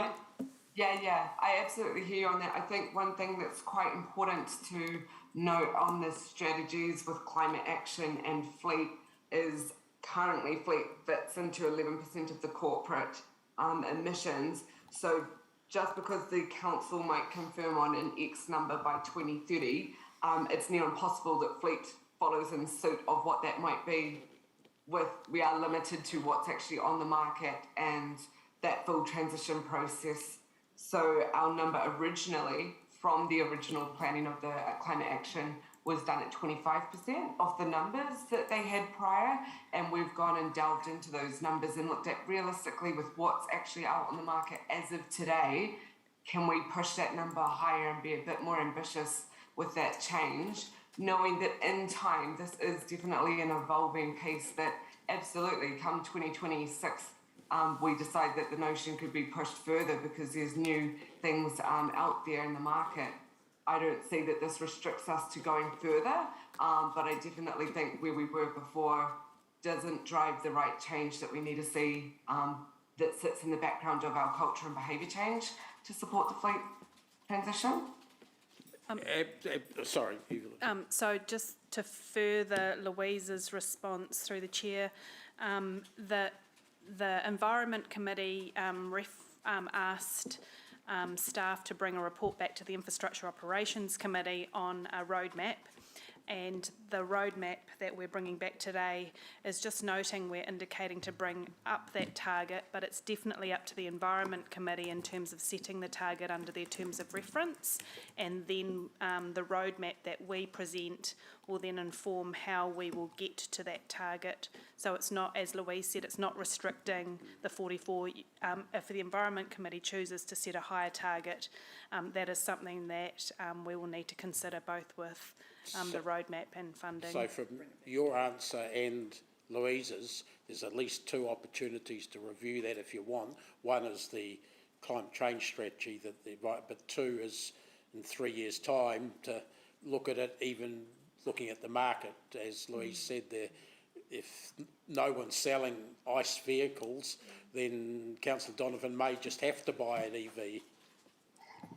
Yes, and we'll strongly encourage him to do that. Okay, thanks, Councillor. Thank you. Yep, thank you. Councillor Pascoe? Yeah, thanks. And thanks, Louise, for the report. Do you have any preliminary costs of what council might have to pay if they implemented option 2 now?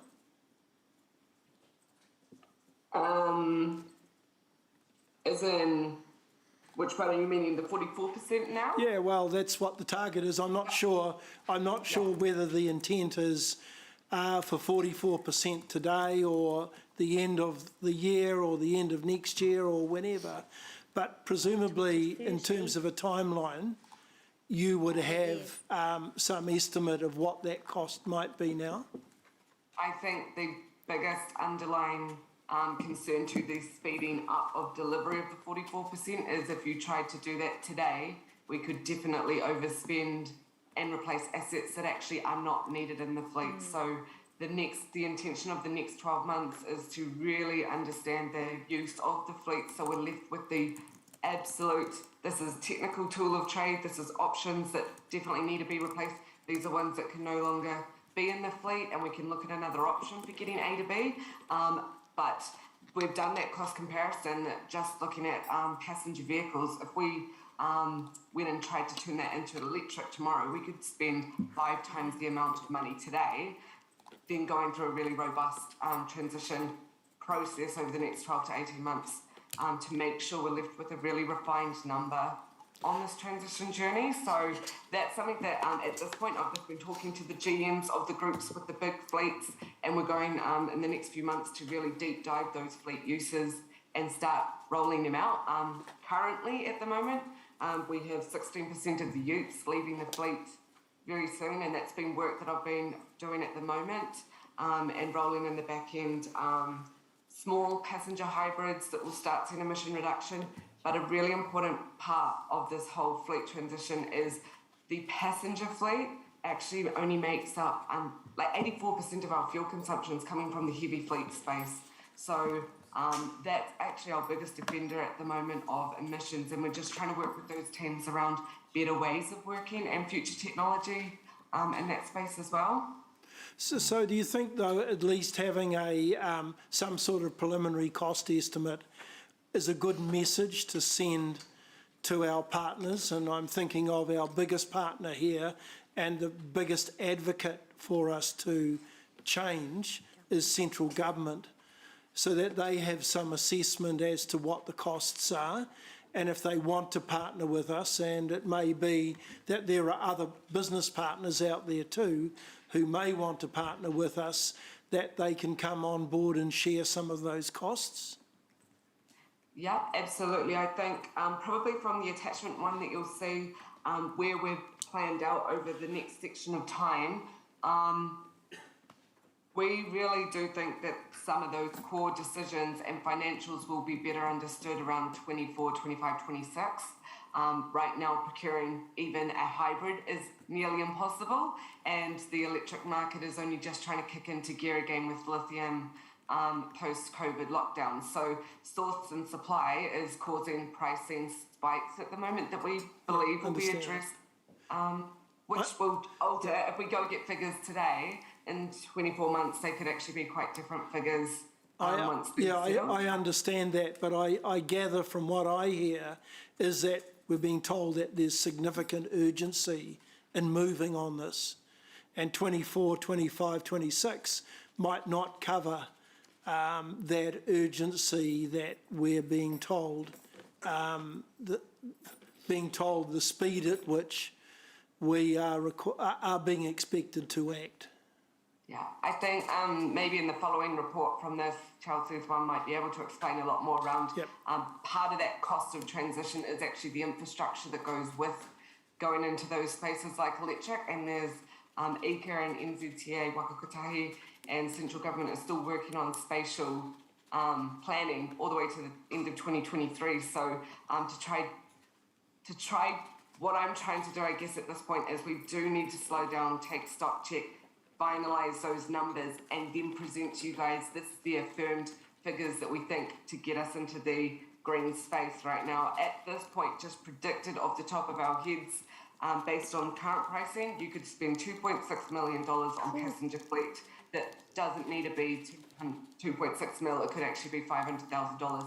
But there's a huge raft of that transition, and my big message to what we're trying to do in the fleet space is ultimately come away where we haven't had to go spend millions of dollars, because we actually start using public transport, car share opportunities, and we pay for what we use and we don't pay for assets that are not being used any, if that makes sense. So the initial projection is that we should see cost savings, because we have a very big fleet at the moment, and there's a lot of that in there that we could actually do to leverage ourselves in that cost. Thank you. Thanks for your reply. Thank you. Thank you, Louise. All right, that's all the questions. Thanks very much, Louise. It's been moved by Councillor McPherson. This is recommendations on page 196. Second. Oh, okay. Rob, do you mind? Oh, yeah. Councillor Gallagher. I forgot about our environment guru. So are you letting him, Dave, are you letting him move it? Yes. Okay, so Councillor Gallagher as the Chair of Environment will move. Councillor McPherson will second.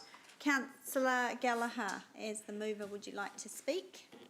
No, I compliment the work that's to be done, and I think obviously the questions have certainly illustrated the challenges ahead of us, and the issue is to literally walk the talk, and for this obviously not to be another report as such. This is a significant challenge to us, and just very sorry that my esteemed deputy can't be here for this debate, because she's obviously representing our council at a funeral with the mayor.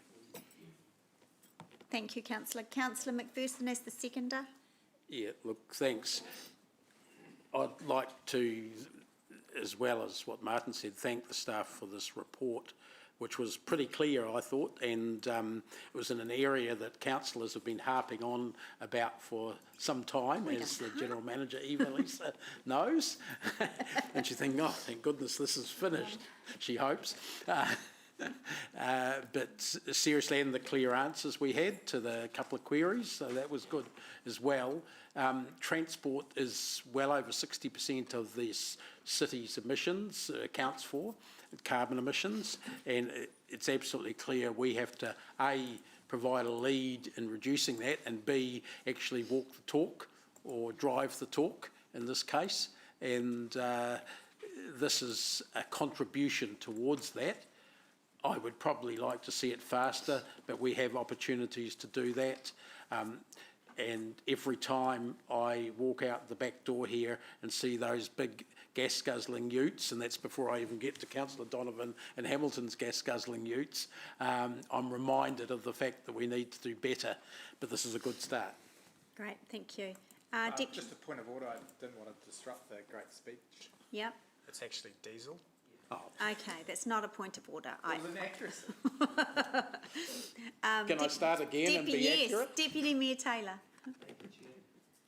Something that really does excite me, and I'm hugely supportive of EVs and our response to climate change, EVs of all sorts, and I would like us to be as ambitious as possible in this area. I'm keen for us to push as far as we can, and you know, I'd be relaxed if the Environment Committee did want to push it harder. But I also agree, Louise, there's a lot of common sense there in terms of making sure that we're working with the market and in terms of the money. But if the market changes, I'd like to see us be able to react as quickly as we could. And it sounds like, I think you said 84%, the heavy fleet is the real problem. So it sounds like solutions for the heavy fleet will be a real key moment for us. So, yep, very, very supportive of this. Really like the direction it's going in. Thank you. Thank you. Councillor Wilson. Yeah, thanks, Madam Chair. I too feel this is exciting and fully support the recommendations, and I'm particularly delighted that my good colleague, Councillor McPherson, agrees with the accuracy of the staff report and how robust the process has been. And I'm also very grateful that Councillor McPherson has led the way and has shown how easy it is to transition from a fuel-guzzling ute that he would frequently use. And now that he has found the light, he is now embracing cycling and catching the bus. And I would simply encourage him to walk more. He would find that even healthier. I don't have a house just across the road. Thank you, Councillor Wilson. Councillor, there are no other speakers. Councillor Gallagher, right of reply. Yeah, thank you very much. And I personally obviously thank Louise and the team for this really good report and a challenge in the report. And I certainly shout out to the Deputy Mayor's message to push harder, to be ambitious, to obviously, look at the new technologies. And in terms of us exercising corporate leadership, city leadership, I think there's really important that we are also prepared to communicate that as well. And it is not lost on me the personal challenge that one or two elected members have issued to other elected members around their mode of transport, and that will be, in other words, it's a corporate affair, so to speak, and individual choices. But I think, again, just being acute to it in terms of this area, what is coming on the market, what's ahead, and even the recent collaboration in the economic development between the Governor of California, which in its own right is in the top G8 as a state, quite apart from the rest of the United States and New Zealand in terms of the Prime Minister and the Governor, and all those cooperations, just, looking again for all the angles we can of technology and good purchase. And obviously this is a serious challenge, clearly. But thank you, Louise and team, for the report. Thank you. Thank you. All right, we'll put that to the vote. All those in favour, please raise your hands. There are none opposed. That's carried. Thank you. Right, we move on to the next item 12. Now, this is the strategic approach to developing an EV charging network. I'm just going to take a wee liberty here as chair. Whilst the report is really only to receive for information, I'm considering that we should at least have a bit of an indication of an early response from EMs, from the committee, because we do have an item in PX as well. We obviously can't talk about that in open. And the reason for my just saying that at the start is just to keep in mind when we're questioning, because Councillor Sarah and myself sit on the Regional Council's Emissions Reduction Plan Working Group. Very involved in regionally, all these names are regionally what our response will be. So I want to get more involved in our early thinking so that I can take it to that group. And also I understand, and it says in the report, that there is a regional approach and it's really on a staff level. However, Angela Strange has invited Sarah and myself to go along. So it would really help me to have a little bit of a understanding of where we're thinking. I have my own view that I'll share later, but in terms of the options that are in this report, whether we're a promoter, supporter, enabler, etc. So I may be able to get that through questions of members today. So that would help me, yeah. Okay, all right, thank you. All right, so Louise, no, this is not Louise. This is Chelsea or you? Chelsea's currently online at the moment, but her connection, she has bad net, but so she is there to, should we need her. Okay. So I will introduce this report, and I guess it is an information-only report based on, to inform the Infrastructure Operations Committee on EV charging network opportunities and approaches, and it is to advise that there are multiple ways of providing EV charging infrastructure in the city, and it's up to this council to determine what role we have to play, which is where Councillor O'Leary referred to. So, noting this is for EV charging only at the moment, and there are other emissions fuels that are coming onto the market, such as hydrogen fuel, which has been in the news lately. So we will also be looking into opportunities with hydrogen fuel as they come up. So happy to take the report as read and answer any questions, noting And just- conversations are collaboratively happening Yeah. with Waikato, Waipa, Hamilton City and Waikato Regional Council to make sure we're not having an ad hoc approach to EV charging infrastructure in our region, because that from this committee was a very clear direction that we didn't want to have multiple sources of EV charging and differences, but so that we wanted them in the right locations to service our region as we move into the EV world. And when will, just in terms of process, when will another report come back on how that inter-council group and discussions are going on this? We can provide an update to the next Infrastructure Operations Committee, or as frequently as this committee would like us to. Okay. I think your next meeting is July, is it? June or July, that Councillor Sarah and myself have been invited to. Yes. Yeah, okay, cool. All right, let's go to questions. Councillor Bunting. Angela, just a couple of reasonably obvious questions for me, Evelisa. And this one, of the enabler, the active facilitator, the prescriptor and the service provider, which of those implies that we would be paying for the power that these cars use? Sorry, I missed, which would we be paying for power? Well, the fuel, yeah, for the power that they take. Or are they all paid by the consumer? That would be a service provider, right? Generally, with the charging infrastructure, just like a petrol station, the user would be providing, paying for the power that they charge the vehicle with. But that's not the case in our ones just down in Cara Street, is it?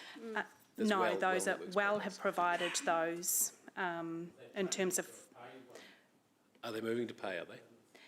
so up to very soon to be changing, those charges may move to a charging that we would charge for use rather than it being free Right, through the okay. system. So Well have provided that Yeah, that was power probably always provision. going to happen, wasn't it? Yeah, okay. No, that's quite significant to me. And the other question is, we're obviously looking at this because of the implementation of charging stations isn't fast enough by the private sector. Is that right?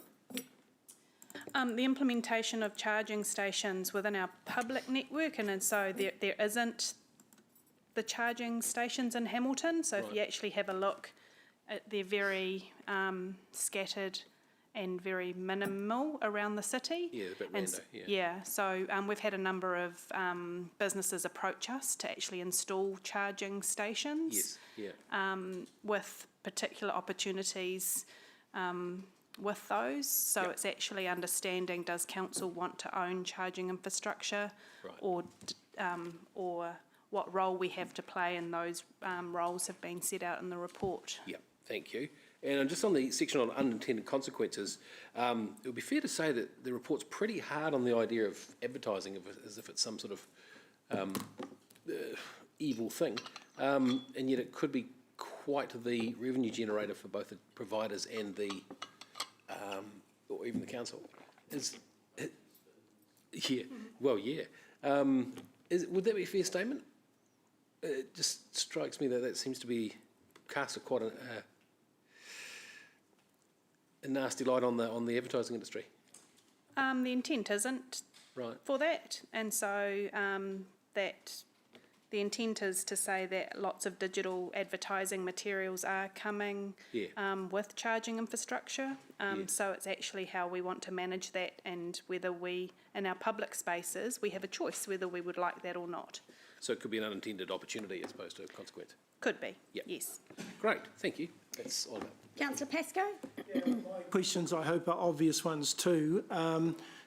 Would you not start off a strategic approach by perhaps surveying and talking to those people who are already EV car owners or likely to become EV or electric car owners in terms of what their particular needs are, what their behaviours are like, in terms of how you might set up a network of charging stations before we even start doing that? Is Chelsea on the line? Yes. I'm just, Chelsea, are you on the line? On the line. Yeah, I'm here. Can you hear me? Yes.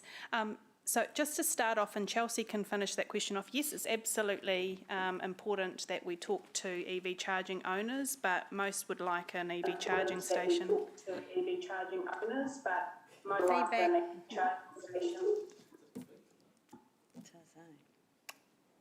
Was that me? No. Oh, it's Chelsea. Chelsea, you might need to put her on mute. Yeah, so in terms of, it's around a commercial entity needing to know that those charging stations are in the appropriate locations to ensure business viability as well as use and access, but I'll let Chelsea finish that off. With bad net. She must live on the east. Settle down. Chelsea, you're cutting in and out. Sorry, am I there now? Chelsea, you're cutting in and out. I don't know why. No. Well, look, perhaps the answer to my question would be, I think the report is silent on that. You can't answer your own question, Yes, I Rob. can. It No, is. you can't. Well, I could have given you the answer before I asked the question. Okay. You all really do want to be here way past 5, don't you? I'll order. Okay, so if I can answer my second question first No. before I ask it. The second question is also the report appears to be a little bit light on, it talks about collaboration with our other councils, and I think that's good, and I hope it results in a productive outcome in this area anyway. But I just wonder where the other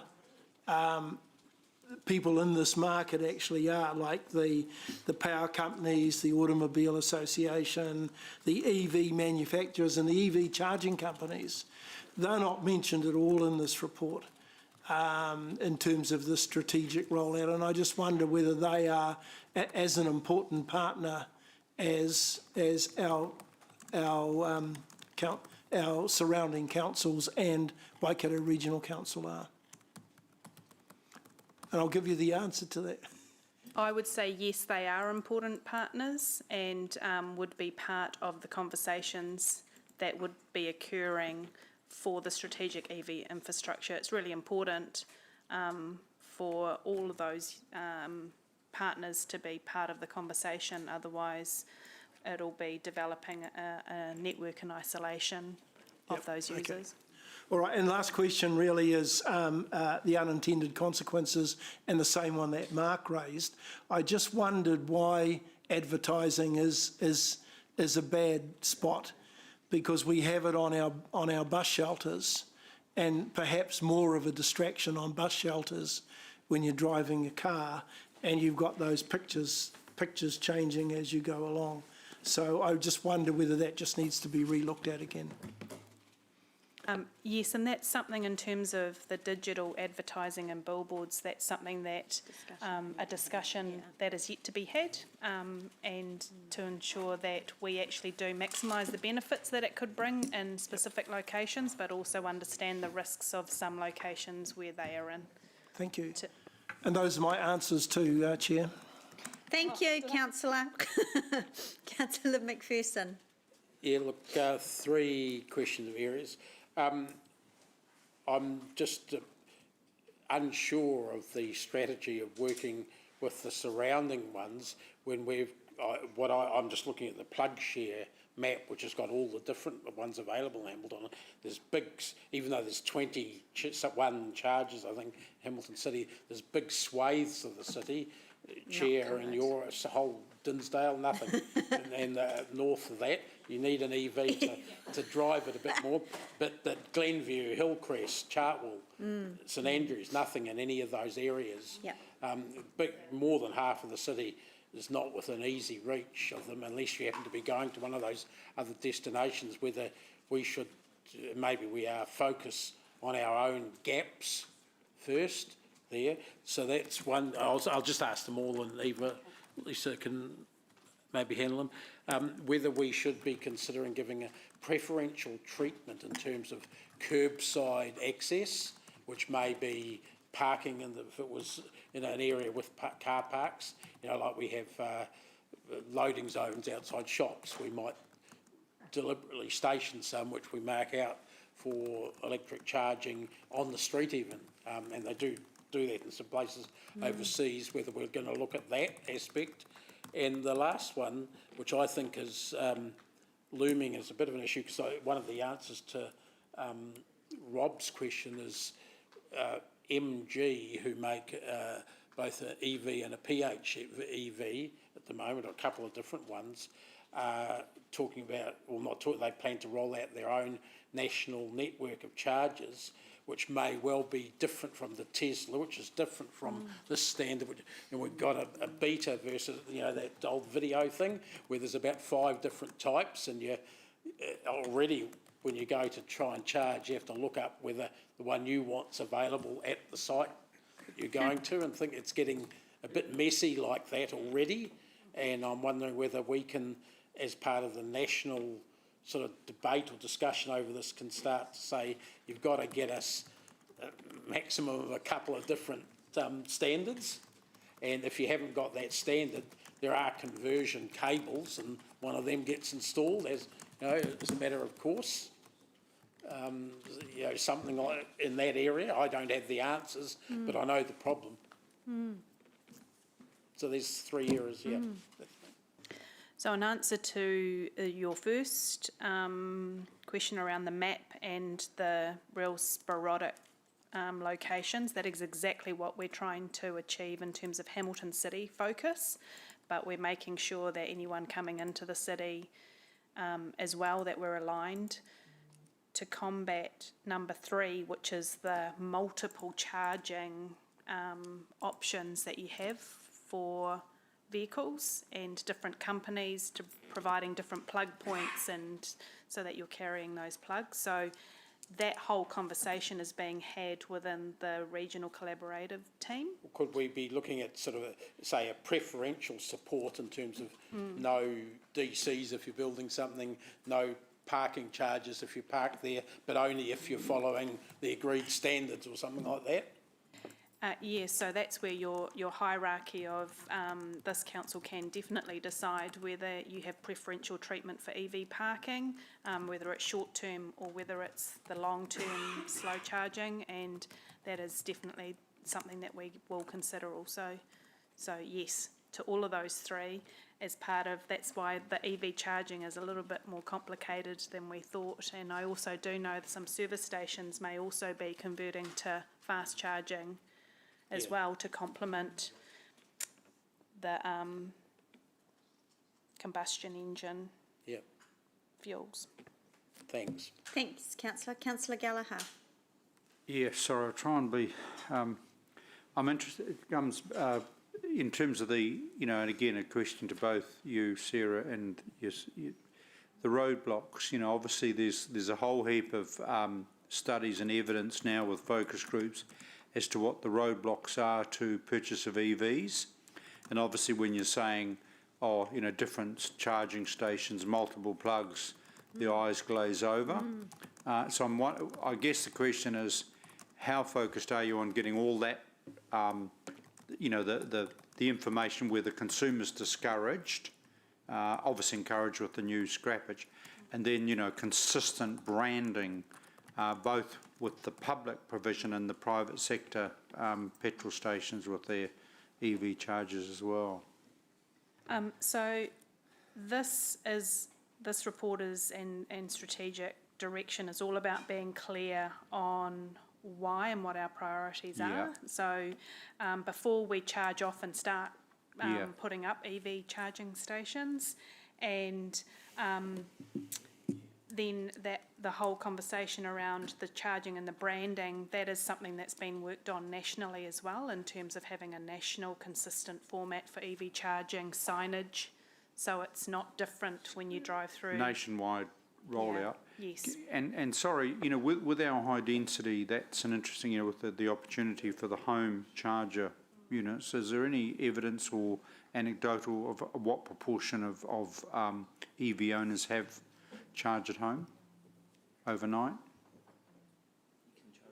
I don't have that data, but that's something that we can Well, definitely bring. all I'm saying is because logically, if there's a range, the overnight, as Jeff has said, with the DCs, logically there's a behavioural thing where people want to minimise their need during the day if they're just doing round town, and all of that. All I'm just is informational data, really.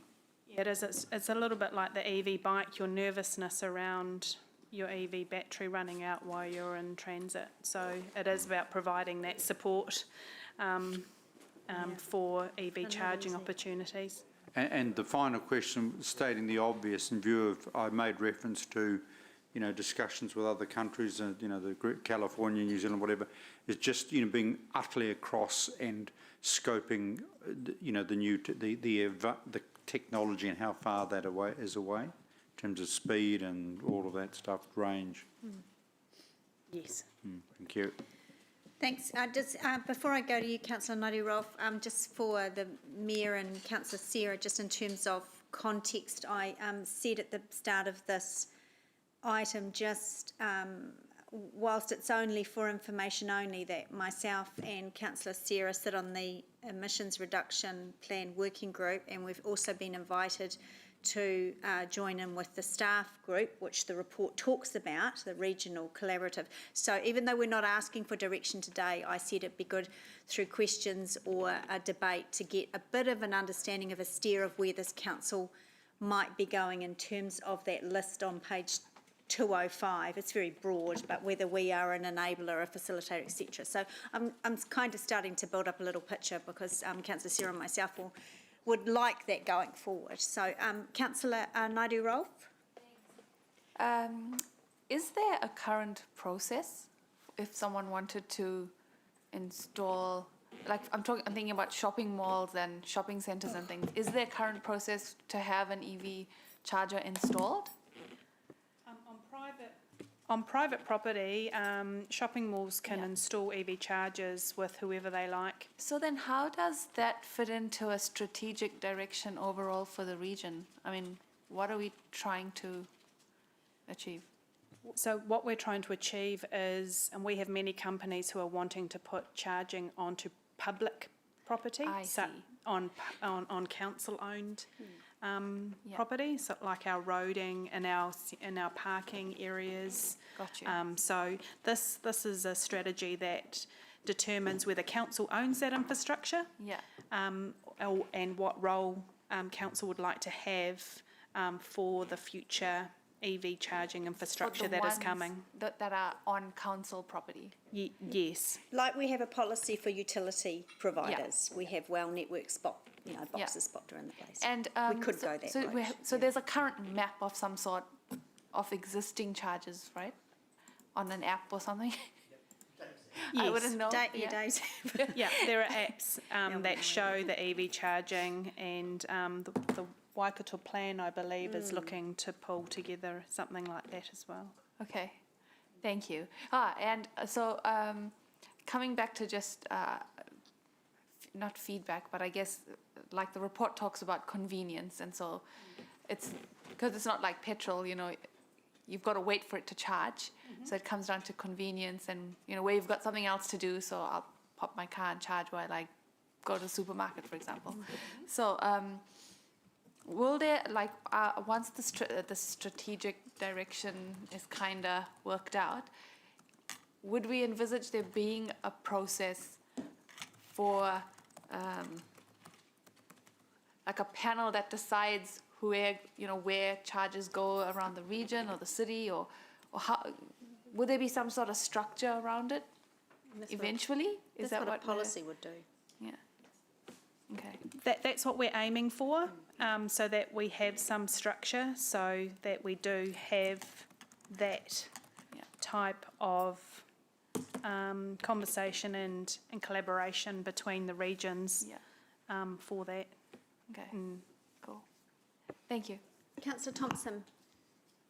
Thank you. Evelisa, in terms of timeframes and next steps, what does that look like?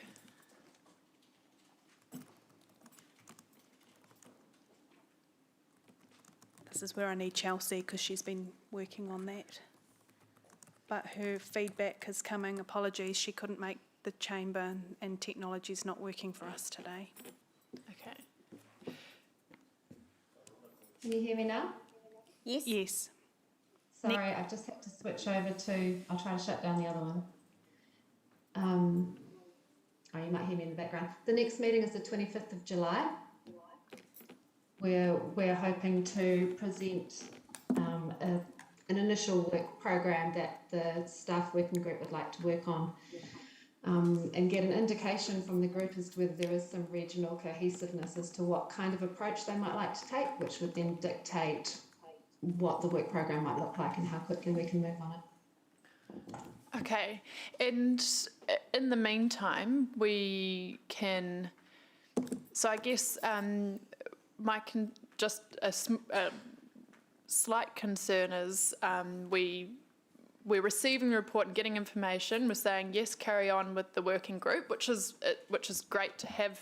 It's great that we're involved in that working group, but then there isn't kind of a clear step for us in terms of our side of things, and Regional Council was pretty slow to start with in terms of picking this work up, and so I'm a little worried about how long it will take for everyone to kind of feel like they're on the same page and what impact that would have on us actually having a bit of a strategy of whatever that's going to look like. So what on our side, how can we best manage that? And how do we make sure that, we're confident we're going to keep moving forward at a good pace? Can I answer that? Because I think that's the very concern that Councillor Angela Strange had, which is why she's invited you and me to go and sit on that 25th of July and sit in and be in the room for that very reason. Okay, and maybe an update could be in the General Manager's report. There's only one more meeting, isn't there? And then in the following term, just so that there's a hook that we can keep coming back to it. Yep. Yeah. Okay. Thank you. Thank you. Mayor Paula? Just interested, under the last Chief Executive, this conversation had begun, but also I know it's moved on with the emissions approach, etc., but we'd had some conversations. Just wondering how some of those conversations around some installation of charges free to council in exchange for advertising opportunity or other arrangements, because we did have 3 or 4 different people saying that they would install charges, for example, in the councillor car park, and that was progressing, and then just, I don't know what happened to it in more recent times, but there are a number of providers, not just one provider, there's a number of providers that would be interested in talking to us about. I'm not sure about the wider facilities, but at least having, and I'll talk to in debate about how it is to experience that one down here and some of the others as well, and the demand on them. Is there anything happening? Chelsea, did you hear that? Yeah, I did. And that's exactly why we started this piece of work, was because we were getting approached from a number of different angles with different offerings, and we found ourselves coming up against kind of contrasting priorities, and we weren't entirely sure where they lay, and also what we needed. We had people coming to us with DC offerings, which we weren't entirely sure, we hadn't done the work into what was needed for us in the future in that sense. So that's why we wanted to put this paper forward, was so that we could actually do a little bit of planning, get a better understanding of things before kind of, like Evelisa says, charging ahead. We're still entertaining those conversations and we're still considering proposals. And we are, as you'll see, there's the item in the PX, we are entertaining options that seem to be low risk and give us the opportunity to experience what's going on and understand how users use our EV chargers at our facilities or on our sites. But yeah, so it's a little bit, yeah, it is putting the brake on a little bit and just kind of being a little bit more strategic and considerate about what our actual needs are, letting us drive what's happening. Excuse all the puns on EV charging and driving. Letting us drive how our network establishes rather than being led by other organisations with other, potentially intentions that aren't as aligned to ours or the needs of our community. Can I just say while I've got my microphone working, there was a paper that a report done by ECO on the EV use and how people use EVs. I think it said 80% of people generally charge at home, but we can circulate that report if that's of interest as well. But no, we haven't done any work around Hamilton City in particular yet. So just clarifying an acronym of DC, so that is about the charging unit rather than development contributions, which is generally heard. So it is around whether you're a fast charger, which draws a lot of power and you need a specific location within the network to do that, versus an AC, which is your home base. I think I've got that round the right way, which is your slow charging, takes a couple of hours or more to charge your vehicle. 40 hours. Takes 40 hours from Woe to go. from Woe to Grow. Okay. From a user. Mayor Southgate, is that all your questions? Yes, for now. Thanks. Thank you. Councillor Bunting? Wanted an extra bit on the end of it, Chair Angela, about a steer. Yeah, I kind of do, because Okay, I've well, been I'll- listening really hard a bit Yeah. to see, and I'm not really There's picking none there, is anything there? up. No, Yeah. from questions. Putting this towards anyone in particular. I'm very neutral about it, but I wouldn't mind alluding to potential partnerships, because there are a myriad of people, not all of whom are in the advertising industry, that might want to broaden out the charging network. I don't think, none of that precludes that though. No, but it doesn't mention it either. No, but Angela, my motion would be that we head towards the active facilitator role in I'd there. second that. Thank you. Yeah, and that, I think, Mayor Paula, that answers your question and leaves it open for us. Yeah, 100% does. It just Yeah. means we'll provide this, Yep. yeah. Well, it's in the report what Yeah. possibilities and opportunities will be open to us. Absolutely. Okay, so thank you, Chelsea. We're going to move into debate now. Can I just say, fabulous Zoom room behind you, Yeah, it's great, isn't it? isn't it? I think A great best I've ever couch, great seen, colour. actually. I'd like to come and have a cup of tea there. All right, so that's being moved by Councillor Bunting, seconded by myself. We'll just get the wording up on the board. That includes the active facilitator. Yep.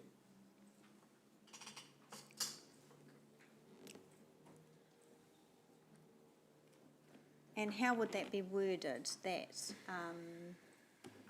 to continue discussions on, how do you word that? Noting a preference for the... With a preferred approach of yeah, active, active facilitator. as described in the report or something. Yep. Yeah, because it's very wide, what it, Yeah. and that gives really clear direction for Sarah and I to move Yes. forward on those two groups as well. I Yeah, appreciate absolutely. that.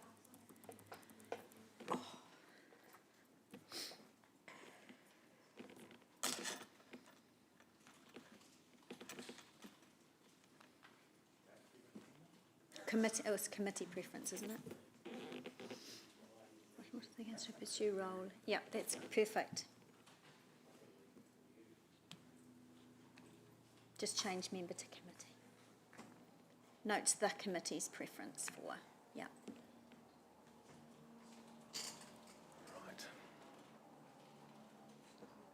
And that also doesn't close it if we say notes. Yeah, the committee's preference still doesn't close it if something No. really spectacular came out of the woodwork Correct, and we gives a wanted to. gentle steer, but Yeah, it leaves it that's open. all we needed. Yeah, appreciate that. Thank you. No problem. All right, so Councillor Bunting as the mover. Yeah, absolutely. Thank you. Look, I'll be brief. And there's just been too many great puns floating around this room. So I'll give you a speech of electric proportions. The question is, do we charge in to this?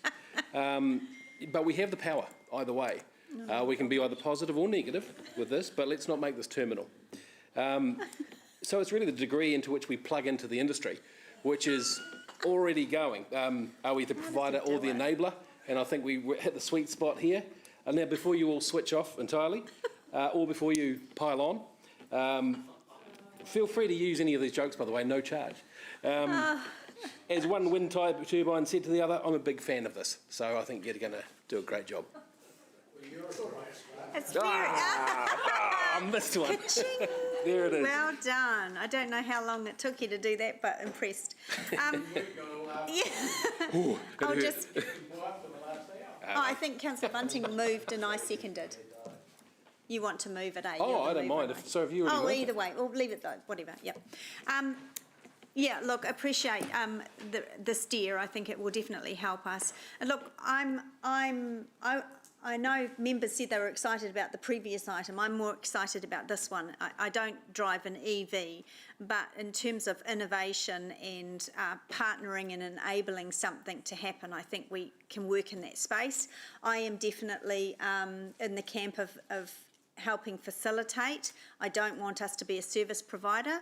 I think when I look over the network of parks and sports parks and libraries and all of those facilities that where the city owns space, I think we could put out a really great policy that covers the network and enables us to either partner with external providers or allow them to come in and deliver a service under quite a simple policy, I think. So enabling that to happen is the camp that I'm firmly in, just like we do with scooters. We didn't provide the service, we didn't go out and buy the scooters, but we do maintain the network and the footpaths and the roads and the crossings to enable that to happen. And that's a great partnership with private business, I think. So that's where I am. Mayor Southgate. I'm also excited about this work.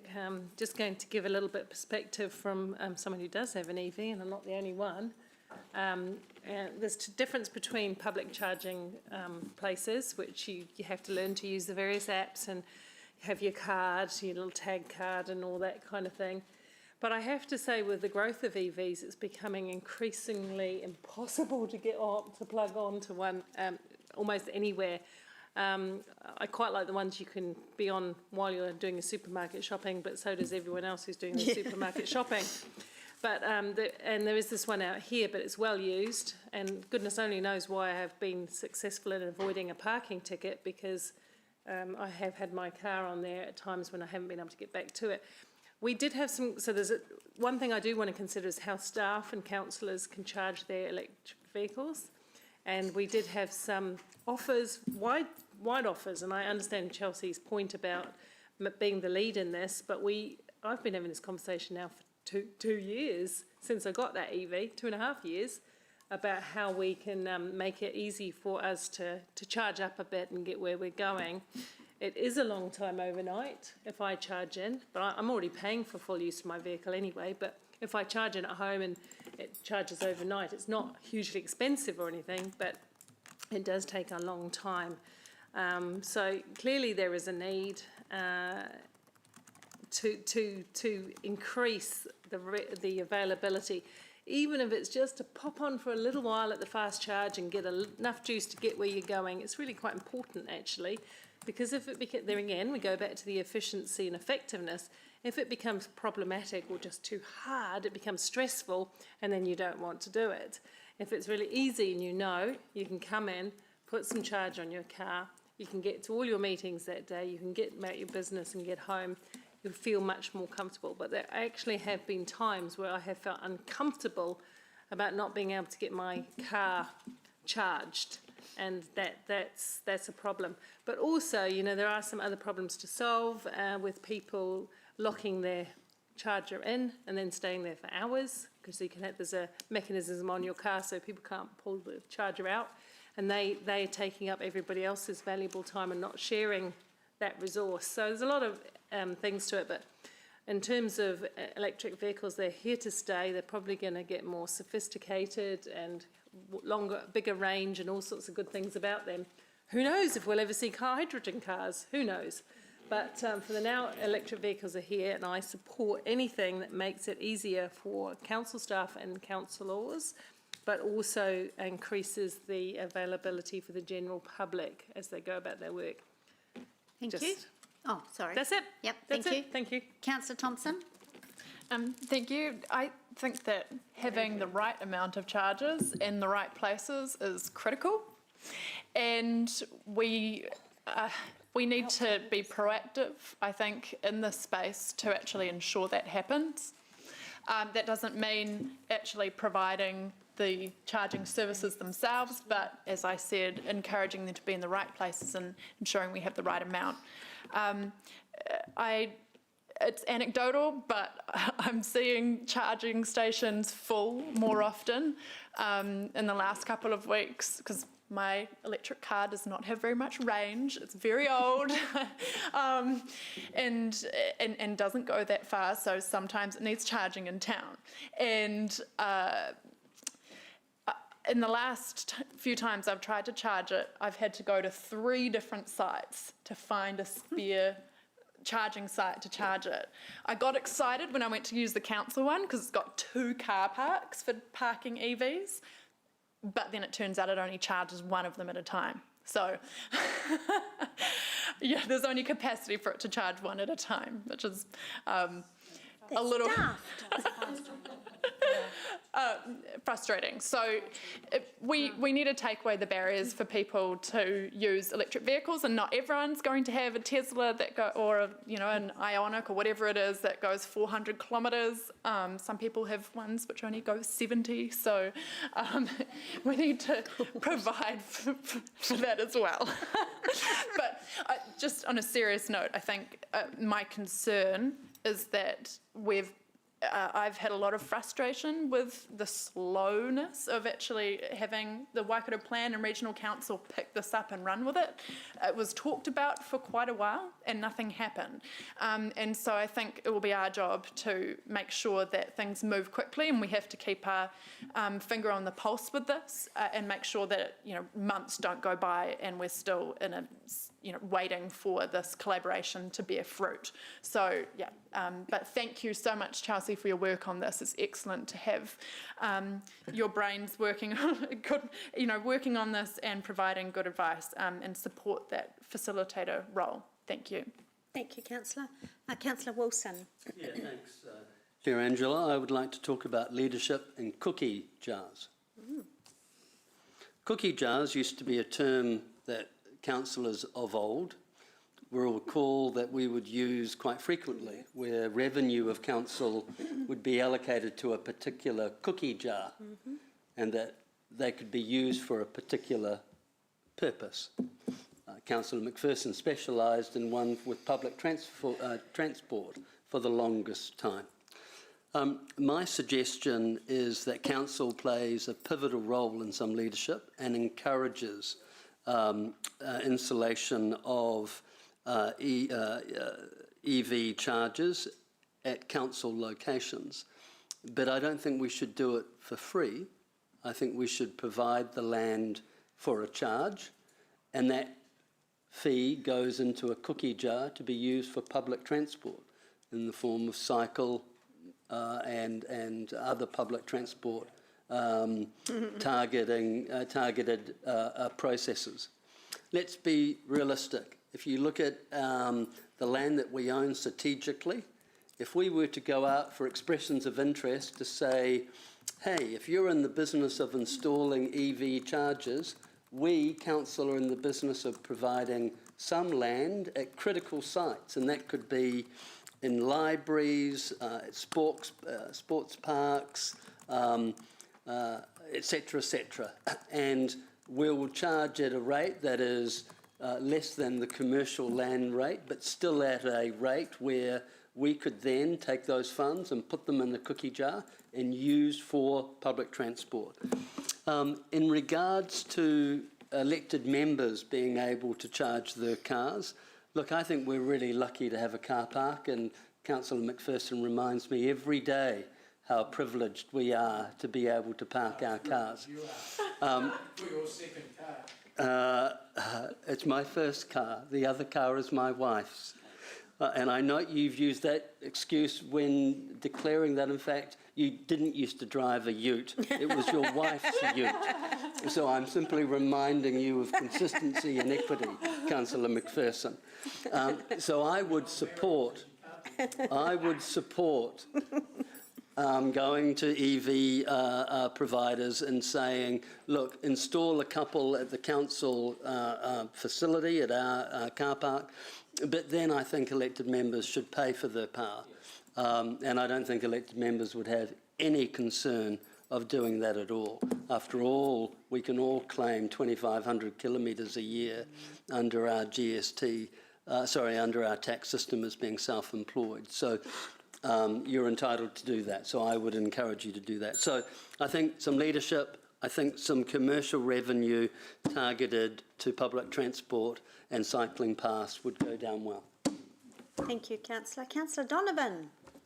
I was going to try and say something funny like what Bunty did, but I feel like I'll just fall flat, so I'll just add that I get 885 kilometres on my full tank of diesel.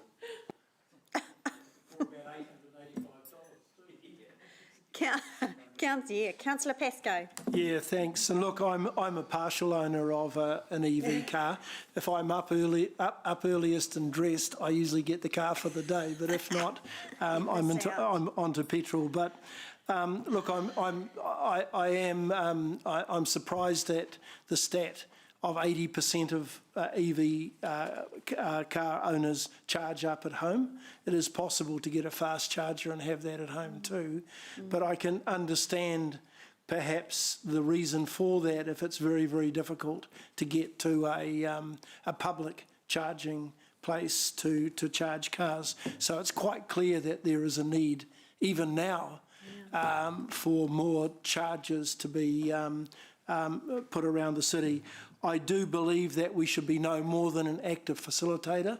We've never sold petrol before, and I don't think we should be the owners and suppliers of units that dispense electricity into cars. I share a concern, though, about our involvement with other councils. We had a debate last week about us ending up being the lead council in some discussions on some major infrastructure. And I'm a little bit concerned what I'm hearing about how quick our neighbouring councils are, including Waikato Regional Council, to have some get up and go on this particular project. So my suggestion is we don't spend an awful amount of time with these groups if they are not wanting to participate, and we get alongside those in the marketplace who are readily keen to deliver the products that we would need as an active facilitator. Thanks. Thanks, Councillor. Councillor Naidoo-Rolfe. Thank you. Some similar sentiment to what Councillor Rob just said in regards to working, in this collective group. I think it's all good to share ideas and share knowledge and resources around what's available out there. But I do think that Hamilton is unique in itself. Our city is unique compared to all these other partners, and we've got thousands of people who travel into our city every day, and so that's why we're different. Who will need to charge their vehicles before traveling back out again. And then we've also got, all these places of convenience, which is what this comes down to, like Councillor Wilson said, in regards to libraries, playgrounds, sports fields, council facilities. So, I'm all for sharing ideas, but to be honest, I think we need to be ahead of the game and be doing this now. 2 hours. Thank you. Councillor Bunting, no, I'm the mover, remember? Oh, you're moving? We switched it around. Did we? Yeah, I'm sorry. You said, all right then, yeah, we did a switcheroo. Okay, well, we all want to go home anyway. Yeah, okay. All right, excellent debate, everyone, great questions. All those in favour? Did we see the motion just with the addition of giving a steer? Thank you, yep, all those in favour? Yeah, I know. There are none against, that's carried. Listen, we've been sitting for just over 2 hours, so I'm going to take a 10-minute break till 4:20.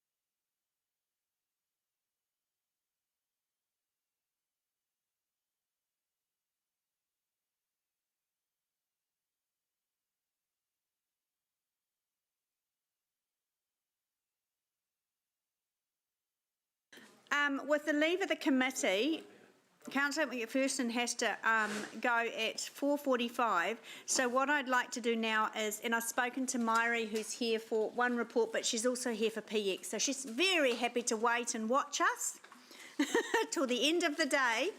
So if I'd like to just do the biking and micromobility section of the GM's report. Shush, please, Councillor Hamilton. Motion later on for the GM's report, but Councillor McPherson's going to put a motion that he has let me know he has, just for biking and micromobility. So if that's okay with everyone, we'll go to page 269, because you know how we step through the GM's report. And let's focus on that, which is biking and micromobility activity update. 269. That's about where you are, isn't it, Councillor McPherson? Sort of that and the attachments, or it's really just... Yeah, I think biking and micromobility update, biking, scooter parking, yeah. Yeah, I think it fits well there. So if questions on that, and then I'll get Councillor McPherson to pop his motion on the board for us. I think you circulated it to everyone anyway, didn't you? That email went to all members? That's had some couple of slight changes. Yes, yeah, okay. So, A very long email. yeah, that you didn't read. The one that you read. Back, it was riveting. All right. There doesn't look like there are any questions on the staff report of this item. But, Councillor Bunting? Yeah, just on the uptake of sharrows, you know, when we do put them around the right way, etc., are they, sorry, just teasing you, how's the uptake going? How are the reports on whether people are responding to them, sharing the road, etc., or are they just kind of ignoring them? Do you have? So I don't normally say this, but I don't have that information because that is Martin Parks, and he would normally be here today but is unwell. But we can get that information through to you in the next report. If you could send it to me offline, that'd be great. It's Yeah. not a game changer. Yeah, apologies for that. No worries. Thanks, Evelise. Thank you. All right. Councillor McPherson, would you like to explain your intent for the motion, please? Yeah.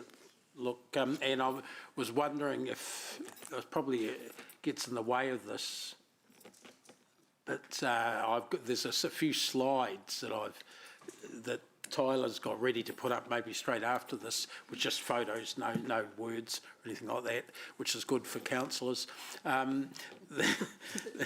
The idea of this is to take on board all of those submissions, not saying we have to agree with every single one of them, but take on board them and have a full assessment of existing cycle facilities in the city and where there are gaps and where there are things in place. So we actually know this. We did something like that about 4 or 5 years ago for footpaths, a complete assessment, so we knew where the gaps were. Do the same thing for cycleways. This is not saying spend anything on off-road cycleways yet or anything like that. That's to come up, and it refers to that in point C in the LTP discussions in a year and a half or so. This is to say, measure what the situation is now and then have a look at what you need to do, and in B, have a look at what you can do with existing budgets, with existing cycle facilities, and with a particular focus on cycle safety and temporary signage and construction works that are in cycleways. So look at all the on-road facilities and some off-road ones we've got now. What's working, what's not with them, what can you do about that straight away? But also have a mind to what you want to do as the work program longer term when you come up to those budget times. So that's what it's meant to do, because of all the submissions we're getting and the fact that many of us are seeing the same sort of thing. Thanks, Councillor. Is there any questions on that? Yes, Councillor Yeah, Wilson. thanks. could the mover just explain in terms of B, would you agree to add a line that says, and before anything's done, report back? Because it's implying that out of existing service level agreements, start doing some of that work. But where's the check? That's not meant to change anything. For instance, if you've got it, it's meant to lead to things like cycleways being safer and more usable, or all the existing ones. It's not, and that's not an infrastructure upgrade proposal. It's an infrastructure use, safe use proposal. So that's one thing. But secondly, there's only one more meeting of this committee, and you wouldn't want to wait. It would be at the earliest December and more likely February next year before you'd have your next meeting. Okay, so question to staff. Would there be any dollars spent as a result of B? There will be approved dollars in terms of funding that we already have, is the immediate improvements that we will bring back. So we're not at this point asking for additional funding to complete B of. But is there a step through which a check is done of a committee for that work? So isn't that coming back to the? But no, that's a separate. Isn't it? The C covers. C covers the future. Future. And any increased spending you may or may not want to make. So that's annual and long-term plans Which, to check. yeah, and I get that. I'm comfortable with that. It's just I think B enables spending out of an existing budget that isn't confirmed here first, because you're changing the purpose of the current budget, right? And so what I'm asking for is you're changing the purpose of the approved budget, so we should be able to have an input as to whether we agree. But that's the point of the update on the 9th of August. Staff come to us, this is what we think we can do to fulfil this, to cover off this issue then, right. Ewan. Cool, right. Dave, could you just, could we pop the photos up? And we don't Just need as we're huge talking. discussion, but I think it just helps show the issue that you're addressing. Yeah, so blockages in the cycleways. Yeah. Good grief. Yeah, does it keep, yeah, and Yeah. footpaths for that matter, yeah. It doesn't matter, they're everywhere. They really are, aren't These they? are all Hamilton. Yeah. That's Mark. That's Mark Donovan's ute. Yeah. Yeah. Has he been driving? And that's a car parked in the sun, yeah. Was somebody That's really your injured? Val, isn't it? Kish? Whose Jeep is that?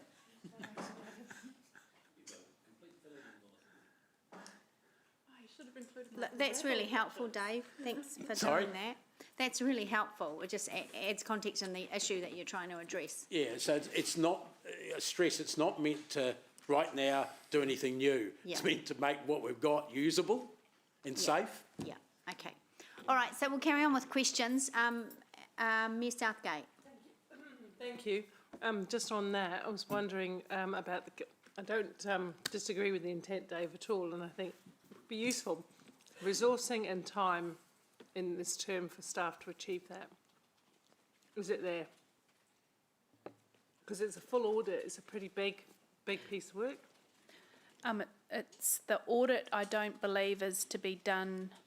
An audit doesn't have a time, I can't see. No, it didn't have a time frame, but it's the immediate improvements based on the information we have been provided will be brought to the 9th of August infrastructure so it operations. goes So back- yes, we do have. So you have the resources to do the work that's to understand what you should be doing before August?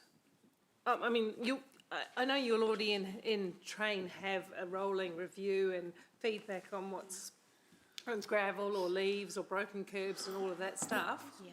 But the wider piece of work is surely going to inform those improvements. Where's the capacity in that piece of work? I just want to make sure you can realistically do it without diverting staff time And I'm not saying you are, just asking an honest question. Can we pop the motion back on the board, please, in terms of the audit part of it? Just mindful of, you know, the time left in the term and staff pressure, and can we do it? Can we achieve that? Assessment of existing Sakura network. Enlarge it. So my understanding of the motion is that there isn't a time constraint on A. Therefore, in terms of, but what you're asking is, do we have the resources to complete that in the first place? Yeah, I thought B was a consequence of A. That's how I read the recommendations. Sorry, Dave, if that's not your intent. But I thought you were going to do work, understand what needed to be done, come back to August, tell us what needed to be done. A leads more to C, Paula. Yeah. A is going to inform Well, C. maybe we can reverse the order, because I don't think I'd be the only one who's read them as a consequential flow. And I'm not opposed to the work, I'm just wanting to understand. For God's sake. Can you do it? So in terms of, Swap B and A if around. we're, yeah. Could do swap A and B. Swap A and B, yeah, make change. And I think call B in addition. Okay, I want to get through questions before everybody starts wordsmithing Councillor McPherson's motion. So, Councillor Bunting. So I'm just trying to get to the intent of it. My concern is that we put existing cycle stuff further back because of this this reaction. So when you say make changes, are you talking cycle wands, cleaning cycleways? What's the intent? Staff will come up with the best solution in each locality, stretch of road, intersection, whatever it is. This is not meant to get into the kitchen. I'm very worried about Councillor Wilson telling me off for that. So this is saying, let's do it, but you decide how to do it. Right. So this is existing cycleways? Yes. Got it. Thank you, that clears it up for me. Thank you. Councillor Pascoe? Yeah, look, I'm still a little bit, as the Mayor was, between a full audit and assessment. So I just think the wording just needs to be a little clearer there, because I think B does run back into A a little bit, even though you've changed the order around. Maybe the words with Councillor McPherson and Chair O'Leary, in addition to A, or in addition to the full audit, or separate to the report on the 9th of August, so that quite clearly a full audit and assessment probably would require several months' work, I would think, to have consultants and everyone else. And I think I'd like to know what that's likely to cost. Okay, following the meeting on August the 9th, request staff. How about that? Because yep. Is it? At the start of B, because that first thing is the work in A, then you start on the next parts. And I'm assuming the immediate improvements are already known to staff, so there'll be a very long list. And Phil Evans is going to provide you more. Between Phil and yours and Sarah's, we're done. So, yeah. He's offered to do it all. No, that makes sense to me. So does that make logical sense to? It does. Yeah, It makes sense to Councillor me. Pascoe, Thank are you. you more Yeah, comfortable? and I'm just a little bit worried about the cost of the full audit and assessment. I mean, that could run into thousands and thousands of dollars, I would think. Would we do that in-house? Hundreds of thousands of dollars. Well, not necessarily. If it's a full audit.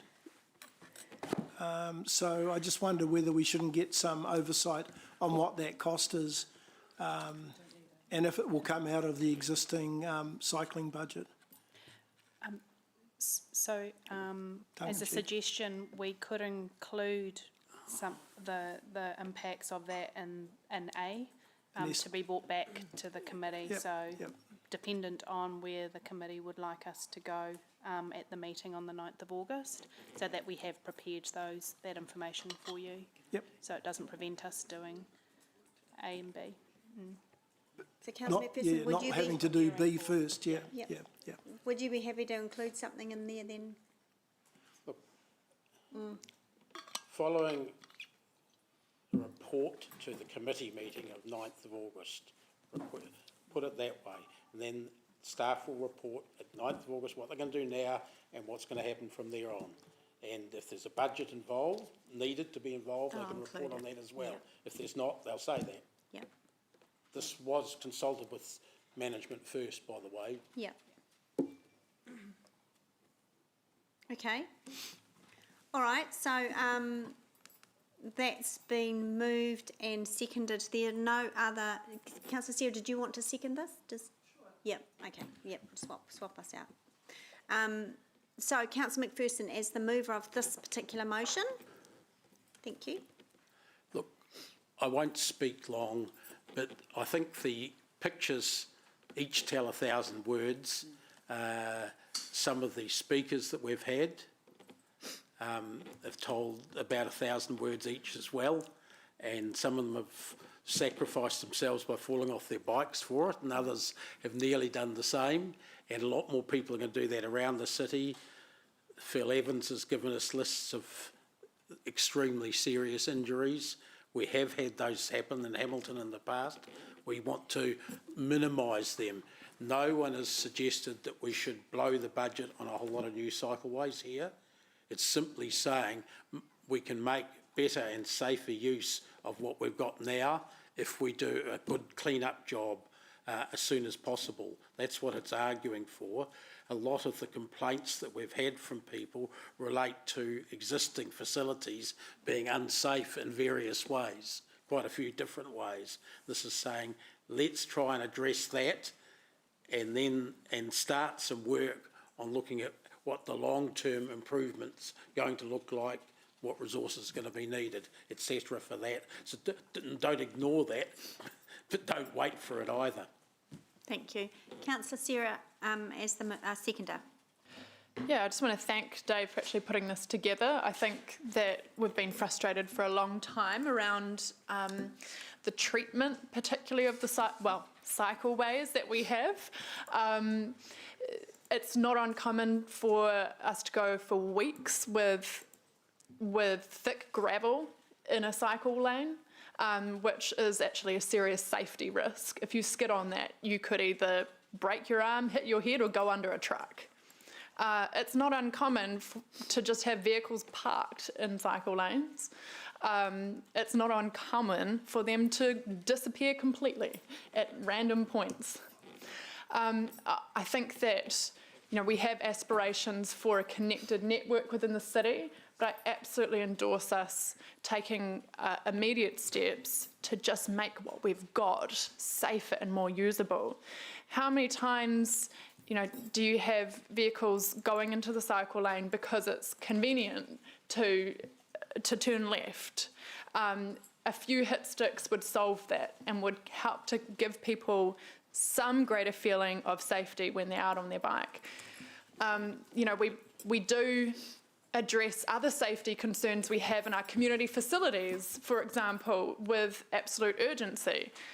But for some reason, we seem to be more willing to accept people being hurt and injured on our streets, and I think that needs to change. So, yeah, thank you again, Dave. I think that we can do a lot with some policy changes and with ensuring that we have a better culture when it comes to things like roadworks and maintaining our streets. Thanks. Thank you. Councillor Bunting. Thank you. I cannot say how glad I am that Dave is cycling in town now. Yeah. This is good. We have been talking about this for a while, and it has been a little bit frustrating, and I'm certainly not passing aspersions on the staff. I think, cycleways are coming thick and fast in Hamilton, but we're still behaving on the roads as if they're kind of just sort of bits in between a footpath, etc. So it'll be great to see, hopefully, some stronger rules about signs on cycleways, and that cycleways are actually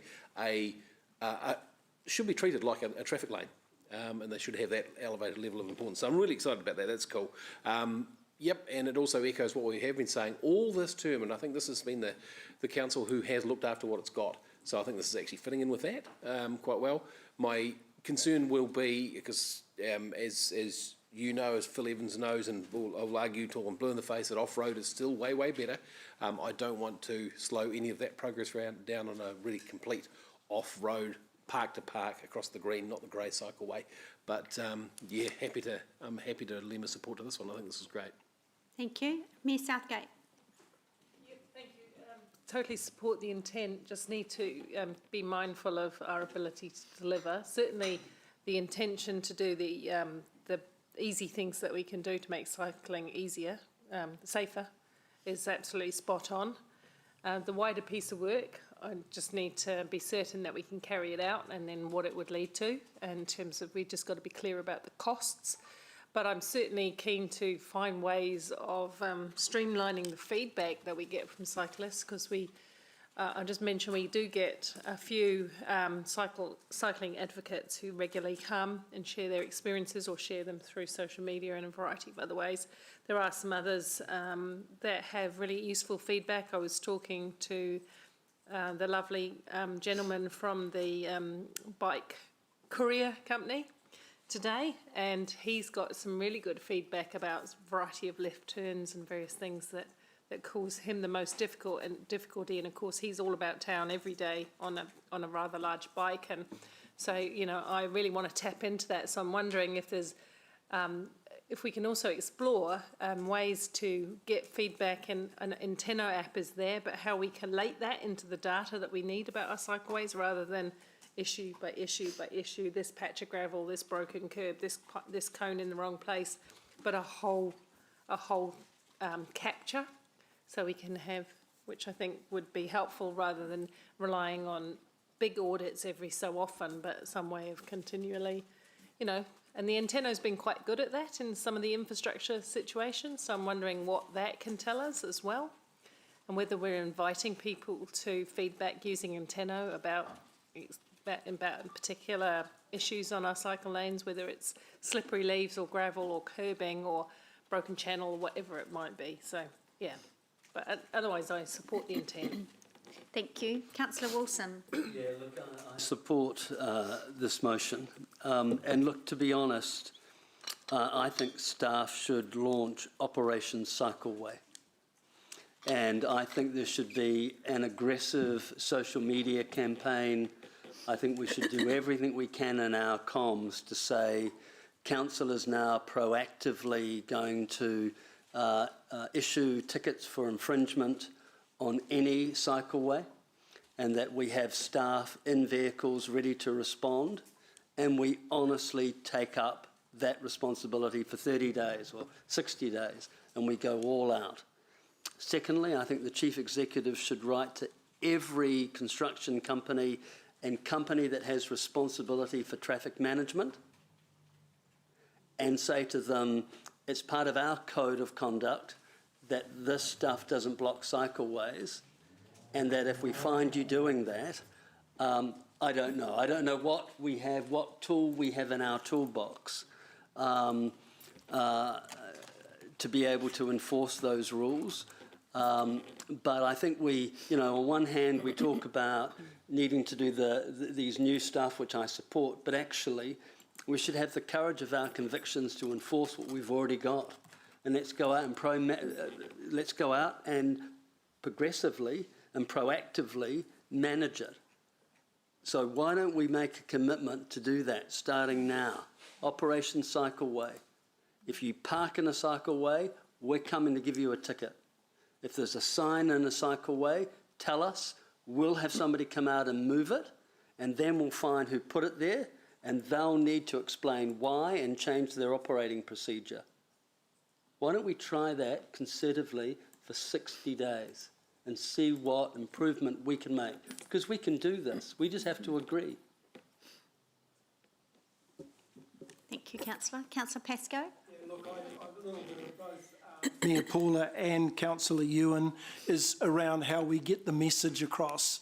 And while I don't necessarily advocate that we should have cops in electric cars whizzing out and issuing tickets, I think messaging is important, and maybe getting that message across to those who are affected. I always remember Chris Allen telling me very early after I came on council that if you saw a pothole in a road, give them a ring so that they could go and fix it fairly quickly.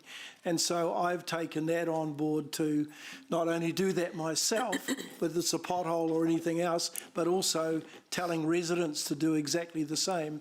And I think cyclists should do that. If there's gravel in a cycleway, then ring up the council and get them to come and fix it.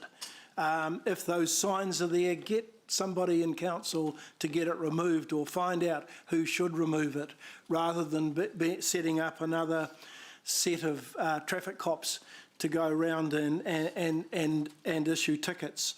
I think maintenance of cycleways is exactly the same as maintenance of our existing assets. And so therefore we have an $85 million a year budget for maintaining the city assets, and cycle lanes should be in exactly the same way. How we actually do it is a question of having support and information from the community as much as it is us going out and doing these random audits or audits to get in ahead of time. So that's the position I think we should come from. But I do support the motion. Thank you. I'm just going to support this. I'm not going to speak because I know Councillor McPherson needs to go. So Councillor McPherson, right of reply? No. No? Okay. All right. All those in favour, please raise your hands. There are none opposed. That's carried. Thank you. Thank you, Councillor McPherson. All right. Let's move back into the body of the General Manager's report. I will start on page, we usually do this item by item if anyone has questions, otherwise we'll move quickly through it. So page 262, the land transport rule setting a speed limits. You'll see this, this General Manager's report is peppered with an awful lot of submissions. And the late item. And the late item is a submission as well, isn't it? Yeah. Page 262, yeah. Okay, there are no questions on that one. Page 263, the chairs might remember I raised this in the Mayor's office when we had a chair and mayor meeting the other day about the number of submissions, and you'll see that there's some constraint, not only with staff, well, particularly with staff and the time to do these. They're coming in thick and fast. So there's some notes in here that we have submitted and others that delegates it to myself and Councillor Sarah, but we'll work through those. So this one here is around school signs and traffic control devices. We've already put that submission in. Yes? Yeah, so this is closing the loop on that. Yeah.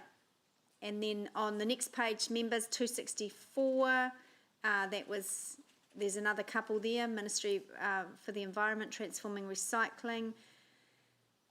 That's been put in. That was one that I said at the Chair's meeting that I had to rely on, well, actually Sarah and I both really glanced over it and really relied on, I think Kirsty did that one, didn't she? We just didn't have the capacity at the time to get too involved with it. Regulatory fees and charges for land transport. Nobody's particularly excited by any of this, aren't they?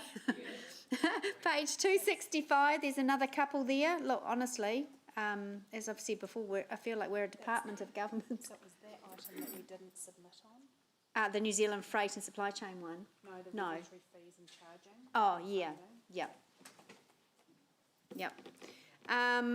Okay, let's dispose of the submissions. Oh, Councillor Bunting?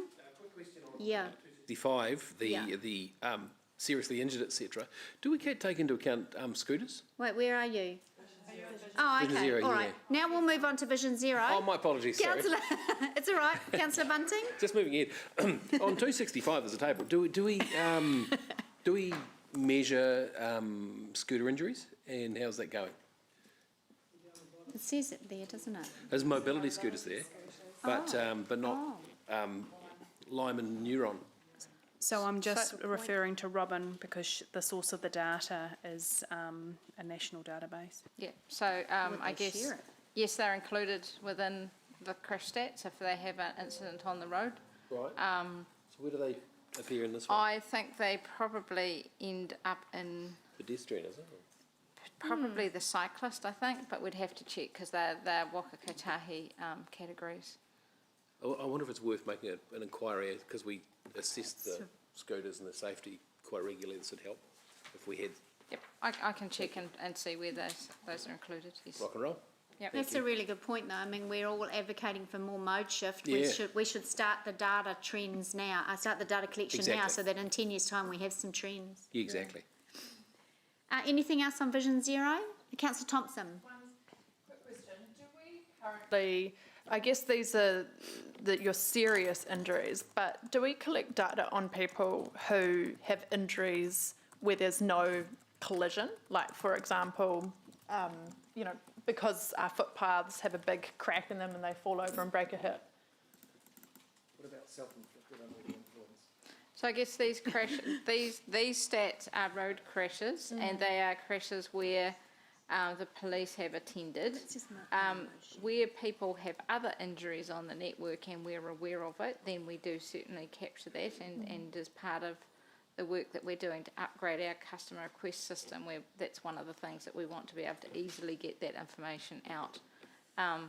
Because at the moment, if you do a search on injury or injured, it could be that they would say it needs to be fixed before somebody is injured, as opposed to somebody was injured. So that's the sort of data that we're wanting to get better at being able to actually collect and understand. Okay. Yeah, that sounds good. Thank you. Okay, next item is page 266, the Collaborative Corridor Agreement. That's really updating us from previous decisions. Nothing. Okay, 267, Parking Activity Update and Access Hamilton and Parking Policy, and Personal Hire Device Updates, scooters basically, and bikes. So anything on those items? I just have one, and it just is on the personal hire devices. I see on the following page, 268, it says average trip distance is 2.5k for both providers. I think that's gone up a little bit, hasn't it? It was about 1.7. Tanya's nodding. So that's good. Yeah. Yeah, so people are travelling further. Yep. Any other questions on any of that? No? Yeah, it was. Yeah, it's gone up. So the people are... Seasons, is there a seasonal lift in the summertime? And would that account for some of the... No, because it's average trip distance, right? My understanding, it's a seasonal use change, but in terms of the average trip, like it is based on the average use, yeah. Okay, page 268, the Transport Centre Rejuvenation Project update. Yes, Mayor Paula. Thank you. Just given the conversations that we've been having in the Safest City meetings, Mark, you'll be aware of them, around the Transport Centre and CPTED being applied from the very first principle, crime prevention through environmental design, sorry about the acronym, is that reflected here, or I just want to keep visibility of it, that you've got to discuss safety, but I would love to see note somewhere that CPTED is a pivotal part of the scope of the project and that we'll be working that way. So noting this is Martin Parks's item, it is there to say that the intention is for the meetings to start again once the design team are formally engaged, so that they are all part of the design process for the upgrade of the transport centre. Yeah, but you're tendering for detailed design. I don't know if you get where I'm coming from, Mark. Not for the design of the centre, it's actually for who is going to do the design. Oh, it doesn't. It says tendering for the detailed design component. So it doesn't Yeah. say that in paragraph 58, or at least that's not how I read it. Sorry, Evelisa, I may have read it incorrectly. Originally, the scope of the thing definitely included CPTED, though. If I find the business case, I could show you, but it Yep, did. so CPTED is basically a given with our designs, and that will be a key component of it, and that's looking at locations like, you know, even your planting and making sure that you have your planting trimmed up so that people can't hide behind. all of those are key components, and we do engage around that, and we also utilise CitySafe, who are really well skilled in not only the theory of SIPTED, but actually the practical implications Yeah, of it. so what I need to see visibility of it on every written piece that talks about this transport centre, so everybody understands that journey, and that because there is I'm working with Inspector Macbeth, and as Mark knows, and it's got to be at that level, driven that level also. So I'm just concerned that if you don't see it, and actually I have to say Martin did a brilliant job of coming and talking to that group. He was absolutely spot on.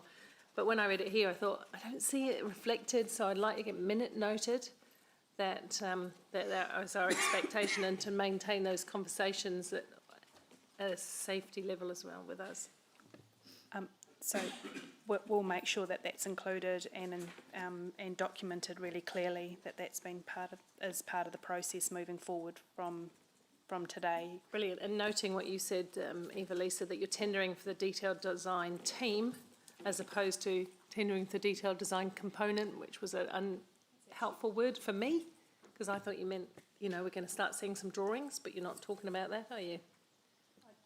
No, I don't believe so, but I'll confirm with Robin. Yeah, so I guess it's about the engagement of the team who are going to start the detailed design, so it's the consultant who's going to lead us through that process. Yes. And I've had a text from Martin, who's in his deathbed at the moment, saying that yes, TED's definitely included, and it was a key part of the business case, so it will carry on through. Well, I'm happy with a minute note to that effect, if that's okay, because I think just the visibility is pretty important. Okay, now no other questions on that one. So next page, 269, we've done biking and micromobility. There's the bike and scooter parking survey on the following 2 pages. Councillor Bunting. Sorry, my question's on Eastern Parkways. Oh, just stop it. I just have a question on, before we get to that one, on Lake Road and Killarney on 270, on that intersection. If we get this, and there's attachment, isn't there, with a map somewhere? No, there's not. It just talks about it. I think this is maybe to Robin.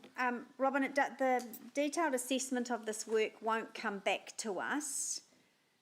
I think I read somewhere other than an exec update, and it's coming in the low cost, low risk program of works. I guess just in my mind, I freak out a little bit in this area because of when we changed the intersection at just across the way at Killarney and Queen. We took the roundabout out, put in a giveaway thingy, and everyone went crazy, and then we put the roundabout back in. So, and I understand this is going to be a standard T intersection, but so we'll definitely get a heads up in the exec summary, like you've said in other low cost, low risk projects, say, on what a design could look like. Yeah, okay, and we'll be talking to the community as well, consulting. Yep, great, okay. All right, Councillor Bunting, Eastern Pathways. Your last comment was the most beautiful segue into my question, actually. Thank you. About talking to the community. I was just wondering, in the annual plan, we've been talking about an engagement person who is absolutely vital to this. Absolutely vital. How are you going with that? Have we got any prospects or on that person? Have yet to start recruitment for that person. Okay. Thank you. That's all. All right. Wastewater flows mitigation update to page 271. Oh, Councillor Kesh. Sorry, I just had one on Eastern Pathways. Just around the School Link business case update. From my understanding, what happened with the 5 Crossroads investigation? Is that still coming, or has that been done already? Just on page 271, number 67. It was agreed during that process that under 67.2, that additional investigations will be completed for 5 Crossroads, and that's still required, and that's been loaded into the business case. Got you. So, And perfect. And I can't remember the stages, you know, the stages 1 and 2 and what falls where. Davies Corner, I just remember those businesses wanting to be involved in that process when we get to it. Is that included in this part of it, or is that still to come later? those will still come through council for approval, and definitely we've taken on board the comments from those business owners as to being actively engaged in that process. Cool. Yep. Thank you. Councillor Thompson. I just had a question around the timing for when we go back out to the community on this, because my understanding was that it was going to be kind of the first half of this year that we've got.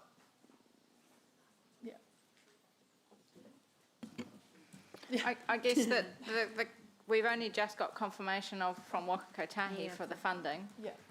So that then enables us now to start into that pre-implementation process. So the next stage will be to get a consultant on board for that, and then we'll start working through those processes. Okay, so we're still working through getting the consultant. Yes, because we've only just had approval of funding from Waka Kotahi. Okay, all right, thank you. Okay, and last one on page 271, the wastewater overflows mitigation update. Nothing, no questions? I just want to say thanks, Mairi, that's a really good... Oh, Emily, you're leaving us.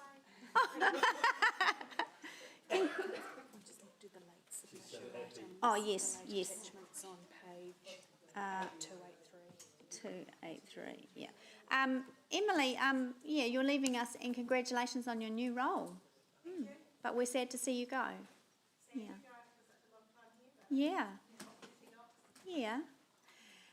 But great work on that. There was actually a really fast turnaround to do that kind of work from the Delia court, so brilliant response. If I was the judge, I'd be applauding us. So, all right, committee, and last item is on page 283, which also is part of the General Manager's report. And this is the indication of yet more submissions that's being delegated to myself and the Deputy Chair to have a look at. Certainly the emissions reduction plan will both be all over like a rash. That'll be great. And the second one I've got clearly to do some reading. So if you're happy with that, those will be included in the staff recommendations on page 204, which delegates us. And it's the usual submission process, so it gets emailed out once we've worked with staff, work on a draft, send it to us, and then it gets emailed out. Excuse me. All right, so let's pick up the remainder of the GM's recommendations. So on page 261, I will move that the report be received, seconded by Councillor Van Oosten. Thank you. There's no debate from me. Any debate from anyone? No? All right, all those in favour? Oh, Norm's frozen. Please raise your hand. Norm's frozen hand is raised. That's carried unanimously. Thank you. All right. Mairi, you're up. Thank you for being so patient and waiting. Item 13, Water Stimulus Project Update. Over to you. Great. I'll keep the introduction very short because I know you're on a tight time frame. So this is the second to last report on the stimulus program. So the program overall is progressing really well. We've basically completed at least 8 projects, and more are coming day by day. And we expect to complete them all over the next few weeks before the target completion date of 30th of June. Probably the most important thing about this report, or of note in this report, is that as we're approaching the end of the program, we're getting a few overs and unders coming through, and so we have recommended 9 funding reallocations to a total value of $395,000 in today's report. These are to accommodate recent variations and minor cost overs and unders for completed projects as they come to completion. However, despite those reallocations, we still will finish up and utilise the entire $17.46 million. So, and we're around about 95% of funding received, so the remaining 5% will be released on completion of the final report in July. Excellent, thank you. Are there any questions? Councillor Thompson? Yep. Sorry, but I've had a few residents around is the Mangaiti Gully some pathway as part of this? Yes, it is. I've had a few questions around if there's going to be like an opening or something. Everyone's very excited about those parts. Well, it's a very cool project, I must admit. I'm not aware of any plans at this stage, but if that's something that is desired, then we can look into that. I think that would be nice if we could. All right, thank you. Okay, there are no questions. I will move that the report be received, seconded by Councillor Thompson.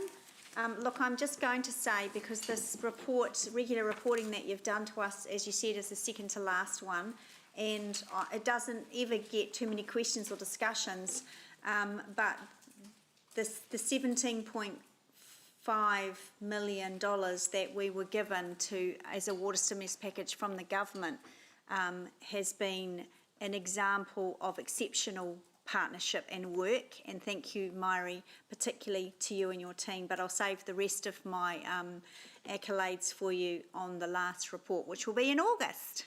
It's terrific work, it really is. Councillor Sarah is mover, did you want to? No, okay. All right, there are no other speakers. All those in favour, please raise your hands.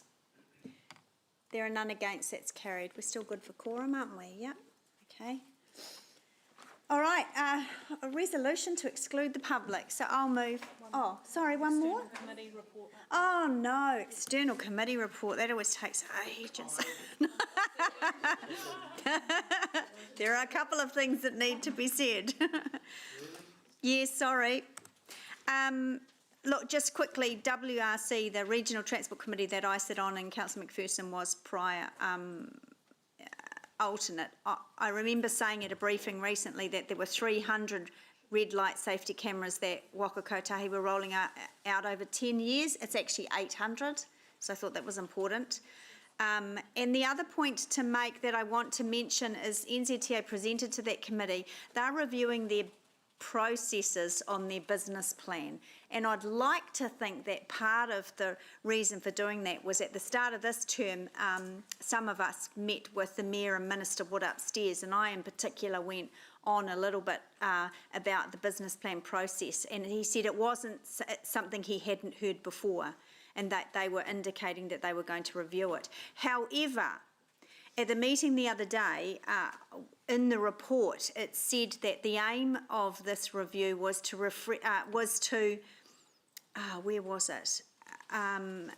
help those that are part of the business case process with Waka Kotahi to understand it more, and that was not okay with me.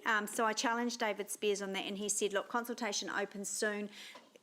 You know, we need to get some feedback, because in my experience, and I certainly don't do the work, and I'm sure staff will be a lot more able to give some good feedback.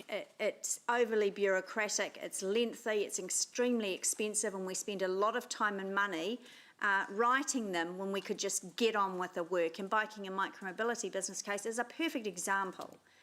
So I hope that that submission, staff are really strong with their words back and constructive, and that we'll get a bit of an oversight of that as well.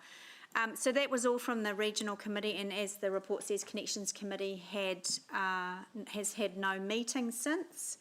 But Councillor Ewan, on the...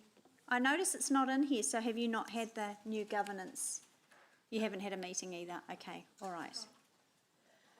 Councillor Thompson, yep. So as part of the Regional Connections Committee, we have been working on the Regional Public Transport Plan, and I will keep pushing for that to come to us for endorsement as well, because we need to be aligned to make that work. So that's all I'm going to say, but I'm hoping that it will come before us as well. Yeah. Great, okay. All right, so that's been moved and seconded, hasn't it? There was lots of people wanting to move, and Councillor Hamilton and Councillor Donovan, you're the lucky gentleman for this one. All those in favour, please raise your hands. That's carried unanimously, thank you. All right, I'll move that we go into public excluded, seconded by Councillor Thompson. All those in favour say aye. There are none against, it's carried. Okay, we'll just give a minute to switch off and